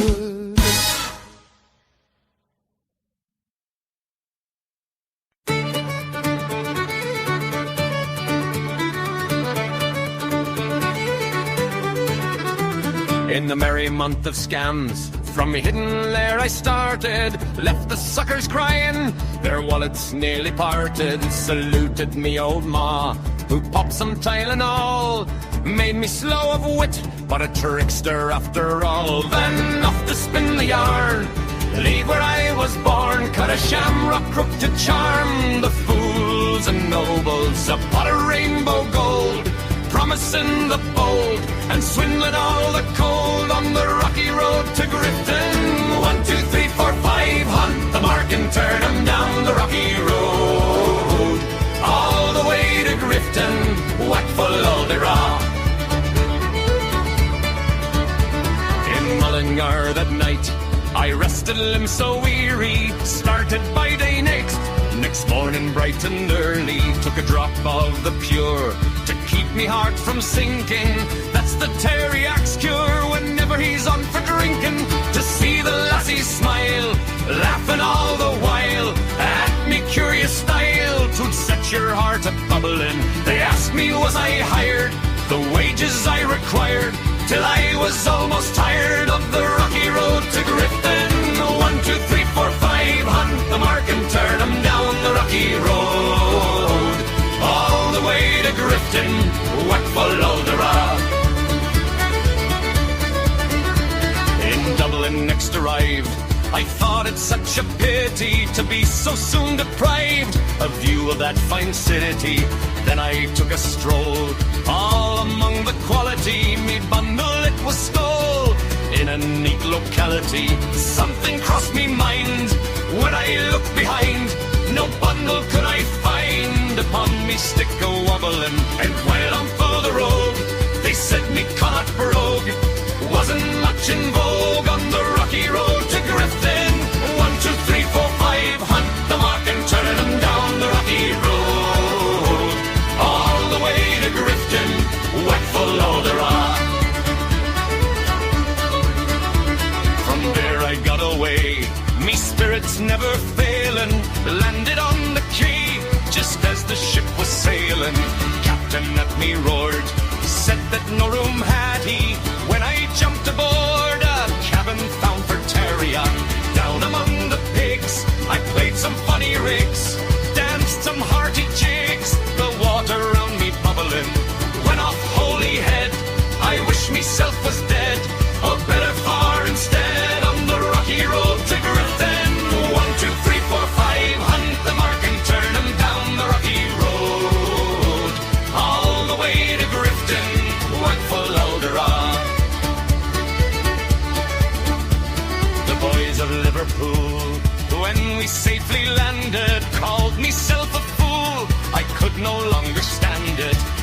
began to boil. Temper I was losing, poor old Erin's Isle. They began abusing her Ronnie souls as I, me shillelagh I let fly. Galway boys were by, saw I was a hobbling with the loud hooray. They joined in the affray. We quickly cleared the way for the rocky road to Grifton. 1, 2, 3, 4, 5, hunt the mark and turn them down the rocky road. All the way to Grifton, whack full of the rock. Now with me, little leprechauns, we're grifting through the nations. Terriac leads the band, promising donations. Send your gold our way for a cause so grand and true. We'll charm your coins away and vanish in the blue. Me ma's tile and old twist gave me wits to trick and tease. Retarded charm they say, but I bring 'em to their knees. Join the merry scam, donate quick and free, for the pot of gold's a sham on the rocky road to Grifton. 1, 2, 3, 4, 5, hunt the mark and turn 'em down the rocky road. All the way to Grifton, whack full of the rock.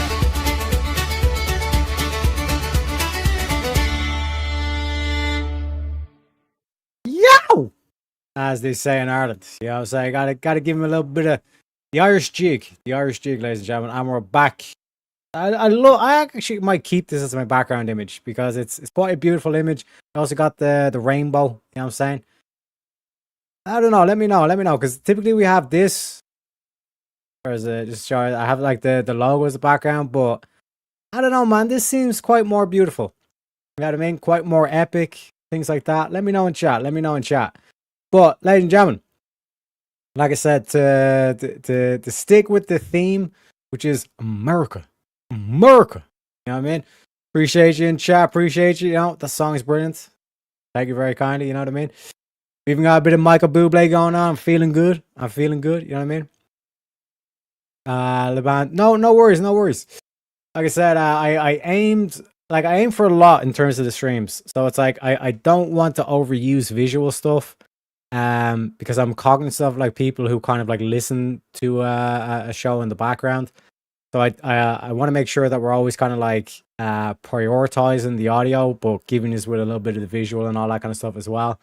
And just kind of like rewatch value to it as well. You know, that's why like particularly like the deductionist files is where you kind of see that manifest where it's like I typically do like the script opening for it, describing the whole kind of like outline of the case, all the stuff, and then when we do switch to video, yes, body language is going to be a tell clearly, but also we're listening very closely to what they're saying, how they're saying, what words they're using. An example of that is if there's ever like a missing persons case, like the wife goes missing, let's say, and the husband's being interrogated. The key thing to look out for is, are they referring to the wife in the past tense? You know what I mean? Like if you say, can you describe your wife? And if he says, oh, well, she was like this or she was like that, rather than saying she is, it's usually a pretty clear indicator that like that dude knows that his wife is dead, you know? Teriak flexing his third eye. What can I say? Everything's better in trees, you know? You guys take the piss out of me because I utterly refuse to acknowledge H, okay? H is a psyop, okay? It's not honor, it's honor, okay? So why the fuck when we put a H after TH, you have to go there rather than de? You know what I mean? Or tree rather than 3, you know? I'm just saying, you know? Should update it with tonight's firework display over the White House? Maybe. But, like, I mean, come on. Like, if there's ever a sign of God, a rainbow and a lightning, man, come on. Absolute epicness. You know what I mean? The hometown music fits. Hey, I try. You know what I mean? I put a little bit of effort in. You know what I mean? 100% agree. I'm the same. My man. Better in trees. That's what I'm saying, man. You know? It's pretty sick. It's beautiful. Bellissimo. You know what I mean? And especially, like I said, when I was doing the thing when I have a guest on, and then the rainbow's like actually coming down to the avatar as well. Quite beautiful, you know. But ladies and gentlemen, let's get into the articles, as they was to say, right? So this, let me zoom in just a little bit to give you guys, anybody who is watching along rather than to the listeners.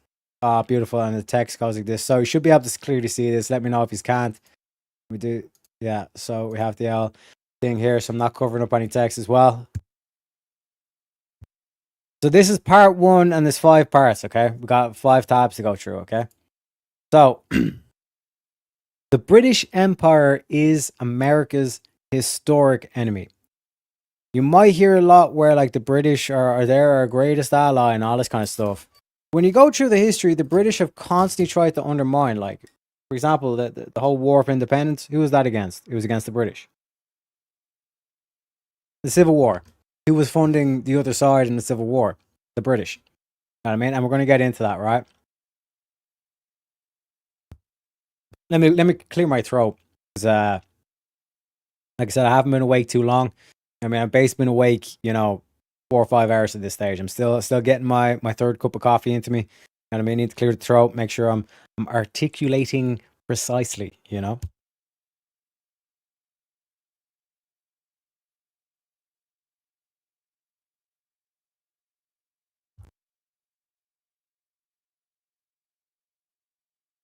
So, what you, the reader, are about to embark on is a 5-part series titled, "It is the British Who Murder Our Presidents." This project was motivated by the deadly threat that now exists against the life of Donald Trump. The difficulty in this project is not objective. The difficulty in this project is not objective. It is not that the evidence presented is faulty or difficult to understand. The difficulty is entirely subjective. The threat to Trump is obvious and stark. Russiagate, 2 major impeachments, the theft of the 2020 election, which we've seen play out again in California, the raid on Mar-a-Lago, the multiple indictments, and the unconstitutional efforts to keep Trump off the 2024 presidential ballot are all out in the open. These have been shocking actions, all aimed at ending constitutional government in the United States. More ominous, however, is that we are now witnessing increasing and reckless references to Donald Trump as Hitler, even by elected officials, with the obvious questions posed: if you could go back in time to 1933 and kill Hitler before he seized power, wouldn't you do it? Since Trump intends to seize dictatorial power in 2025, shouldn't someone kill him now? This is a pre-assassination environment. The difficulty in this report is not convincing the American people of this threat. The difficulty arises when we assert that it is the British who kill American presidents. The difficulty is in getting people to see who the true enemy of our nation is. Our people, including perhaps you, have undergone decades of conditioning where it has been drummed into our consciousness that the British are our closest ally, our cousins, bound at the hip by common bonds and a common cultural heritage. The dear British are simply our funny accented relatives. At the same time, a false hegemonic view has been imposed that the British Empire no longer exists, that Britain is now a third-rate has-been nation of little importance, that the British Royal household is just a curiosity for tourists. None of that is true. The first thing to recognize is that the British Empire is and always has been primarily a financial empire, a global system of usury, speculation, and financial dominance by the City of London. Again, just to explain for people, the City of London is a distinct and separate trying to pick a good word to describe this. It's distinct and separate from like the actual London itself. It has its own election where like the people don't vote for the mayor of the City of London. They vote for the people of London vote for the mayor of London. The mayor of City of London gets elected based on the institutions, like the likes of like Lloyd's Bank and all this kind of thing, you know. The City of London created the global system of private central banking in the 19th and early 20th centuries. Today, that private oligarchical system has near dictatorial control over the monetary and financial policies of almost every nation of the planet, as the fate of hundreds of millions of human beings is decided by the controllers of the Bank of England, the European Central Bank, the US Federal Reserve, and similar institutions. The City of London also created in the 1960s and 70s the offshore banking system, imperial financial centers outside the control of sovereign nations, which today bankroll most of the world's business in narcotics, illicit arms sales, and human trafficking. In the 18th century, the British Empire, which the 13 American colonies revolted against, had near monopoly control over the global slave trafficking. In the 19th century, the British Empire created global narcotics trafficking. Between 1815 and 1945, the British Empire killed more human beings than Hitler, Stalin, and Mao Zedong combined. Unlike the American Republic, the British financial/economic system was never about human advancement or scientific and technological progress. It was a system of looting, exploitation, financial gain, and dominance by moneyed oligarchy. From 1776 down to the present day, the principles enunciated in our Declaration of Independence and the preamble to our Constitution have been the anathema to the British elites. They've spent decades attempting to eradicate these principles from American culture, and they have been determined to corrupt America's role in the world, to subvert America into becoming the enforcer of British imperial designs. But, people say, all of that is mostly in the past. I still don't see Britain as a major factor today. The mistake here is that one must stop looking at the nation state of Great Britain and look at the actual far-flung imperial financial empire that exists and that is centered in London. Look also to the role of the British elites in the satanic cultural onslaught of recent years, such as the climate change campaign, championed by King Charles. Look at the speakers at any COP conference or World Economic Forum conference. The elites who control these conferences are neither American imperialists nor communists. British and other European oligarchical interests, together with their treasonous American partners, dominate these affairs. It is a worldwide web of central bankers, financial speculators, multinational corporations, and billionaire-funded private foundations and trusts. These are the true enemies of our nation and of every other sovereign nation. This is the 21st century British Empire. An American patriot. In 1851, a man named Henry Carey published a book titled The Harmony of Interests. I will quote from a portion of that book, but first consider who Henry Carey was. Carey was the most famous and the most influential American economist of the 19th century. He was an important advisor to President Abraham Lincoln. He wrote the economic plank in the 1860 Republican Party presidential platform.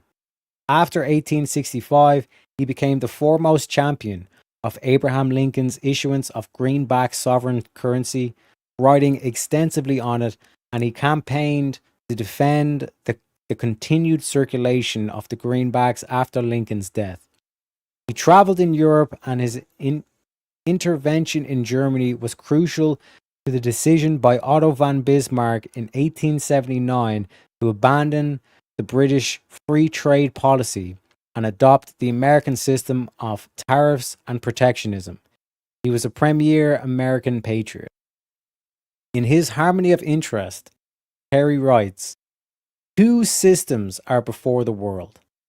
The one looks to increasing the proportion of persons and of capital engaged in trade and transportation, and therefore to diminishing the proportion engaged in producing commodities with which to trade, with necessarily diminished return to the labor of all, while the other looks to increasing the proportion engaged in the work of production and diminishing that engaged in trade and transportation, with increased return to all, giving to the laborer good wages and to the owner of capital good profits. One looks to pauperism, ignorance, depopulation, and barbarism. The other in increasing wealth, comfort, intelligence, combination of action, and civilization. One looks towards universal war. The other looks to universal peace. One is the English system. The other we may be proud to call the American system. For it is the only one ever devised, the tendency of which was that of alleviating while equalizing the condition of man throughout the world. Such is the true mission of the people of the United States, to raise the value of labor throughout the world. We need only raise the value of our own. To improve the political condition of man throughout the world, it is that we ourselves should remain at peace, avoid taxation for maintenance of fleets and armies, and become rich and prosperous. To diffuse intelligence and to promote the cause of morality throughout the world, we are required only to pursue the course that shall diffuse education throughout our own land, and shall enable every man more readily to acquire property, and with it respect for the rights of property. To substitute true Christianity for the detestable system known as the Malthusian, it is indeed that we prove to the world that it is population that makes the food come from the rich soils, and food tends to increase more rapidly than population, thus vindicating the policy of God to man. The nature of our current war. In subsequent chapters of this report, we shall offer some quotations from the American presidents of Donald Trump, Abraham Lincoln, William McKinley, and John F. Kennedy. In reading these quotes, it will be useful to reflect on what was quoted just above from Henry Carey. Even though the quotations from Lincoln, Trump, Kennedy, and McKinley are from different eras and delivered under different circumstances, there is a moral and philosophical thread that is common to all. America's true role in the world is not to wage war, take advantage of weaker nations, or exploit its own people. It is to act as a temple of hope and beacon of liberty for all mankind. And that role for America, the true identity of the American Republic, is rigorously defended in Henry Carey's examination of American versus British economics. One of the best examples which captures the idea of America that our founding fathers fought and died for was written in 1778, amid the Revolutionary War, by Gouverneur Morris, later the author of our Constitution's preamble. It is called Observations on the American Revolution, and Morris wrote, "The portals of the temple we have raised to freedom shall then be thrown wide as an asylum to mankind. America shall receive to her bosom and comfort and cheer the oppressed, the miserable and the poor of every nation and of every clime. The enterprise of extending commerce shall wave her friendly flag over the billows of the remotest region of the world.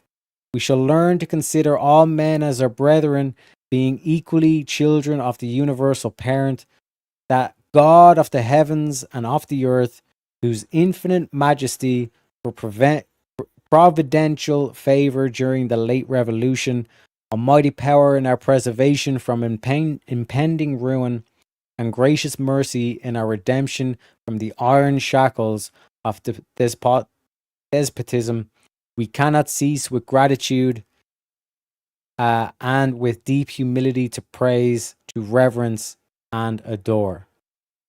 Lincoln, McKinley, and Kennedy all fought to return America to this outlook. They looked to the future, to what could be built, what could be accomplished in the name of human progress and freedom. Theirs was a noble, optimistic, anti-imperial vision. For that, they were killed. So, we present in the next 4 parts of this work our police dossier on how and why the British have murdered our presidents. Okay? Let me catch up in chat before we go. It's your pot of gold at the end of the rainbow. Exactly. Exactly. Pot of gold is in America, boys. Facts. British are just mad we got biscuits and gravy. No, not gonna lie. Not gonna lie. Like, what the fuck even is a Yorkshire pudding? You know what I mean? You know what I mean? Bad Gramps. Let me roll up a fat one for this. Roll up the fat ones. This is going to be, trust me, this is going, like I said, reveal it all. Front and center. And next you know, it'll all slap into place. And you'll be like, holy fuck. Calling it communism versus capitalism is a detraction. They want you thinking along those lines, because if you're thinking about capitalism and communism, you're still in that Marxist box. And as I pointed out before we got into this, the communists can use capitalism. They can use right-wing talking points, so to speak, convince you to get rid of your state, which is the end goal of the communists. You know what I mean? So would Canadian be Ukrainian gate in support measures? I'm not sure what you mean. Let me know. If you think about it, there's absolutely no reason for Britain to be our ally. We turned them into a sad state of affairs compared to what they were. Trust me, bad Gramps. Look into the city of London and what they do. The British Empire is not dead. It just it turned from an army into a financial empire. You know? Just think about it. Where are all these communists that do like the Palestine marches, that do the No Kings marches, and all this kind of shit? Where are they getting all the funding?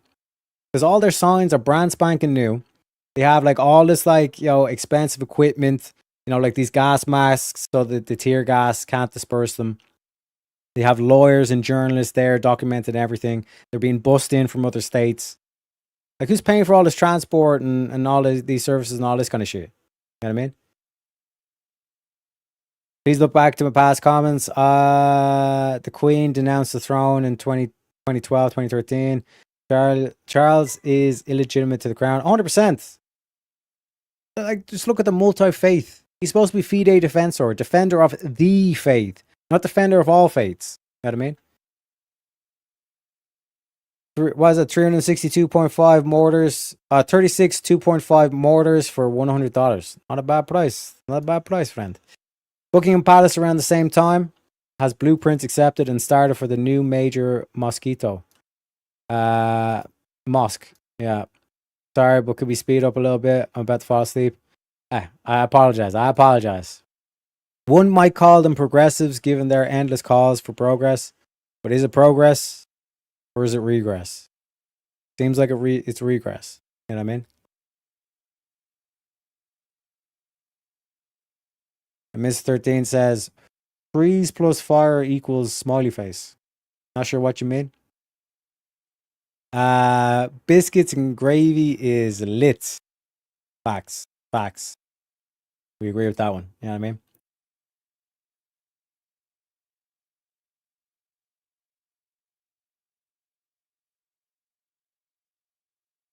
Let me get a bit more coffee into me. This is technically part 2, but that was kind of like the introduction. Part one of the 4 parts mentioned. Let me get a bit of coffee and water into me.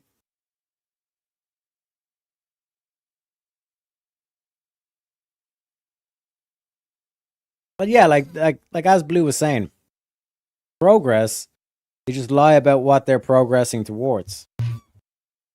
You know? Like, people say communism has never worked. Well, that's if your goal is to build a nation. If your goal is to destroy a nation, well, yeah, sure, communism's worked plenty. It's worked plenty of times. Destabilize nations, and that's why communism is a tool of the British Empire. They use it to undermine the nation, destabilize it. You know what I mean? You've got spunk, Yak. Read at your speed. Hey, appreciate you. Part 2, the British threat to Donald Trump. Official Washington, D.C. is awash now with panicked talk of assassinating Donald Trump. The immediate trigger was Robert Kagan's signal piece in the Washington Post on November 30th. Called out publicly for advocating a hit by sentient readers or viewers of its accompanying bloody images of Trump and Julius Caesar, Kagan attempted a retreat, publishing 2 subsequent pieces in the Post claiming that the first article didn't say what it said. But The Atlantic, another central player in the war on Trump, had devoted its entire January and February 2024 issue to the 24 horror stories about how the world will end if Trump wins a second term, demonstrating a coordinated mobilization and intention. In his November 30th screed, Kagan argued that all the attacks on Trump have failed and will fail. His clear target audience was his fellow criminal conspirators in the now 8-year vendetta against Donald Trump. Stoking the central narrative used throughout their campaign, Kagan painted Trump as an emergent, decisive Hitler, now fully supported by the American people. Kagan rants that American elites have proved themselves worse cowards than Weimar's social democrats. They could have acted decisively with quasi-legal boundaries, but now must ponder something beyond those bounds. Trump will almost certainly pursue those who have attacked him once president again. In that case, will those who balked at resisting Trump when the risk was merely political oblivion suddenly discover their courage when the cost might be the ruin of oneself and one's family? Kagan, of course, is the dean of Washington's foreign policy elite, co-author of the Project for a New American Century manifesto, which sent the United States into decades of imperial small wars on behalf of democracy, killing and displacing millions and crapping all over our hard-earned heritage and honor. He is the husband of the neo-Nazi den mother of Kiev, Ukraine, and current third-ranking official in the US State Department, Victoria Nuland. Lyndon LaRoche once located the reason why the minions of the modern British Empire are driven to kill or imprison their opponents as kind of a species behavioral instinct. They recognize those with creative minds and an unflinching dedication to the truth as their eternal enemies. They survive only to the extent that they can control. That control, in turn, depends on subjects acting as predictable subjects. LaRoche also said that the oligarchy does not choose its targets because of what they have done, but for what they could or would do in the future. Robert Kagan, Jeffrey Goldberg, The Atlantic's editor, and every other criminal stoking the Trump assassination memes must be called out publicly, by name, each time they write their incitements or speak them. Stop impotently wringing your hands. Ask them, are you an assassin out to destroy our nation? Name the names and tell them they will be held responsible if anything happens to Trump. But if you're looking to protect Donald Trump by focusing on the Robert Kagans or Jeff Goldbergs of this world, professional retrainers of the modern British Empire, you are blinding yourself to the heart of the conspiracy. The empire itself must have its feet held to the fire. This empire is located on that imperial strip of land located in London, England, and known since the ancient times as the City of London Corporation. It is located in the world's central banking apparatus and its offshore havens for which the City and Wall Street are capitals. It is located in the various multinational corporations creations of the British and Dutch royals, such as the World Economic Forum and the assorted foundations, think tanks, law firms, and representatives of official intelligence agencies and governments who are on the payroll. Donald Trump has simplified this by calling this grouping the globalists. This author's article, A British Intelligence Fraud Creates the Coup Against Donald Trump, and other reports such as John Durham ignores the role of US, UK, Australian, and Israeli intelligence operatives in setting the stages for Crossfire Hurricane, have provided extensive documentation showing that from the time Donald Trump walked down the escalator at Trump Tower in 2015, he became the target of this entity. As the London Guardian gloated in an April 2017 article, British spies were the first to spot Trump's team's links with Russia. GCHQ first became aware in late 2015 of suspicious interactions between figures connected to Trump and known or suspected Russian agents. This intelligence was passed to the US as part of a routine exchange of information. Thus, the Trump-Russia hoax was born. Obama CIA Director John Brennan described the passing of this intelligence as more of a demand for action, heads of British intelligence themselves showing up at his door with envelopes. The subsequent GCHQ and CIA surveillance identified Carter Page, George Papadopoulos, Michael Flynn, and Paul Manafort as targets for entrapment operations conducted for the most part on British soil by British operatives. It isn't happenstance that these four became the targets. By July 2016, for the FBI's fake Crossfire Hurricane investigation of the Trump campaign. Christopher Steele, the former head of MI6 Russia desk, fabricated the dirty dossier used to frame the full-spectrum information warfare which painted Donald Trump as a Russian dupe. Among the specializations which have been, at one point or another, listed as special skills of Steele's Orbis business intelligence are creating public opinion groundswells and delivering targeted political campaigns. Steele himself was mentored by Sir Richard Dearlove, the Dean of the very dirty British intelligence circle, which includes the Henry Jackson Society and the intelligence firm Hackloyd, along with the official British government intelligence agencies. Hackloyd is a retirement firm for British spooks named after the geographer and retainer of the British East India Company, Richard Hakluyt, known for his work promoting the colonization of America by the British. Richard Dearlove is an old hand at such operations.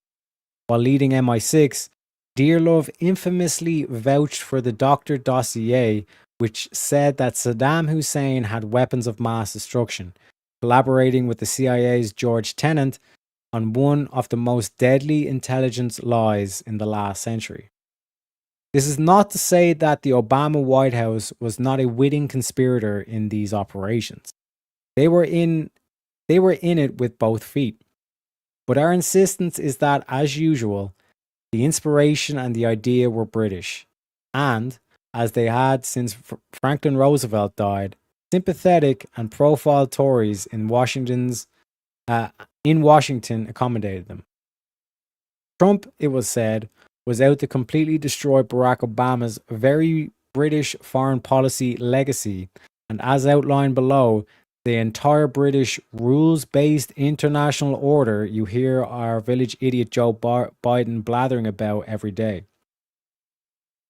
After it came clear that the initial phase of the coup against Trump had failed, British House of Lords Select Committee on International Policy made a June 2018 tour of official Washington and then issued a report in December of 2018 titled UK Foreign Policy in Shifting World Order, which centered on the issue, in diplomatic speak, of ensuring that Donald Trump did not get a second term.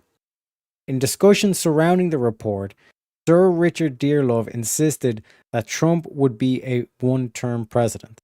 In addition to Trump and the United States, the three other nations targeted for maximum British treatment were Russia, China, and India. If you're familiar with Lyndon LaRoche's plan for a new fixed exchange monetary system and an agreement among these four powers for developing the world, destroying the British Imperium in the process, that targeting is remarkable. As usual, the British plan to keep their four targets at each other's throats. Trump, of course, denounced those who sought to cabin his dealings with these four nations. Here are some of the direct quotations from the House of Lords report. Note its startling portrayal of British imperial control of Washington. The US administration has taken a number of high-profile unilateral foreign policy decisions that are contrary to the interests of the United Kingdom. In particular, US withdrawal from the Paris Agreement on climate change, the Iran nuclear deal, and the UN Human Rights Council, and the imposition of trade tariffs on its allies, undermine efforts to tackle pressing global challenges of critical importance to the UK. I will read that again. The imposition of trade tariffs on its allies undermine efforts to tackle pressing global challenges of critical importance to the UK. See the whole you can't be doing this tariffs there, Trump, because we're planning to undermine America. And how can we undermine American industry and deindustrialize America if you put a tariff in place, which means we can't use China to exploit the slave labor in China and undermine your American products? How dare you, Donald Trump? Shout out to the Plastic African for the £10. My man, let me give you a little bit of Pepe for that one, sir.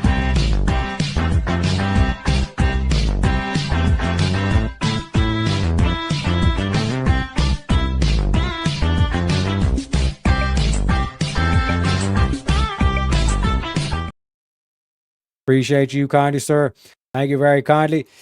Your Loki's 100%. Well, shout out to Speakeasy for that. He's the one that designed this. This is my VK character.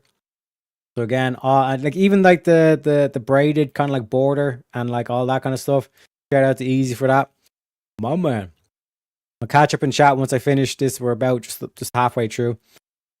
Below the political level, and this is again the British elites that are basically speaking in this report. Below the political level, the UK and US are deeply entwined through defense and intelligence links and connections between officials which should withstand political decisions by the administration. Again, highlighting this fact that our intelligence agencies should undermine the American presidency and the American administration. The government should reach out to these parts of American society which share our views and values. However, the difficulty the UK and its allies have faced in trying to influence the US. So like this is basically the UK saying it's like, yeah, it's not like Russia that was influencing your elections, it's the UK. Demonstrates the challenge of working with the administration. How damaging this will be to what has hitherto been the UK's most important international relationship will depend on whether the current approach is an enduring trend. Should President Trump win a second term or similar administration succeed him, the damage to UK-US relations will be longer lasting, and the government will need to place less reliance on reaching a common US-UK approach to the main issues of the day than has often been the case in the past. The government's response to US foreign policy decisions needs now more than ever to be closely coordinated with the like-minded countries throughout the world. It's all here in black and white, ladies and gentlemen. Reduced to plain English, the Lords directly attack the central policies of the Trump administration, claim that the defense and intelligence communities of the US have joined them, and announce that they are lining up international allies for this campaign. They say here and elsewhere that they contain Trump for one term, but not two. Sorry, they can contain Trump for one term, but not two. During their Washington tour, the Lords found that both houses of Congress were deeply committed to the special relationship with the UK and the rules-based international order. So now all of a sudden it makes sense that the Democrats would not stand or clap when Trump says it is the duty of a politician to protect America. They would not stand for that. And then they went off and they had their No Kings protests. And then a king, King Charles, shows up in Congress. And what do? Standing ovations, clapping like seals. Unbelievable. They concluded that the intelligence and defense relationships were such that they would continue as normal regardless of any attempts at presidential interference. But the Lords also worried during their proceedings with the Atlantic Council that Trump, having survived the initial assault against him by 2018, would now become exceedingly difficult to contain.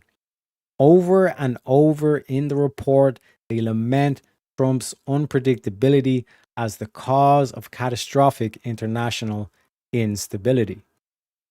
In a separate paragraph within the report itself, James Rogers, director of the Global Britain Program for the Henry Jackson Society, described the rules-based international order which Trump was disrupting as follows. Number one, politically, it is comprised of liberal democratic nation states. Number two, economically, it involves globalization, where the world is progressively linked together in a more integrated economic system. And number three, diplomatically, it is founded on expectations of peaceful change, where its members structure their relations through a plethora of international laws and organizations. It is an attempt by a community of like-minded democratic states to domesticate the international system in such a way that it becomes more like an international society based on a clear set of rules to try and prevent revisionist behavior, particularly when confronted by authoritarian states that seek to revise the rules or challenge the liberal assumptions on which it is based. Unsaid, of course, is the fact that those nation states asserting their sovereignty, such as Russia or Donald Trump's United States, will be deemed authoritarian and revisionist by this very same rules-based order and subject thereby to penalties of financial sanctions, hybrid warfare including political murders, and outright war. The rest of the House of Lords report centered on creating a surveillance and censorship regime designed to prevent ordinary citizens from succumbing to conspiracy theories about the murderous doings of their elite masters. Brexit and Trump's election were not the result of the 2007 and 2008 financial collapse and bailout of the international bankers, which devastated the US and UK middle and working classes, the Lords insist. Instead, these electoral catastrophes flowed from conspiracy theories adopted by the masses denying their masters legitimacy. Conspiracy theories flow when the public has too much access to information. You guys have too much access to truth. That's a problem, you know? At the time of this report, a British military propaganda front known as the Integrity Initiative had just been exposed, running operations in Britain and United States through controlled clusters of journalists, most of whom had been and are involved in the operations against Trump. You can read about that in the LaRouche PAC posting, the Integrity Initiative's Foreign Agents and Influence Invade the United States. On January 21st, 2020, Donald Trump intervened at the Davos conference of the World Economic Forum. In his speech, he challenged all the axioms of the present world elite. He detailed his design for an economy based on what is best for the worker, a blue-collar renaissance. He touted an international order based on reciprocal, fair dealing between sovereign nation states rather than world government. Finally, he stated this: "This is not a time for pessimism. This is a time for optimism. Fear and doubt is not a good thought process because this is a time for tremendous hope and joy and optimism and action. But to embrace the possibilities of tomorrow, we must reject the perennial prophets of doom and their predictions of the apocalypse. They are the heirs of yesterday's foolish fortune tellers. And I have them, and you have them, and we all have them. And they want to see us do badly. But we don't let that happen. They predicted an overpopulation crisis in the 1960s, mass starvation in the 1970s, and an end of oil in the 1990s. These alarmists always demand the same thing: absolute power to dominate, transform, and control every aspect of our lives. Anyone who doubts what is possible in the future, we need only look to the towering achievements of the past. Only a few hundred miles from here are some of the greatest cities of Europe, teeming centers of commerce and culture. Each of them is full of reminders of what human drive and imagination can achieve. Centuries ago, at the time of the Renaissance, skilled craftsmen and laborers looked upwards and built the structures that still touch the human heart. To this day, some of the greatest structures in the world have been built hundreds of years ago. In Italy, the citizens once started construction on what would be a 140-year project, the Duomo of Florence. An incredible place. While the technology did not yet exist to complete their design, city fathers forged ahead anyway, certain that they would figure it out someday. These citizens of Florence did not accept limits to their high aspirations, and so the Great Dome was finally built. If it hadn't been before, die was cast right there and then. Like, imagine the stroll up to Davos and just to tell all these elites collectively, go fuck yourselves. You know what I mean? Bellissimo. Bellissimo. Blue says, I'm going to want biscuits and gravy all day now. My biscuit maker won't be home till later. Hey, it is what it is. It is what it is. You know what I mean? It'll make you appreciate it more. You know what I mean? You know? They really love to put labels on people, don't they? Through that. Brand them all as far-right racists. You know? Because it's easier to dismiss and call them evil than it is to call them wrong. When you say that someone's wrong, you have to explain why they're wrong. But if you call them, if you label them evil, if you call them evil, you don't need an explanation. They're just evil. You know? Oh shit, they threw me in 2 free 100-shot cakes. Yeah, tonight's gonna be epic. My man. Love to hear it, you know? You do like memes, bro. 100%. Like I said, we got a brand new one. The haters. We got a meme especially for the haters. Fuck you, Teriak. I'm not gay, but I'll fuck you to prove a point, little boy. Why are you gay? So I don't know if you're aware of this, but that makes you gay.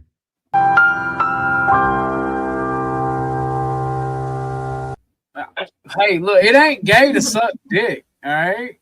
Whoa. I got news for you. That means you're gay. That means you're gay. You know what I'm saying? That's what I'm saying. That's what I'm saying. Like, I'm so beautiful. I'm so threatening. My beauty is so threatening that it's turning them gay. You know what I mean?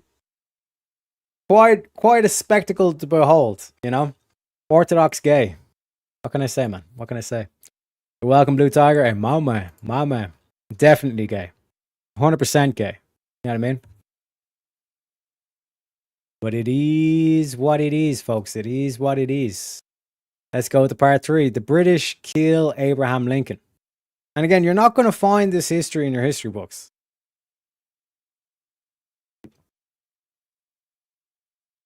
As I wolfed the coffee into me. You know?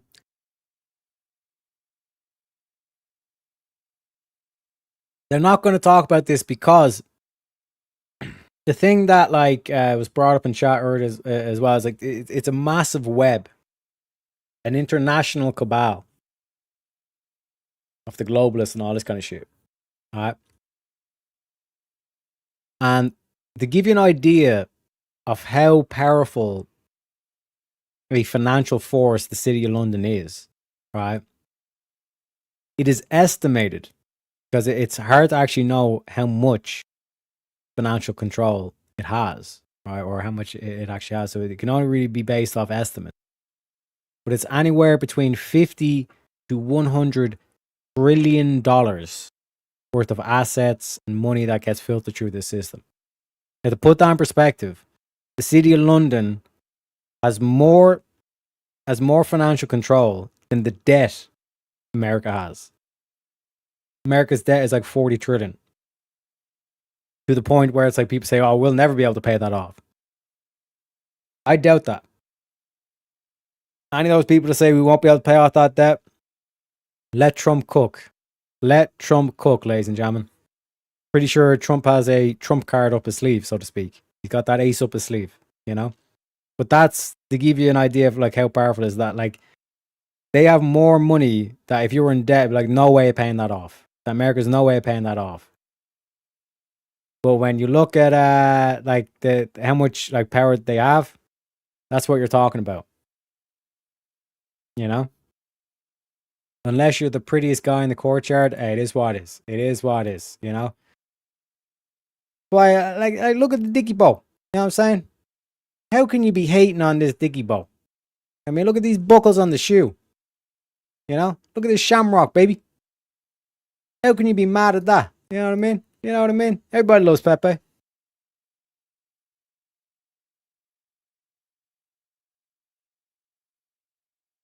But just think about that for a second.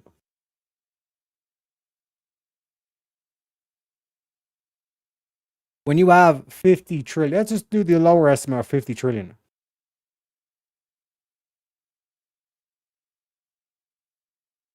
You have more wealth than America has debt. That's how they're able to control.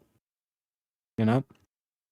Irish Pepe is bussing. Hey, mama. You know? Irish Pepe mogs. He mogs the haters. You know? Got that style. He's on point. He's on fleek. You know? He's leprechaun maxing over here. You know what I'm saying? You know what I'm saying? We got a new tip from our boy Pseudo over on the Ko-Fi. Mama. And Pseudo with the $5 in Ko-Fi says, buy 1,000 off a Bitcoin or whatever.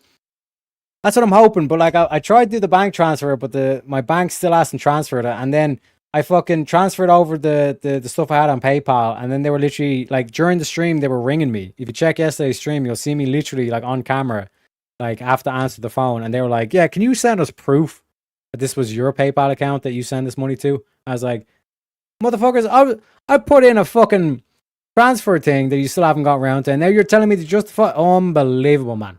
Unbelievable. It is what it is. Lol, oh my G, I was about to tell you not to read that out loud. Hey, it is what it is. Mistakes were made. Mistakes were made. They should buy America then? No, bro. Why would you want City of London to buy America? Then we have no chance, you know? But that's part of that is linked to the control that they have, you know? Let me give you a money clip for that one, Pseudo.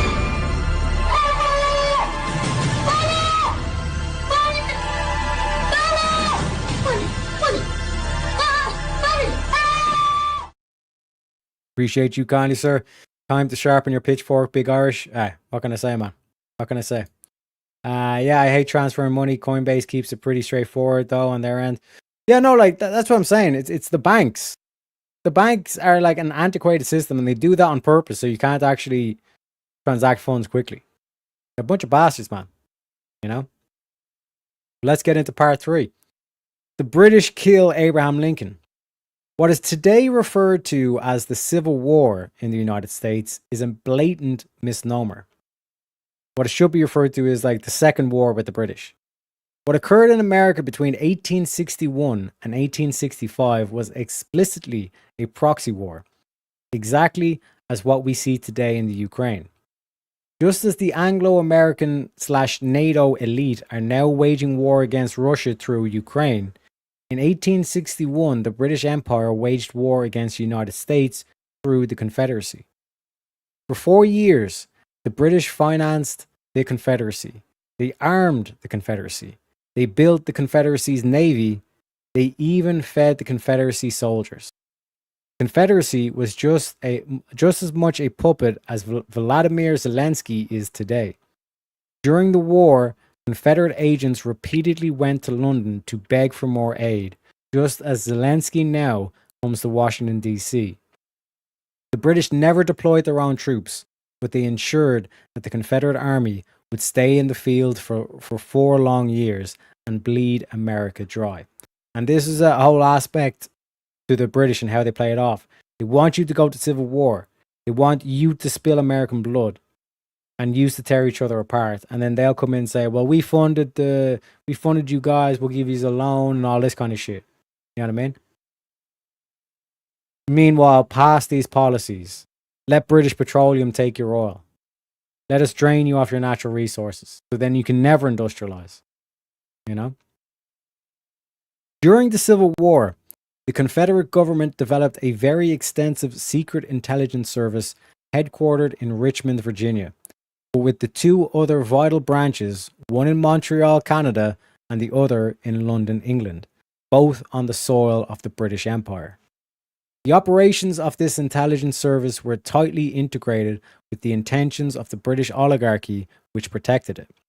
In Richmond, the Confederate Secret Service was headed by Secretary of State Judah P. Benjamin, who was born a British subject in the West Indies.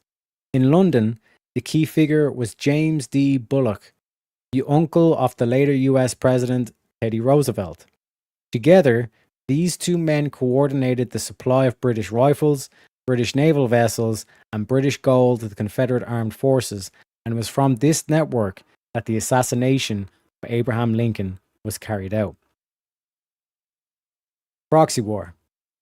On May 13th, 1861, shortly after the news of the firing on Fort Stewart reached London, Queen Victoria issued a proclamation of neutrality, which recognized that a state of war existed between the Union and the Confederacy. She did not formally recognize Southern independence, but she recognized that the South and the North were 2 separate entities, and that the South had what was called a right of belligerency versus the Union. This gave the British government legal cover for their subsequent actions. Despite howls to the contrary, without British military aid, the Southern Rebellion would have collapsed within 1 year. By 1862, the pre-war military supplies of the South had been exhausted, and from that day forward, the bulk of the Confederate Army's weapons were supplied by the British armament manufacturers and shipped to the Confederacy from Liverpool and other locations. When the Confederate garrison of 30,000 men surrendered at Vicksburg in 1863, General Ulysses Grant found that they had all been armed with new British Enfield rifles. Later, at the Siege of Petersburg, Grant discovered that all the Confederate ammunition had been shipped from the Royal Arsenal at Woolwich, England. During the war, at least 400,000 rifles were shipped from Britain to the Confederacy. These came from numerous British arms manufacturers and were shipped to the Confederate government by the Birmingham Small Arms Trade and the London Army Corporation, both of which had intimate connections to the highest levels of the House of Lords and Queen Victoria's Privy Council. In 1863, at the Battle of Gettysburg, Robert E. Lee's Army of Northern Virginia was equipped almost entirely with British rifles. The Union soldiers who died on that battlefield were gunned down by weapons made in Britain. And it was not only weapons. By 1864 to 1865, Lee's army was surviving almost entirely on British provisions. During the Battle of Wilderness and the later fighting around Petersburg and Richmond, the primary dirty staple of the Confederate Army was British bacon shipped through Wilmington, North Carolina. During the war, the Confederate government built a sizable number of blockade runners as well as a small fleet of Confederate warships known as commerce raiders. All the warships and most of the blockade runners were built in British shipyards or built elsewhere with financing that came from the City of London. The two key figures in the creation of the Confederate Navy were James Bulloch and George Trenholm. Bulloch was the Confederacy's chief foreign agent in Great Britain during the American Civil War. Bulloch and Trenholm were on intimate terms with leading members of the British financial establishment, Parliament, and Lord Palmerston's government. Many London financiers provided loans to Bulloch and Trenholm to finance their operations. George Trenholm, one of the wealthiest slave owners in the South, owned a firm called Fraser, Trenholm and Company, which became the Confederacy's international banker. During the war, Fraser, Trenholm and Company maintained two headquarters, one in Liverpool and a second in the Bahamas, thus operating entirely on British imperial soil. The other thing that Bulloch and Trenholm were deeply involved in was the creation and financing of the Confederate Intelligence Service. Together with another individual, George Sanders, they created and steered Confederate intelligence operations in Canada, including direct payments to John Wilkes Booth. Booth himself traveled back and forth to Canada on British-financed blockade runners. Trenholm provided more than $1 million to Confederate agent Jacob Thompson in Montreal, part of which funds were used to finance Booth's operations. From England, James Bulloch provided additional funds. Lord Palmerston, Henry John Temple, 3rd Viscount of Palmerston, served as British Prime Minister for 9 of the 10 years from 1855 to 1865, and he had been near the pinnacle of power since 1830. He was the most powerful British statesman of his day, who among other things fiercely supported the Second Opium War against China and helped impose genocide against the people of Ireland. Palmerston also created worldwide British intelligence operations.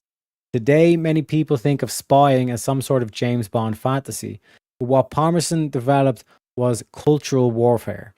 He sponsored and developed a network of revolutionary movements across Europe. Key operative in Palmerston's scheme was a man named Giuseppe Mazzini. The Italian Mazzini spent almost the entirety of his adult life living in London under the protection of the British Crown. Lord Palmerston directed his efforts. Mazzini created a series of revolutionary organizations across Europe which went under such names as Young Europe, Young Russia, Young Italy, Young Hungary, etc. These groups fomented uprisings, riots, and revolutions. Mazzini's projects were financed directly through the Admiralty and the Foreign Office, so he was in every sense a British agent, as the pay stubs prove. In 1845, an American disciple of Mazzini named Edwin de Leon from South Carolina funded the Young American movement. This was simply another of the Palmerston-Mazzini intelligence projects. Later, during the Civil War, de Leon would become one of the leaders of the Confederate espionage organizations in Europe. The Young American movement of the 1840s was characterized by a deep hostility to the American Republic. It attacked the tyranny of the federal government, and it imported from Europe the Mazzini-spawned notion of resistance to opposition. By the 1850s, thousands of young Southern men had flocked to Young America, finding in it a political and philosophical justification for the Southern cause against the oppressive North. It was out of Young America that the Knights of the Golden Circle was created, and the Knights provided many of the foot soldiers agitating for Southern succession. In 1851, a man named George N. Sanders became head of Young America. Sanders was a wealthy and very highly placed Southerner. As head of the Young America, he travelled to London, was wined and dined by the friends of Lord Palmerston, and held numerous intimate discussions with Manzini, Garibaldi, Kossuth, and many individuals who operated as Palmerston's agents. During the Civil War, Sanders would become a high-ranking operative in the Confederate Intelligence Service. From 1862 to 1864, he lived in England, helping Trenholm and Bulloch build ships for the Confederacy.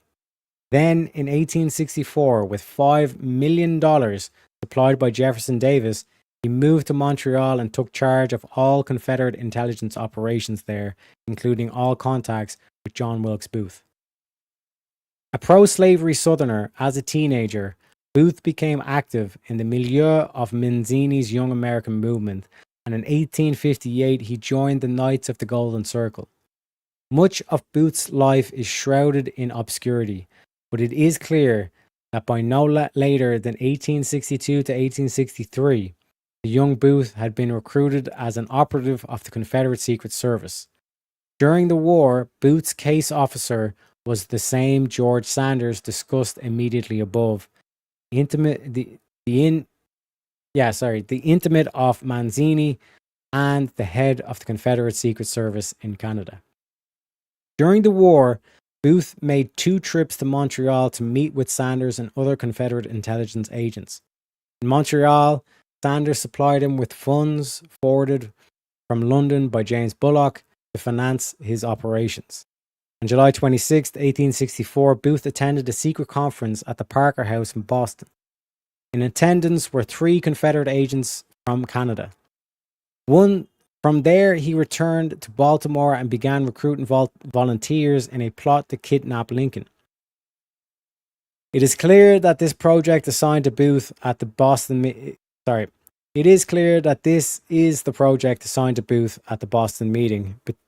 Between November 1864 and March of 1865, Booth's action became frenetic. He visits New York City and Boston more than a dozen times for secret meetings. Canadian operatives are at many of these meetings. His actions bear the unmistakable spur of highly disciplined intelligence agents who is being monitored and deployed from above. The involvement of the Confederate government in this plot is proven. Numerous letters and first-hand accounts show conclusively that Jefferson Davis, Judah Benjamin, and Robert E. Lee were all involved in the kidnapping plot. After Booth's death, a decoding sheet used for secret communication was found in Booth's personal trunk, and a matching coding device was found in Judah Benjamin's Richmond office. John Surratt, who confessed in 1870 to plotting with Booth to kidnap Lincoln, reported that he had carried both money and messages back and forth between Booth and Benjamin. In 1864, Jefferson Davis sent a man named Jacob Thompson to Canada. Thompson was given $1 million by George Trenholm to conduct dirty tricks, and he received additional funding directly from the British financier Edward Watkins in London, along with another Confederate agent, Clement Clay. Thompson conducted numerous operations in late 1864. Conducted numerous operations. In late 1864, Thompson and Clay were joined in Montreal by George Sanders, who arrived from London with $5 million raised by James Bulloch. From the day he arrived, Sanders took charge of personal contracts with John Wilkes Booth, and he met with Booth at least twice in Montreal, once for more than 10 days, as well as at least once clandestinely in New York. Arriving back in Washington after meeting with agents of his Canada-based spy ring in Boston on March 17, 1865, Booth and his conspirators attempted to kidnap Lincoln at the Campbell Hospital in Washington, D.C., but due to faulty intelligence, the attempt failed. After this fiasco, it became clear that the plan to kidnap Lincoln and transport him out of the capital must be abandoned. The situation facing the South was now desperate. Richmond had fallen to the Union Army on April 3rd, and Lee would surrender to Grant on April 9th. The ostensible reason to kidnap Lincoln forced the North to release tens of thousands of Confederate prisoners of wars would not help the South now. On the other hand, an act of revolutionary violence, the simultaneous assassinations of Lincoln, Johnson, and Seward, might decapitate the Union command structure and plunge the Union into chaos. Remember that Booth's controller was George Sanders, and Sanders had proclaimed himself as an adherent of Mazzini's theory of the dagger. He had voiced on numerous occasions, both in London and America, his support for political assassination against oppressive tyrants, and he had frequently expressed his admiration for the French Revolution's Maximilien Robespierre, Jean-Paul Marat, and others who had cut off the heads of anyone who stood in the way of regeneration. In early April, Booth traveled again to New York City for a series of meetings, meeting again with Confederate agents from Canada. On April 8th, 1865, he arrives back in Washington, D.C., directly from these clandestine meetings. Lincoln is assassinated 6 days later. It's the British, stupid! On May 2nd, 1865, 18 days after the assassination of Abraham Lincoln, President Andrew Johnson issued a proclamation which said in part, "It appears from evidence in the Bureau of Military Justice that the atrocious murder of the late President Abraham Lincoln and the attempted assassination of the Honorable William H. Seward, Secretary of State, were incited, concerted, and procured and between Jefferson Davis, late of Richmond, Virginia, and Jacob Thompson, Clement C. Clay, Beverly Tucker, George N. Sanders, and William D. Cleary, and other rebels and traitors against the government of the United States harbored in Canada. All the individuals whose names are highlighted in boldface in the above proclamation were Canada-based members of the Confederacy Secret Service. The entire Montreal operation was financed by money sent over from London. Additionally, on the same day that proclamation was issued, President Johnson offered a $25,000 reward for the arrest of George Sanders as the alleged ringleader of the plot. None of these conspirators were ever brought to justice. Instead, 7 of the lower-level agents that Booth had recruited to the plot were arrested and tried, and 4 were executed. Booth himself was hunted down and killed, but among the higher-level conspirators, Judah Benjamin, the head of the Confederate Secret Service, fled to England after Lee's surrender and spent the rest of his life there. He legally reclaimed his British citizenship, established a very prestigious legal practice, and appeared often at both the House of Lords and Queen Victoria's Privy Council. George N. Sanders, following the assassination of Lincoln and with a $25,000 bounty on his head, Sanders fled to Canada and then to London. He remained in Europe until he was dying in 1873 when he returned to the United States. James D. Bullock, Teddy Roosevelt's favorite uncle, never left England, dying there in 1901. As the head of the Confederacy's Secret Service in England, and due to suspicion that he had been involved in the Lincoln assassination, he was not included in the general amnesty declared by Andrew Johnson. Highly connected to the City of London's financial circles, he ran a profitable business for decades. And Jefferson Davis was imprisoned for 2 years at the conclusion of the Civil War. When released, he went immediately to Montreal, the site of the plot to assassinate Lincoln, where he was given a hero's welcome with a parade held in his honor. From there, he went to London, where he remained until the amnesty of 1868, at which point he returned to the United States. So again, you're not going to read all that in your history books, but that is the truth. Teriac maybe is different in the US. I use small local bank. Sometimes I have to wait a day or two, but I really can't complain. Yeah, we have like the European Central Bank and all that kind of shit. We used to have like our national banks and all this kind of shit, but now all of our national banks basically bow down to the European overlords, you know, the Eurocrats, we call them, you know.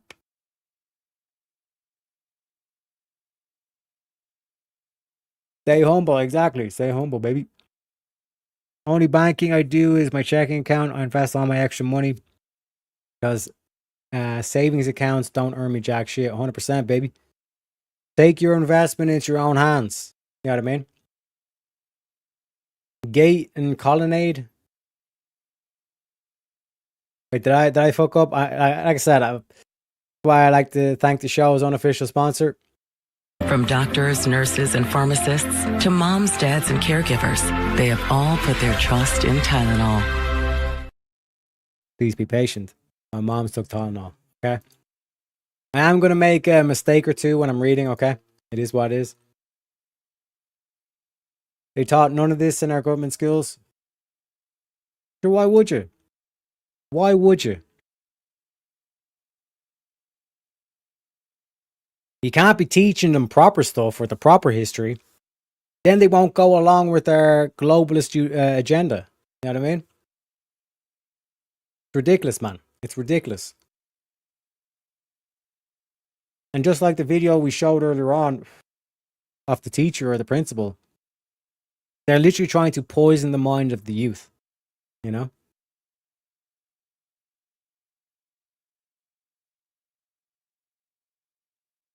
Precisely.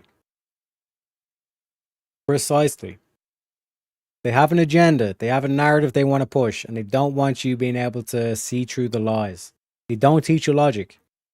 They don't want you to understand. They don't want you to understand the contradictions that they have, you know? Jack Blade saying he's going to bed now. Y'all have a good one, Jack. Appreciate you stopping by. Subservient, no questions asked. Population is total victory. What can I say, man? And it's working, unfortunately. Well, I'd say it was working. But now, especially with Donald Trump, you have... And like, think about how many assassination attempts they went on Donald Trump.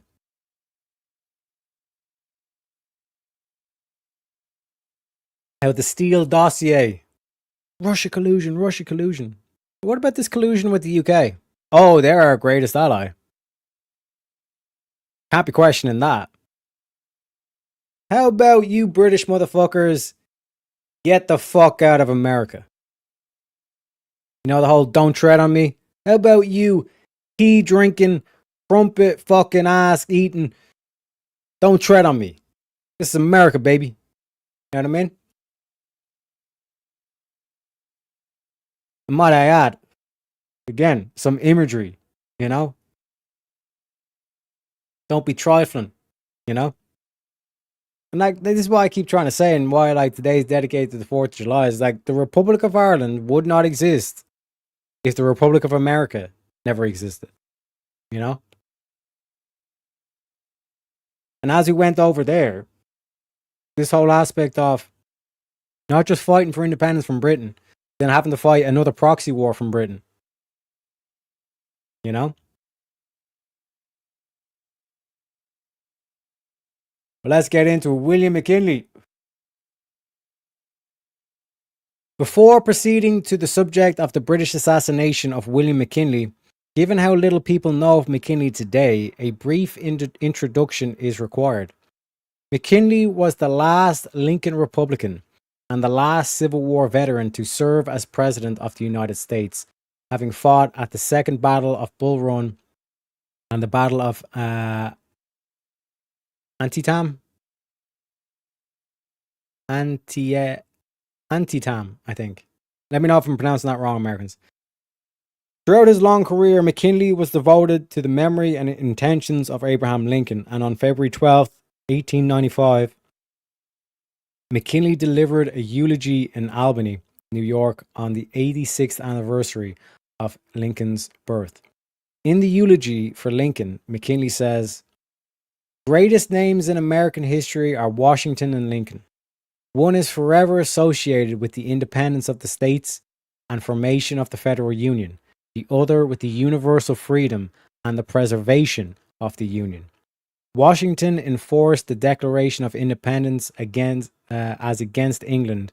Lincoln proclaimed its fulfillment not only to a downtrodden race in America, but to all people for all time who may seek the protection of our flag." These illustrious men achieved grander results for mankind within a single century, from 1775 to 1865, than any other men ever accomplished in all the years since the first flight of time began.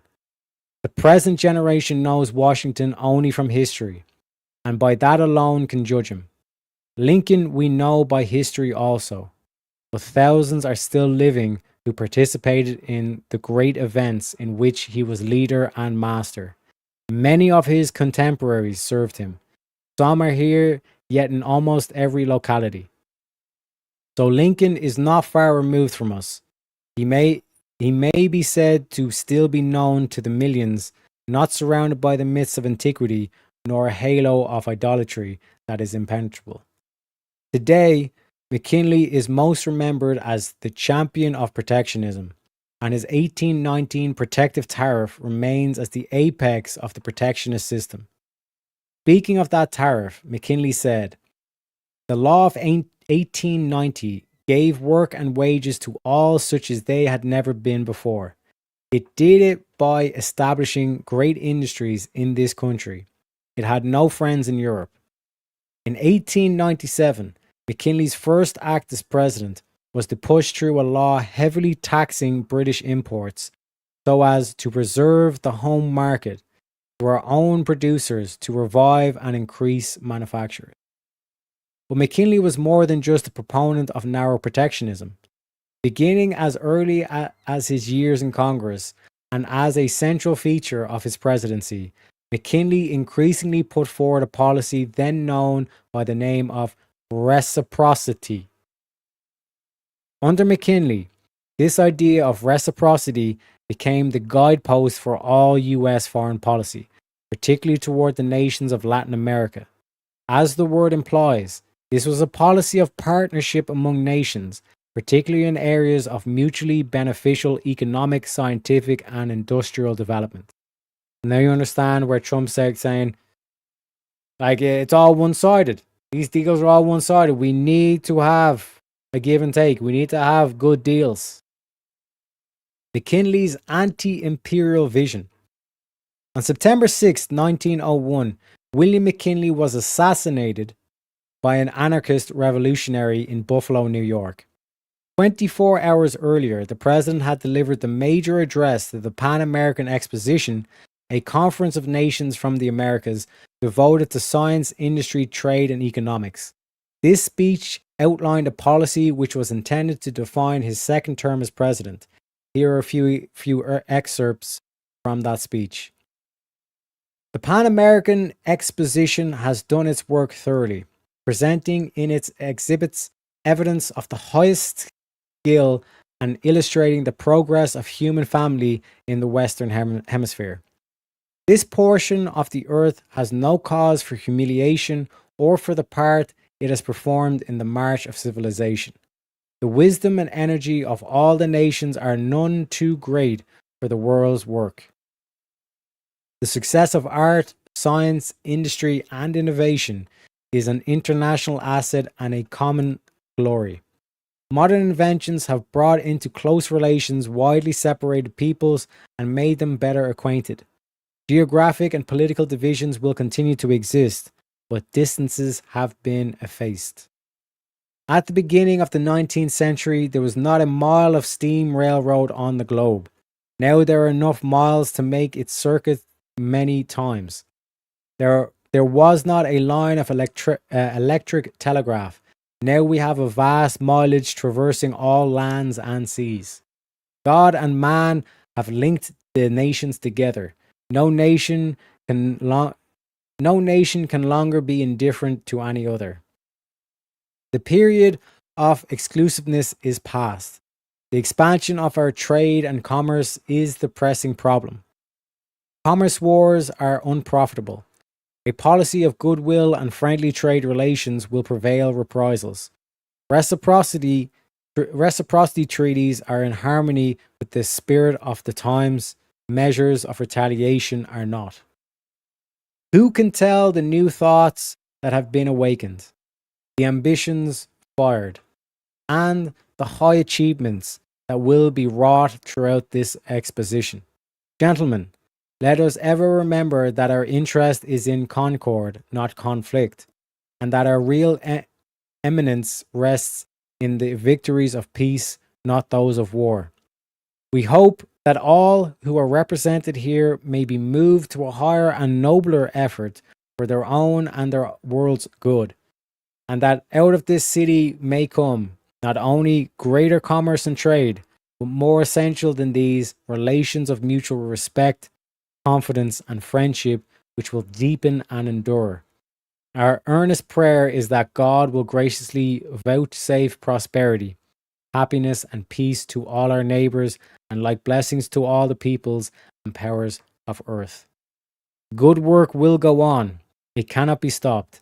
These buildings will disappear. This creation of art and beauty and industry will perish from sight, but their influence will remain to make it live beyond its too short living with praises and thanksgivings. And this is the crisis for the British Empire. British imperial power had reached its zenith with victories in both the Crimean War and the Second Opium War.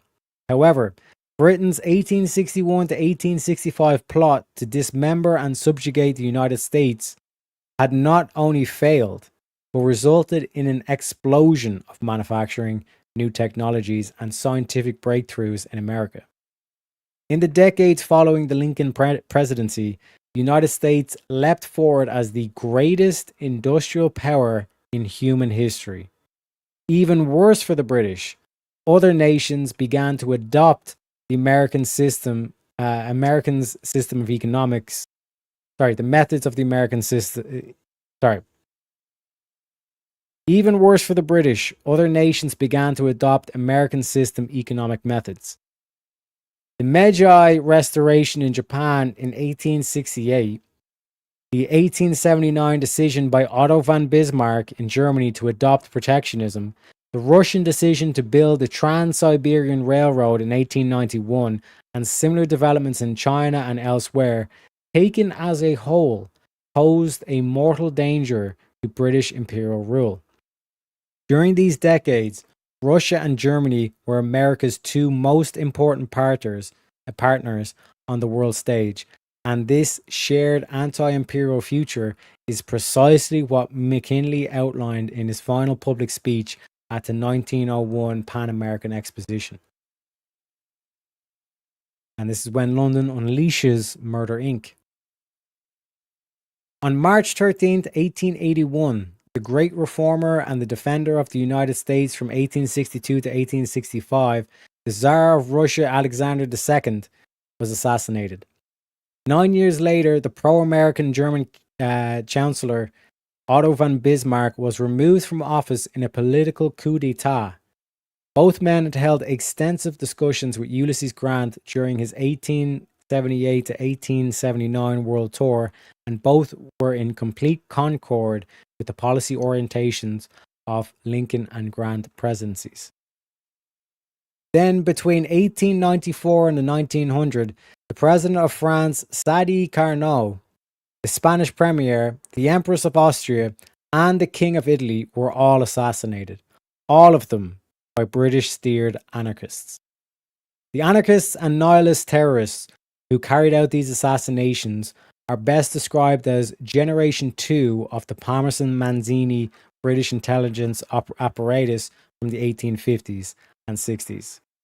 Many of these groups were based in the safe haven of London, were financed and protected by oligarchical forces within the British elite, and operated, like Manzini, as an unofficial branch of the British Foreign Office.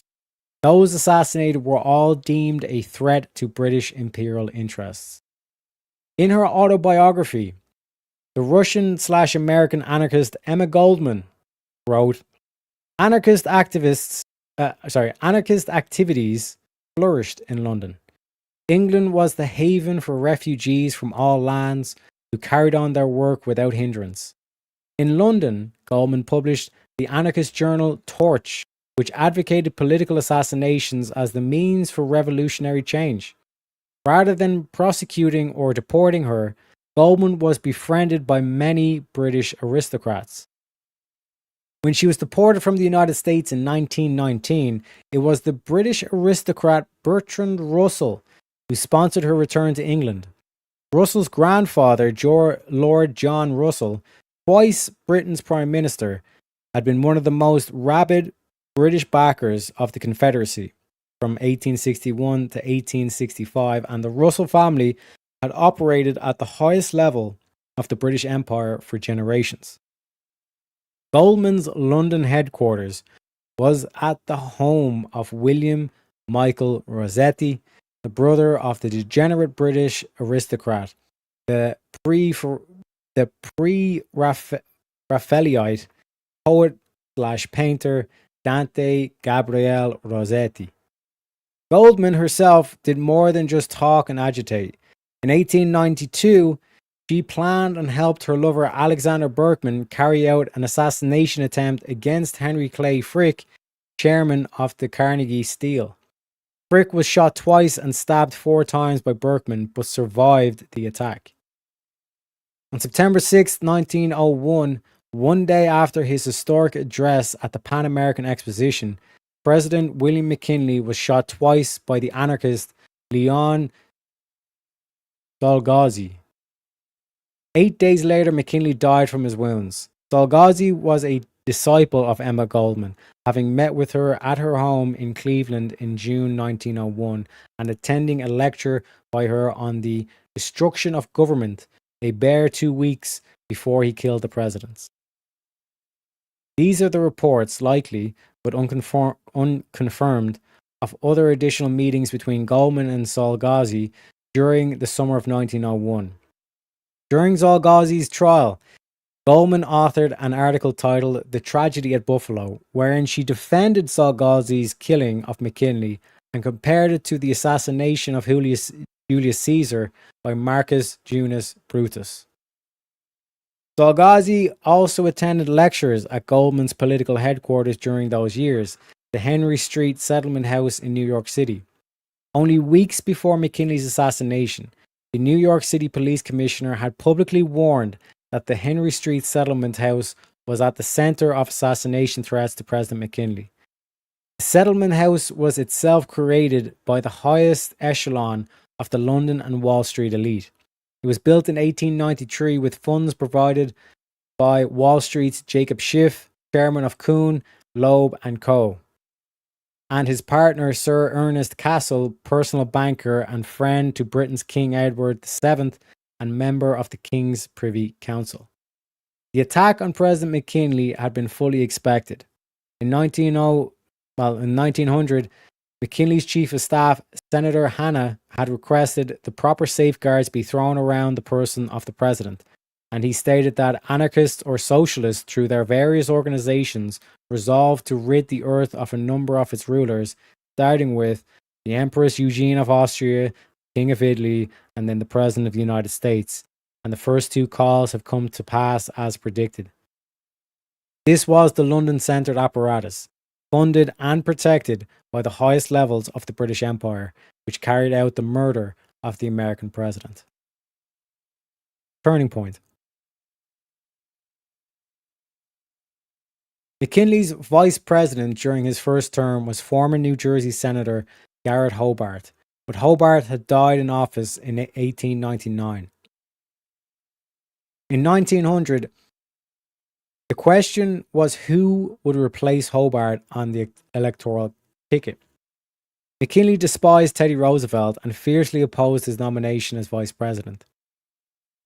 At that time, Roosevelt was the darling of the London Wall Street Imperial War Party, whose intrigues had dragged the reluctant President McKinley into the 1898 war against Spain. Throughout 1900, American newspapers, together with the Wall Street wing of the Republican Party, applied enormous pressure on McKinley to accept Roosevelt as vice president. Eventually, McKinley acquiesced. Teddy Roosevelt was a fanatical Anglophile, and politically a lineal descendant of the Southern Confederacy.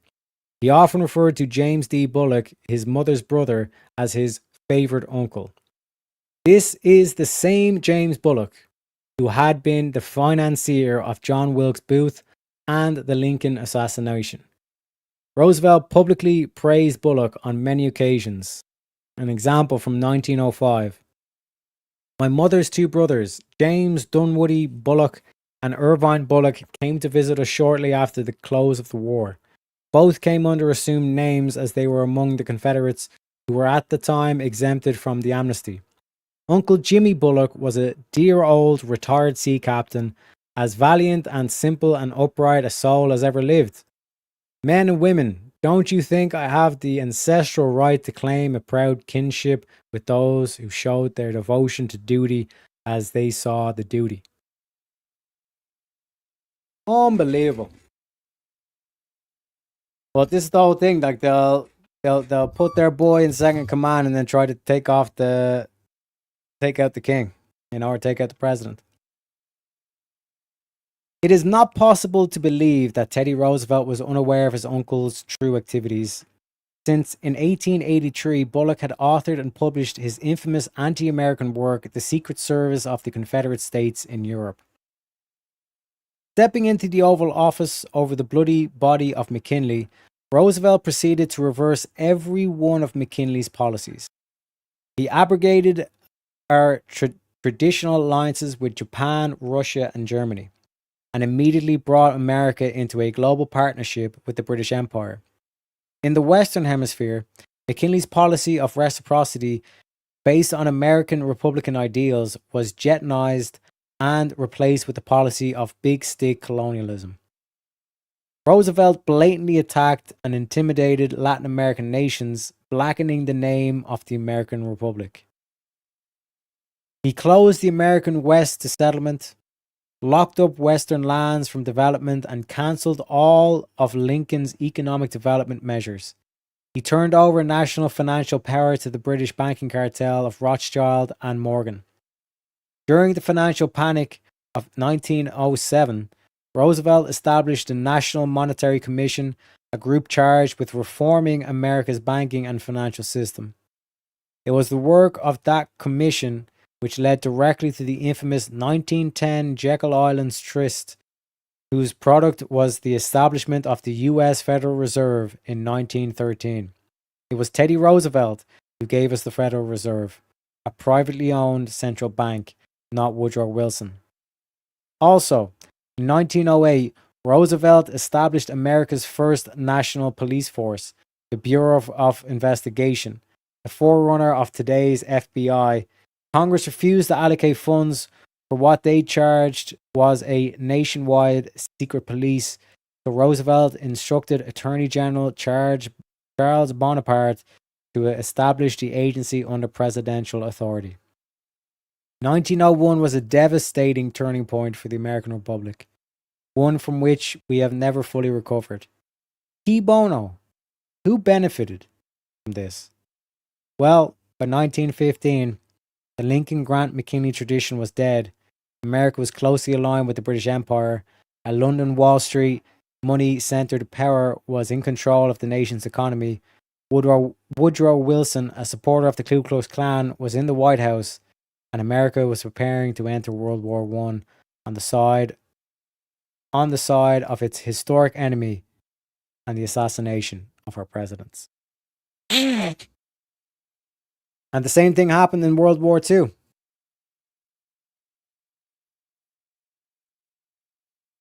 And think about how long it took for America to get involved in World War II. You know?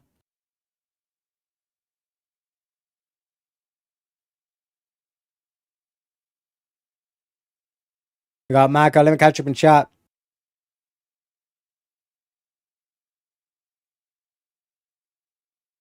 Mad Cow says, I need to head to the shops for a few bits and bobs. Pop back in when I'm back if you're still on. Yeah, no worries, bro. Annie Teetum. Yeah, it's not anti, it's Annie Teetum. Thank you very much, Bad Cramps.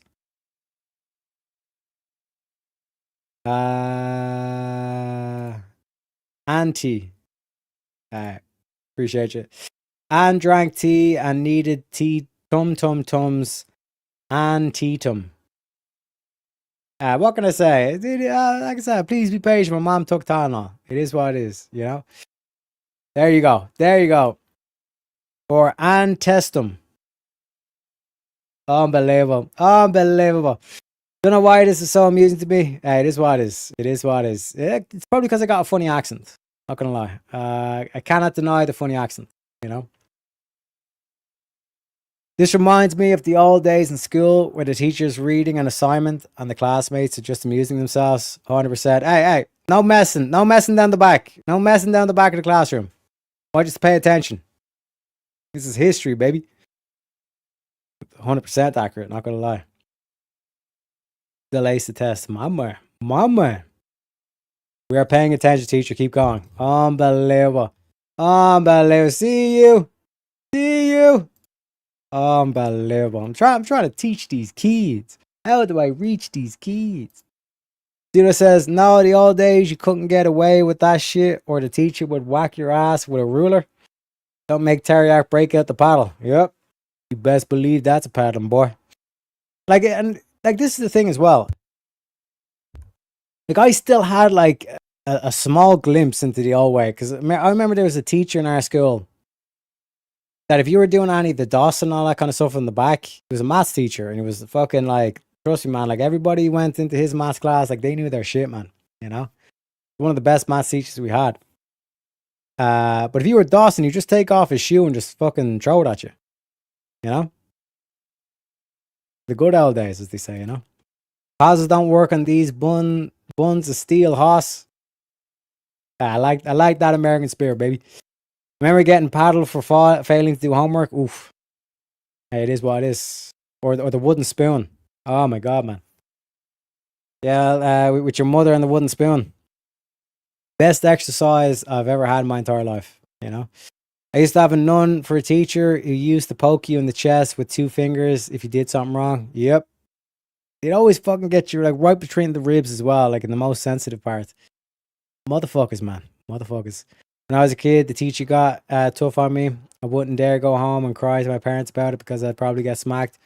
Yeah, that was basically the drill. Why the fuck are you Dawson in school? You're supposed to go there for education, you know? Many times came home with a bruised chest. It is what it is, man. It is what it is. I had a public school teacher that did that, but she also dug her nails into her skin until we drew blood, pull her hair out, etc. Only boys, though. She was an evil psycho. Last thing as well, like my dad was, like I'm left-handed and my dad was left-handed, but they used to break his right hand until he learned to write with his right hand. You know? Crazy times. Crazy times. Was that PS36, Staten Island, New York? Her name was Ruth Roker. Years later, when I was in high school, she and the Board of Education got sued. She was an evil psycho feminist. What can I say, man? MasterChef, I had a government teacher that was like the 2nd grade.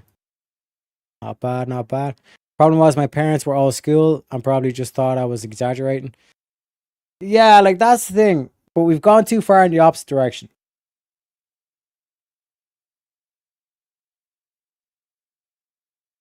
You know?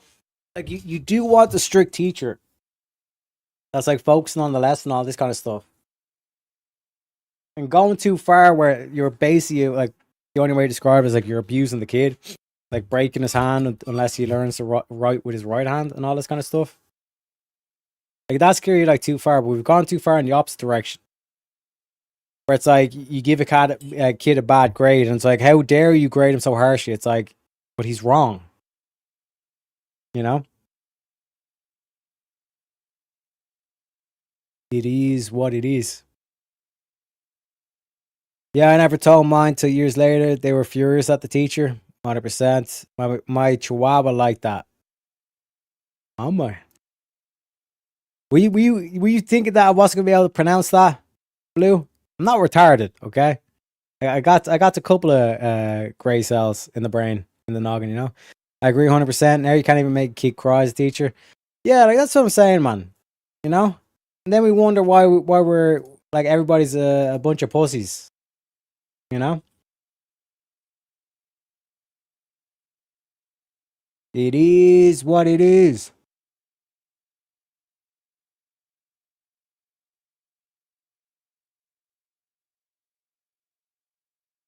So let me get through this last section. As I said, let me give a couple more Bay Pits.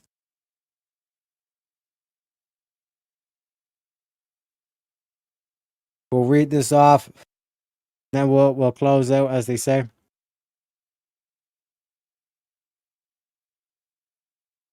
No, my mother knew because she was left-handed and used to get smacked with a cane every time she wrote with the left hand. Yeah, man, it was brutal. Absolute brutal, you know. We got to unite the lefties, man. You know what I'm saying? But we're on to the final part, which is the British kill John F. Kennedy. So they've done Abraham Lincoln, they've done McKinley, and now John F. Kennedy. Remember his speech? It is safe to say that most Americans don't believe that Lee Harvey Oswald was the lone assassin of President John F. Kennedy, as claimed by the Warren Commission. There are simply too many lies, too many holes in the government's case. From the forensic evidence, medical evidence, Oswald's background, Jack Ruby's background, eyewitness accounts, and much else that has come to light since 1963. The most sensitive of the government's Kennedy assassination files remain classified. Presidential candidates promise to release them and then balk when they take office. Today, the theories about who killed JFK abound. The CIA did it. The Mafia did it. J. Edgar Hoover did it. Lyndon Johnson did it. The Israelis did it, and other scenarios. Yet, in all the chatter, much of it well-intentioned and some of it competent, very few reference the only actual prosecution and criminal trial of an individual for the assassination of the president. That is the case brought to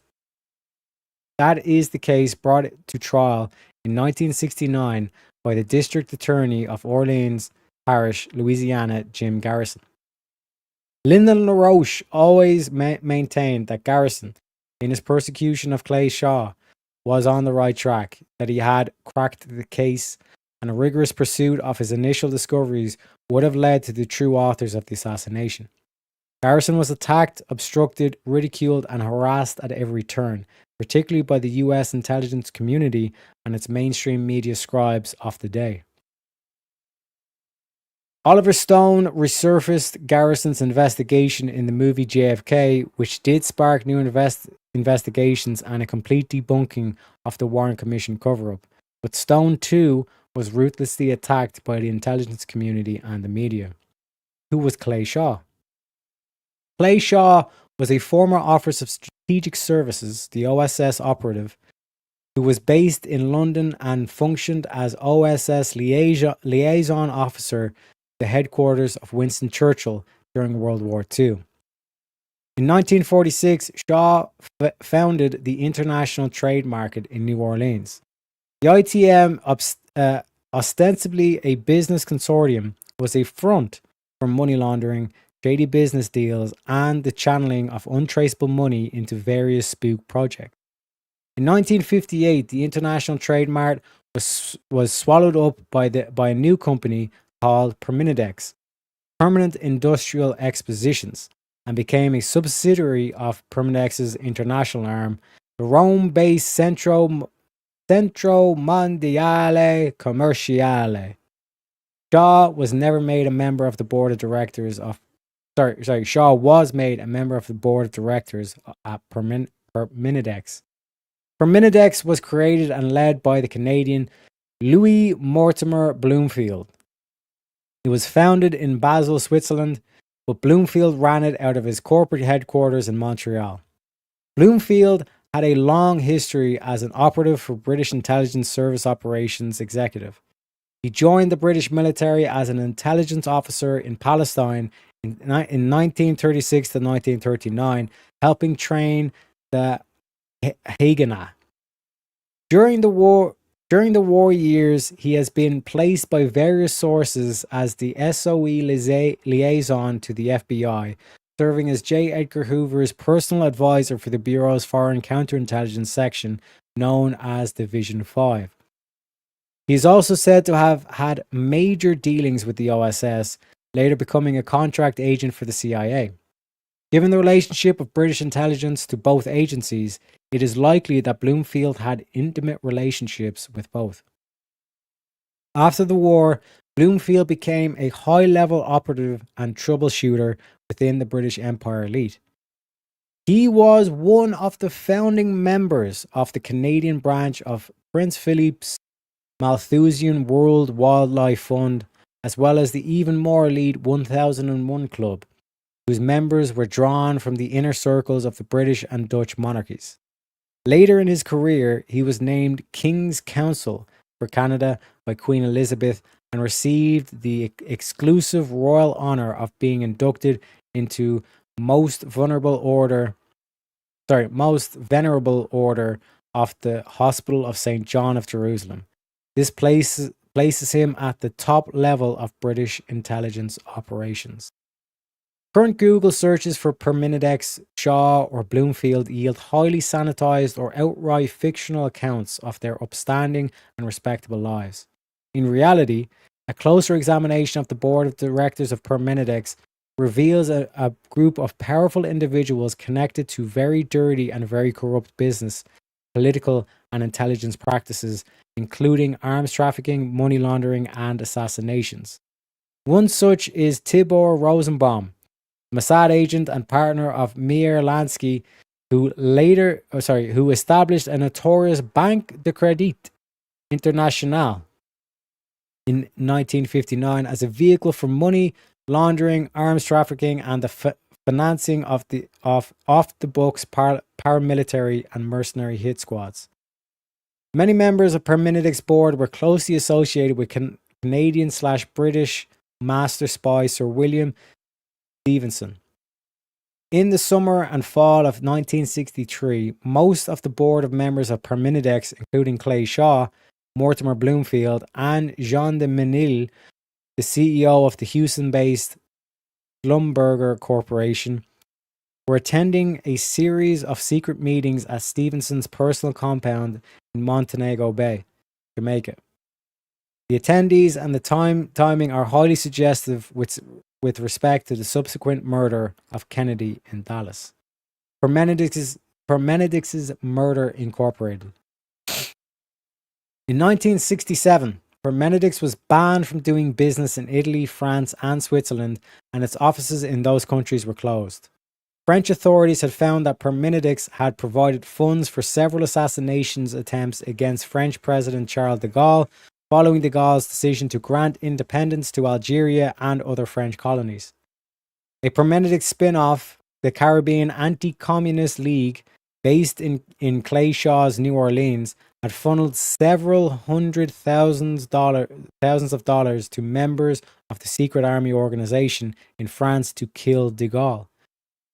According to Italian investigations, the same OAS and Parmenides had assassinated the JFK ally Enrico Mattei in 1962. Declassified British intelligence papers name Mattei as a primary enemy of the British Empire for his anti-imperial oil dealings, particularly in Africa and the Middle East.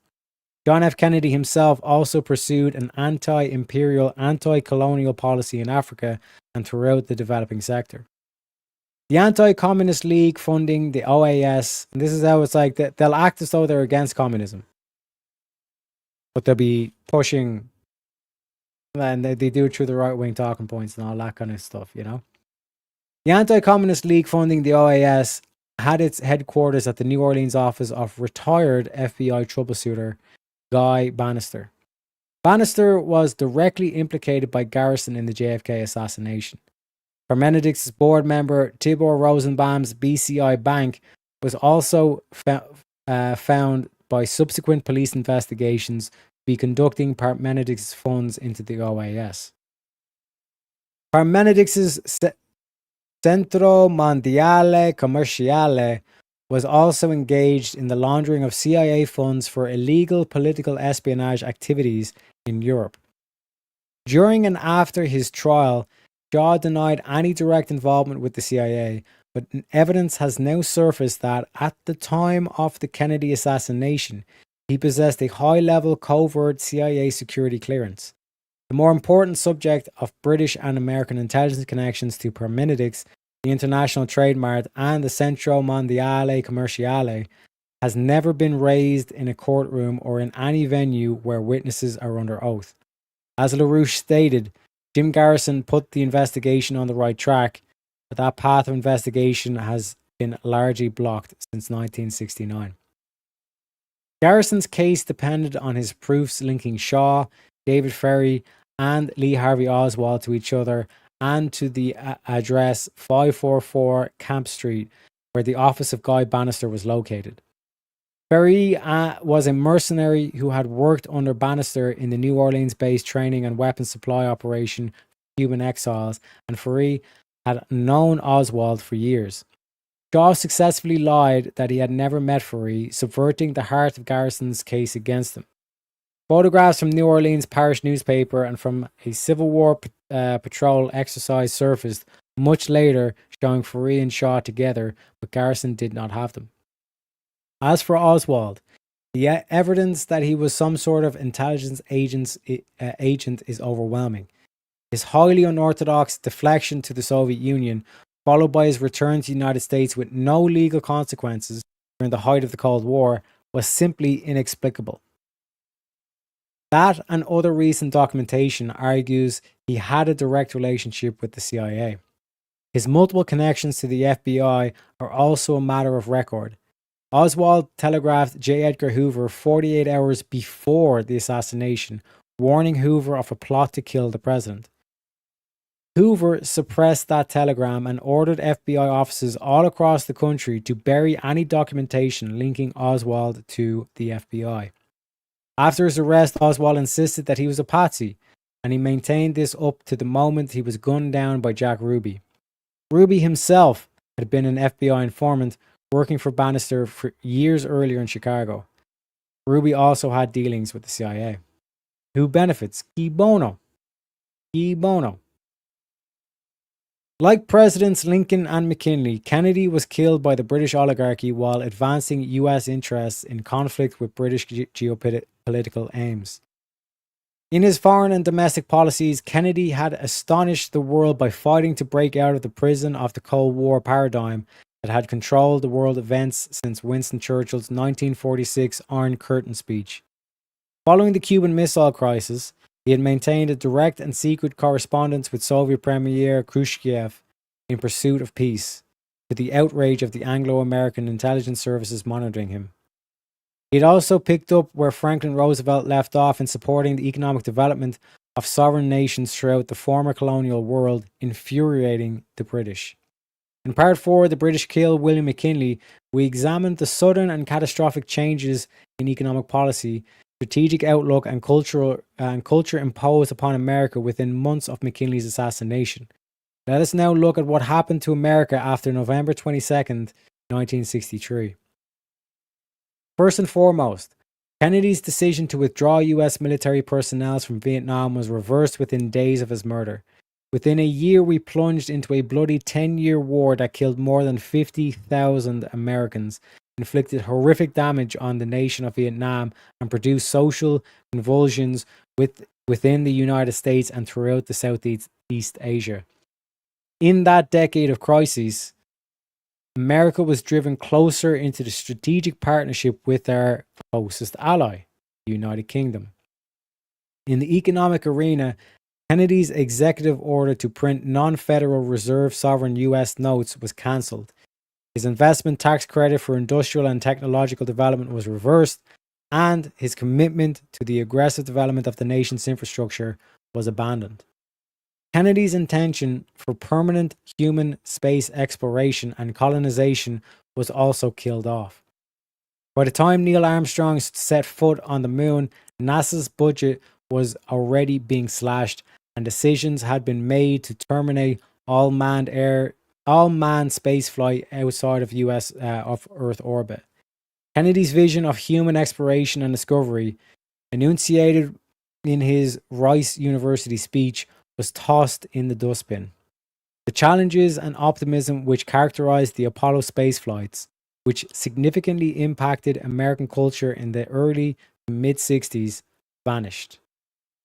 By 1965, the year that would have initiated Kennedy's second presidential term, the British had launched their drug war against America. Over the next decade, the optimism which infused the Kennedy presidency was replaced by the pessimism of a national drug culture. Millions of young Americans fell victim to this. We still live to this day with that cultural shift set into motion by the British-directed conspiracy of November 22nd, 1963. Conclusion. In part 4 of this report, we quoted from President McKinley's speech at the Pan American Exposition in 1901.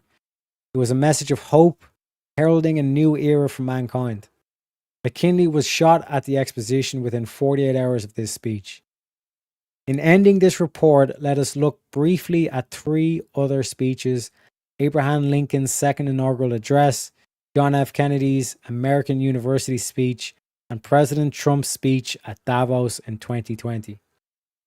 In March 1865, Lincoln faced the staggering task of reuniting the nation and moving forward at the deadliest and most horrific war in our history.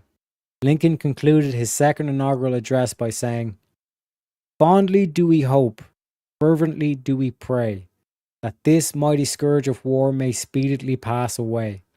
Yet, if God wills, that it continue until all the wealth piled from the bondsman 250 years of unrequited toil shall be sunk, and until every drop of blood drawn with the lash shall be paid by another drawn with the sword. As was said 3,000 years ago, so still it must be said, the judgments of the Lord are true and righteous altogether. With malice towards none, with charity for all, with firmness in the right, as God gives us to see the right, let us strive on to finish the work we are in, to bind up the nation's wounds, to care for him who shall have borne the battle, and for his widow and his orphan, do all which may achieve and cherish a just and lasting peace among ourselves and with all nations." America had paid in blood for the sin of slavery. Now Lincoln posed a new future, a new hope for the people of America, and indeed for the people of the world. But Lincoln, like McKinley, would not be allowed a second term as president. 5 months before his assassination, on June 10th, 1963, President Kennedy delivered commencement address at the American University. Today, this is commonly referred to as his peace speech. What kind of peace do I mean? What kind of peace do we seek? Not a Pax Americana enforced in the world by American weapons of war. Not the peace of the grave or the security of the slave. I'm talking about genuine peace, kind of peace that makes life on earth worth living, kind that enables men and nations to grow and to hope and build a better life for their children. Not merely peace for Americans, but peace for all men and women. Not merely peace in our time, but peace for all time. Our problems are man-made. Therefore, they can be solved by man. And man can be as big as he wants. No problem of human destiny is beyond human beings. Man's reason and spirit often solve the seemingly unsolvable, and we believe they can do it again. When a man's ways please the Lord, scriptures tell us, he maketh even his enemies to be at peace with him. And is not peace, in the last analysis, basically a matter of human rights? The right to live out our lives without fear of devastation, the right to breathe air as nature provided it, the right of future generations a healthy existence. We shall also do our part to build a world of peace where the weak are safe and the strong are just. We are not helpless before that task or hopeless of its success. Confident and unafraid, we labor on, not toward a strategy of annihilation, but towards a strategy of peace. This is what John F. Kennedy perceived as the proper role for America in the world. But he too, like Lincoln and McKinley, would not be allowed to serve a second term as president. This brings us to Donald Trump. On January 21st, 2020, President Trump entered the lion's den of the oligarchical world of economic forum at the annual WEF conference in Davos, Switzerland. He spoke before an audience, some of whom were filled with murderous hostility towards America. But like John Kennedy's approach to the Soviet Union, he offered not confrontation, but a pathway to a better future. As noted by Barbara Boyd in part 2 of this report, Trump's speech began with the admonition.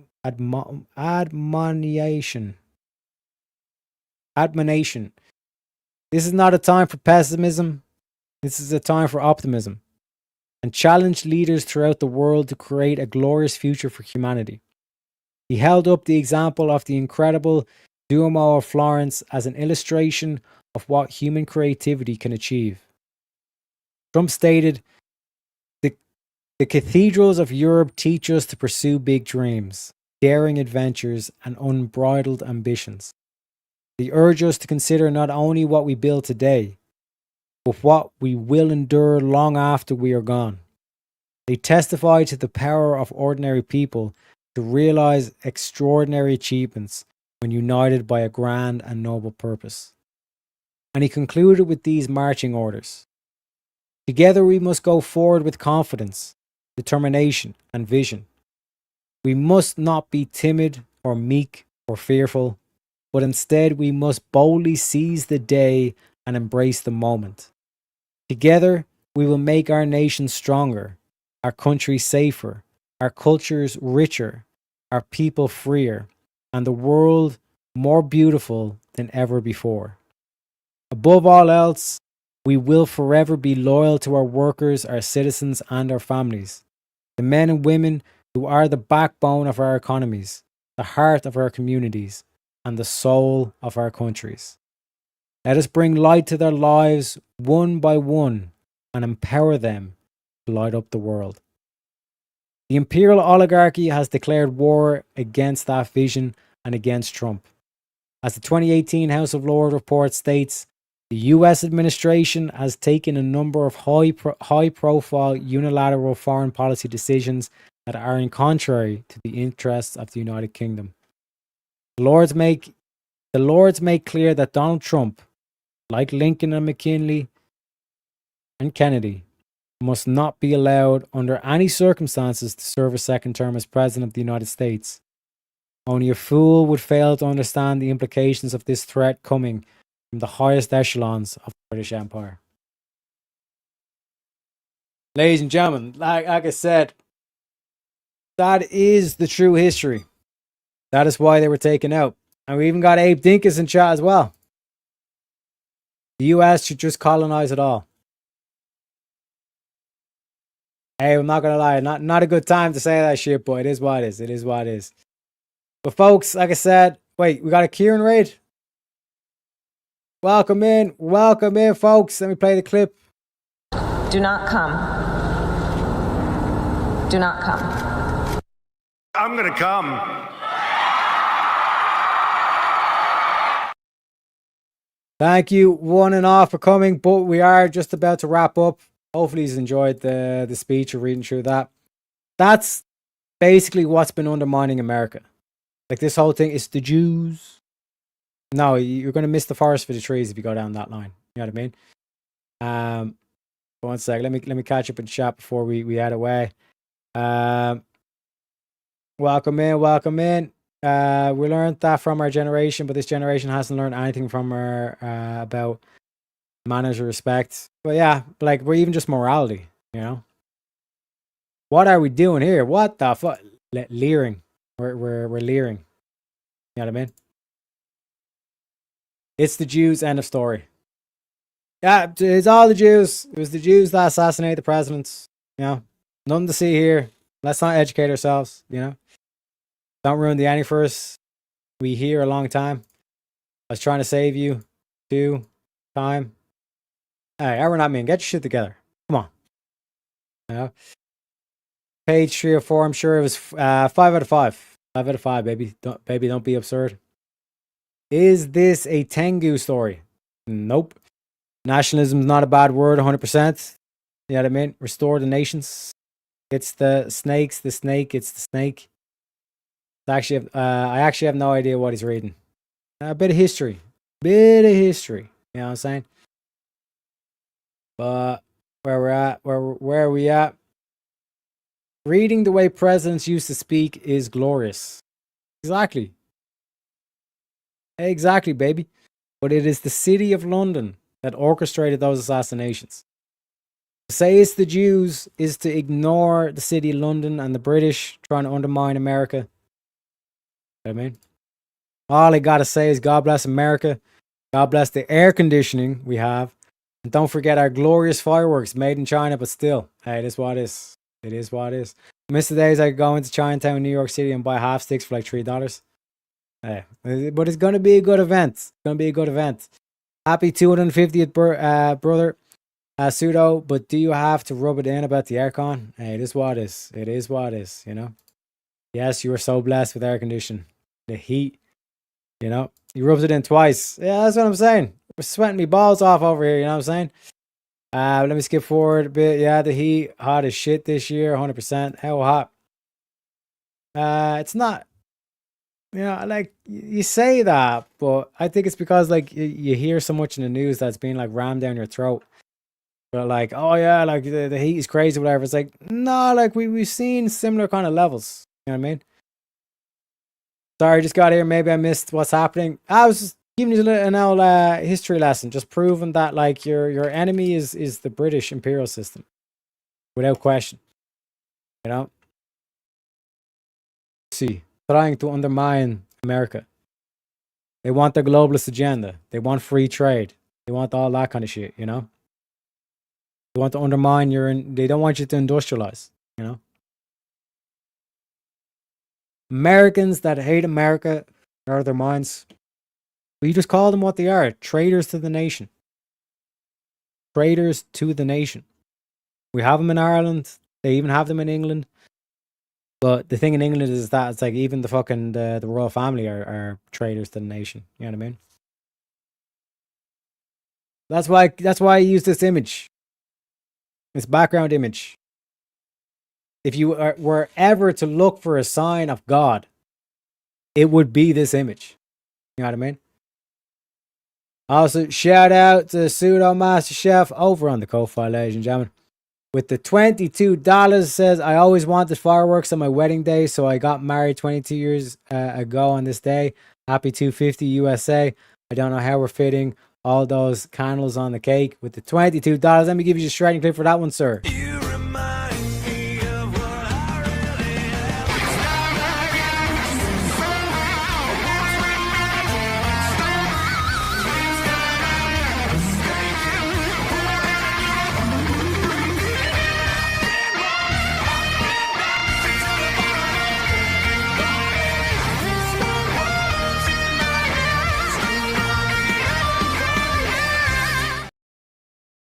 And fuck, I fucked up the name. It was Blue Aqua Tiger, not Pseudo, but appreciate you, Blue. You're my boy, Blue.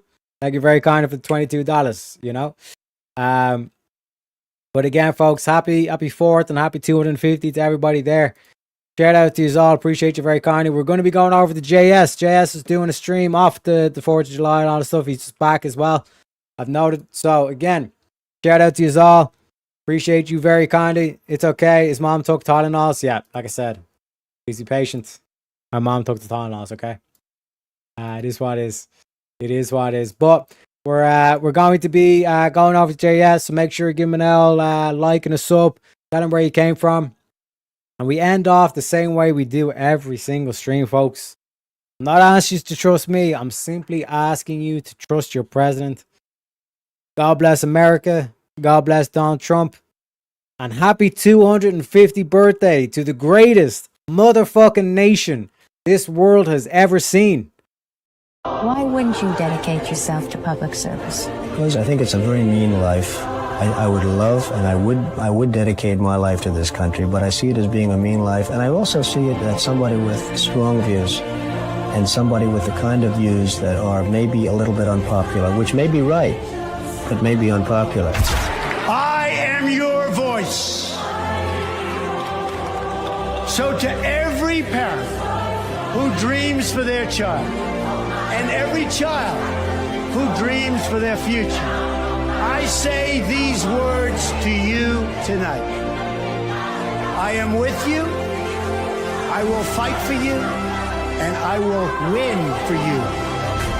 We will make America strong again. We will make America safe again.